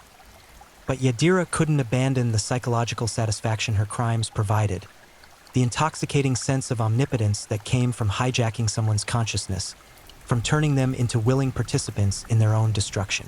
In September 2006, she killed 3 more people in rapid succession. The first was a widow named Carmen Restrepo, 68 years old, poisoned and robbed in her home. Yadira stole approximately 30 million pesos in cash and jewelry, then administered a lethal dose and left Carmen's body in the bathroom, staged to suggest an accidental fall. The second victim was a young professional named Andres Villamizar, 29 years old, who made the mistake of accepting what he thought was a business opportunity from an attractive woman. Yadira lured him to a hotel room under the pretense of discussing an investment, drugged him, extracted his banking information, and then killed him with an overdose before checking out and disappearing. The third victim was perhaps her most brazen murder. Felipe Acosta was a police officer, not a detective or investigator, but a uniformed patrolman who happened to be off duty when Yadira encountered him at a shopping center. She didn't know he was law enforcement when she approached him, striking up conversation while they both waited in line at a coffee shop. By the time she learned his profession, she'd already established rapport and made her decision to proceed. The psychological audacity required to drug and murder a police officer demonstrated Yadira's complete lack of fear or normal self-preservation instincts. She administered the scopolamine in her standard manner, then led Felipe through a systematic robbery that included stops at 3 different ATMs to maximize withdrawals. She took him to his apartment, where she found his service weapon, a risk she couldn't resist taking despite the danger of being caught with a police firearm. Felipe's death was particularly cruel. Yadira gave him a massive overdose of scopolamine, but rather than staying to ensure he died, she handcuffed him to his bed frame using his own handcuffs, gagged him, and left him to die slowly as the drug shut down his respiratory system.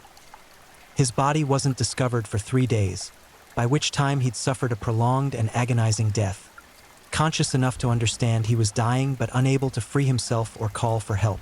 The murder of a police officer galvanized law enforcement response in ways Yadira hadn't anticipated. Every available detective was pulled into the investigation. The composite sketch was distributed nationally. Forensic teams reprocessed evidence from previous crime scenes using updated techniques. The reward for information leading to the killer's capture was increased to 100 million pesos. Detective Campos and his task force focused intensely on analyzing footage from security cameras near the locations where victims had last been seen. They identified a woman who appeared in multiple locations on dates corresponding to robberies and murders, always dressed differently, sometimes wearing wigs or glasses, but with consistent body language and movement patterns that suggested the same person. They extracted the best frames from this footage and compared them to the sketch Miguel Salinas had helped create. The similarity was striking enough to convince the task force they were looking at their killer. They had a face now, even if they didn't have a name. Yadira, meanwhile, was making plans to leave Bogota. She'd accumulated enough wealth to live comfortably for years, and she understood the net was closing. But she couldn't resist one final crime, a last demonstration of her power before disappearing. Her final victim was a woman named Beatriz Cordero, a successful real estate developer who'd recently sold several properties for substantial profit. Yadira had been tracking Beatriz for weeks, understanding she was carrying a large amount of cash while searching for new investment opportunities. The 2 women met at an upscale restaurant in the Zona Rosa district, discussing potential property deals over lunch. Yadira deployed her scopolamine during their meal, contaminating Beatriz's drink while she was distracted by a phone call.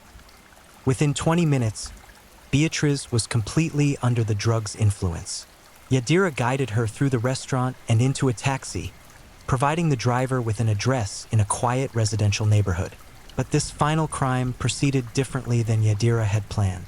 The taxi driver, a man named Julio Moreno, noticed something odd about his passengers. The older woman seemed disoriented, moving with mechanical compliance rather than normal human fluidity. The younger woman was giving very specific instructions about which route to take, insisting on avoiding main roads. Julio had been driving taxis in Bogota for 23 years, and he'd developed instincts about suspicious situations.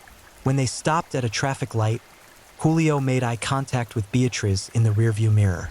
Her pupils were massively dilated, her expression vacant. He'd heard the news reports about the scopolamine killer, seen the composite sketch distributed to taxi drivers with warnings to watch for exactly this kind of scenario: a disoriented passenger being guided by a controlling companion. Julio made a split-second decision. Instead of continuing to the address Yadira had provided, he turned toward the nearest police station. Yadira noticed the change in direction immediately and demanded he correct his route. Julio claimed he was avoiding traffic, but Yadira understood what was happening. She tried to open the taxi door at a stoplight, but Julio had engaged the child locks, trapping her in the back seat. The taxi pulled up directly in front of the police station. Julio jumped out and shouted for officers, explaining he had the scopolamine killer in his vehicle. Yadira tried one last desperate escape attempt, shoving Beatriz toward the door and attempting to climb over her, but officers reached the taxi before she could get out. Four officers surrounded the vehicle with weapons drawn. Yadira was ordered to show her hands and exit slowly. She complied, finally understanding her reign of terror had ended. In her purse, officers found multiple containers of refined scopolamine powder, numerous false identification documents, and a notebook containing coded notes about potential victims she'd been surveilling. Beatriz Cordero was rushed to the hospital, where she survived thanks to the relatively small dose she'd received and the quick intervention. She would be Yadira's last victim, the only one from her final planned crimes to survive. The arrest of Yadira Narvaez made national headlines. News broadcasts showed footage of her being led into the police station, her expression completely blank, showing none of the emotion someone would expect from a person facing life imprisonment. Detective Campos, who'd spent months building the case against her, was present for the initial interrogation. What struck everyone who encountered Yadira during processing was her complete absence of remorse. When confronted with evidence of her crimes, photographs of victims, financial records documenting thefts, toxicology reports showing scopolamine poisoning, she displayed only mild interest, as though reviewing someone else's work. When asked directly if she felt any guilt about the 30-plus people she'd killed, she responded with genuine confusion, explaining that she didn't understand why she should feel guilty about using available tools to solve her financial problems. The interrogation of Yadira Narvaez lasted 11 days and produced nearly 70 hours of recorded interviews. What emerged from those conversations disturbed even seasoned detectives who'd spent careers investigating violent crime. Yadira didn't deny her actions. In fact, she described her methodology with the pride of a craftsperson discussing refined technique. She explained her victim selection process, her dosage calculations, her approach to psychological manipulation. She spoke about murder the way an accountant might discuss tax optimization, purely as a practical matter requiring technical skill and attention to detail. Detective Campos attempted multiple approaches to penetrate her emotional detachment. He showed her photographs of victims' families, children who'd lost parents, elderly parents who'd lost children, spouses destroyed by grief. Yadira examined the photos with clinical interest but displayed no empathetic response whatsoever. When Campos described the prolonged suffering her victims had endured, the psychological torture of being conscious but unable to resist, she nodded thoughtfully and asked technical questions about whether different dosing strategies might have produced different outcomes. The forensic psychiatrist assigned to evaluate Yadira's mental state, Dr. Isabel Mendoza, spent hours conducting psychological assessments. Her eventual diagnosis was severe antisocial personality disorder with psychopathic features. Essentially, a complete absence of empathy combined with instrumental use of other people purely as means to ends. Dr. Mendoza's report noted that Yadira demonstrated several classic psychopathic traits: superficial charm, grandiose sense of self-worth, pathological lying, manipulation, lack of remorse, shallow affect, and failure to accept responsibility for her actions. But what made Yadira particularly dangerous within this diagnostic category was her intelligence and patience. Many psychopaths engage in impulsive violence or short-term criminal activity. Yadira had planned methodically, refined her techniques over years, and maintained operational security that had allowed her to kill more than 30 people before being caught. She represented a specific subtype of psychopathic killer, the organized, methodical predator who treats murder as a systematic enterprise rather than an impulsive act. During the investigation phase following her arrest, detectives worked to connect Yadira to specific crimes. Her apartment was searched, revealing notebooks containing names, addresses, and detailed observations about potential victims. One notebook included a chilling spreadsheet where she tracked her crimes with accounting precision, dates, victim names, amounts stolen, and clinical notes about dosage and effects. This document alone provided evidence linking her to 48 separate crimes, including 34 murders. Among the items seized from her apartment were trophies she'd kept from victims, jewelry, photographs, personal items that had no financial value but which she'd preserved for psychological reasons. Dr. Mendoza theorized these trophies represented Yadira's need to maintain psychological connection to her crimes, to preserve the memory of her power over her victims even after they were dead. One particularly disturbing discovery was a collection of audio recordings Yadira had made during some of her crimes. Using a small digital recorder, she'd captured conversations with victims while they were under scopolamine's influence. The recordings documented the complete psychological vulnerability the drug created, victims answering any question, following any instruction, revealing their deepest fears and secrets because they'd lost the ability to recognize they shouldn't trust the stranger. In one recording, an elderly woman could be heard telling Yadira about her grandchildren, describing them in loving detail while simultaneously, under Yadira's instructions, signing documents that would empty her life savings. The cognitive dissonance was heartbreaking, the woman's voice warm and affectionate while discussing family, then shifting to mechanical compliance as Yadira told her to sign here, and here, and here. Another recording captured a man begging for his life during a moment of partial clarity, some fragment of his consciousness understanding he was in danger even though the scopolamine prevented him from acting on that understanding. Yadira's voice on the recording was calm, almost soothing, as she told him everything would be fine while preparing the lethal dose that would kill him within the hour. These recordings provided powerful evidence for prosecutors but also served another function. They helped investigators identify additional victims whose cases had been classified as natural deaths or accidents. By matching details from the recordings to unsolved cases, detectives connected Yadira to 11 additional murders that hadn't been included in the original task force investigation. The scope of Yadira's crimes eventually stabilized at 45 confirmed murders and 18 attempted murders or robberies where victims survived. The financial theft totaled more than 12 billion pesos, approximately 4.5 million US dollars, plus valuables that couldn't be precisely quantified. But these numbers failed to capture the true scale of devastation she'd caused. Each murder had produced ripples of psychological trauma through families and communities. The 45 known victims left behind hundreds of surviving family members, parents, children, siblings, spouses, all forced to process not just loss, but the specific horror of how their loved ones had died. Many required long-term psychological counseling. Several developed severe anxiety or depression. At least 6 family members of Yadira's victims attempted suicide in the years following the murders, unable to process the trauma of what had happened. The survivors of Yadira's non-fatal crimes faced their own devastating challenges. The 18 people who'd been drugged and robbed but survived experienced profound psychological damage. They struggled with memory problems, dissociation, paranoia, and loss of trust in their own judgment. Several lost their jobs because they couldn't function reliably. Relationships collapsed under the strain. Some developed substance abuse problems trying to self-medicate their trauma. One survivor, a man named Tomas Herrera, described his experience in testimony that became central to the prosecution's case. He explained that for months after being drugged by Yadira, he couldn't trust his own perceptions. He would question whether conversations had actually happened or whether he'd imagined them. He second-guessed every memory, wondering if it was real or if it was a false memory created during the hours he'd been under scopolamine's influence. The drug had essentially broken his ability to trust his own consciousness, leaving him in a permanent state of uncertainty about his own experiences. As prosecutors built their case, they faced unique legal challenges.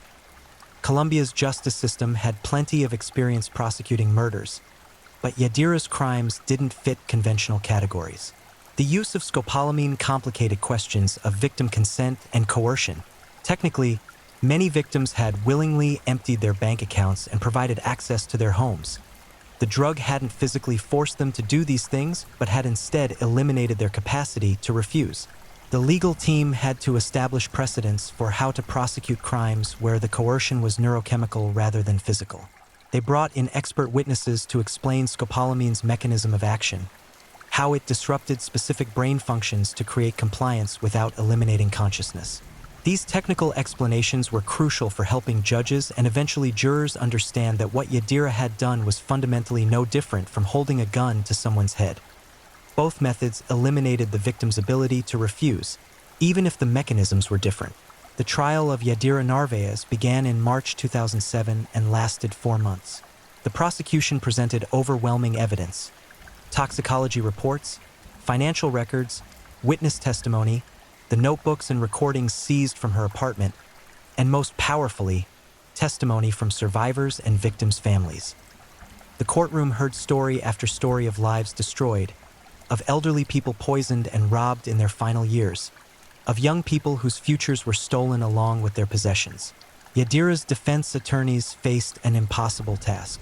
Their client had essentially confessed to everything during interrogations, showing no remorse and even seeming proud of her technical proficiency. The physical evidence was overwhelming. The witness testimony was devastating. The defense strategy ultimately focused on mental illness, arguing that Yadira's complete absence of empathy constituted a form of insanity that should mitigate her culpability. But Dr. Mendoza's psychiatric testimony undermined this approach. She explained that while Yadira clearly suffered from severe personality disorders, she wasn't legally insane. She understood the difference between right and wrong. She knew her actions were illegal. She'd taken elaborate precautions to avoid detection, demonstrating consciousness of guilt. Her lack of empathy was a personality trait, not a delusion or break with reality. She was, in clinical terms, a sane psychopath, someone who understood society's rules but simply didn't care about them. The prosecution's closing arguments focused on the systematic nature of Yadira's crimes and the particular cruelty of her methodology. The lead prosecutor, a woman named Adriana Soto, delivered a powerful statement about the violation Yadira had inflicted on her victims. She explained that Yadira hadn't just killed people. She'd stolen their autonomy at the most fundamental level, turning them into instruments of their own destruction. She'd forced them to participate consciously in their own torture and murder, creating a form of psychological violence that exceeded physical brutality in its cruelty. Soto described Yadira as a predator who'd recognized a vulnerability in human neurology and had exploited it with systematic ruthlessness. She pointed out that Yadira had shown more concern for refining her technique than for the suffering she inflicted. She'd kept detailed notes about dosages and effects not out of concern for victims' well-being, but to optimize her criminal methodology. She'd recorded her victims' suffering not as a warning or evidence of wrongdoing, but as trophies commemorating her power over them. The defense's closing arguments attempted to humanize Yadira by describing her impoverished childhood and the violence she'd witnessed growing up.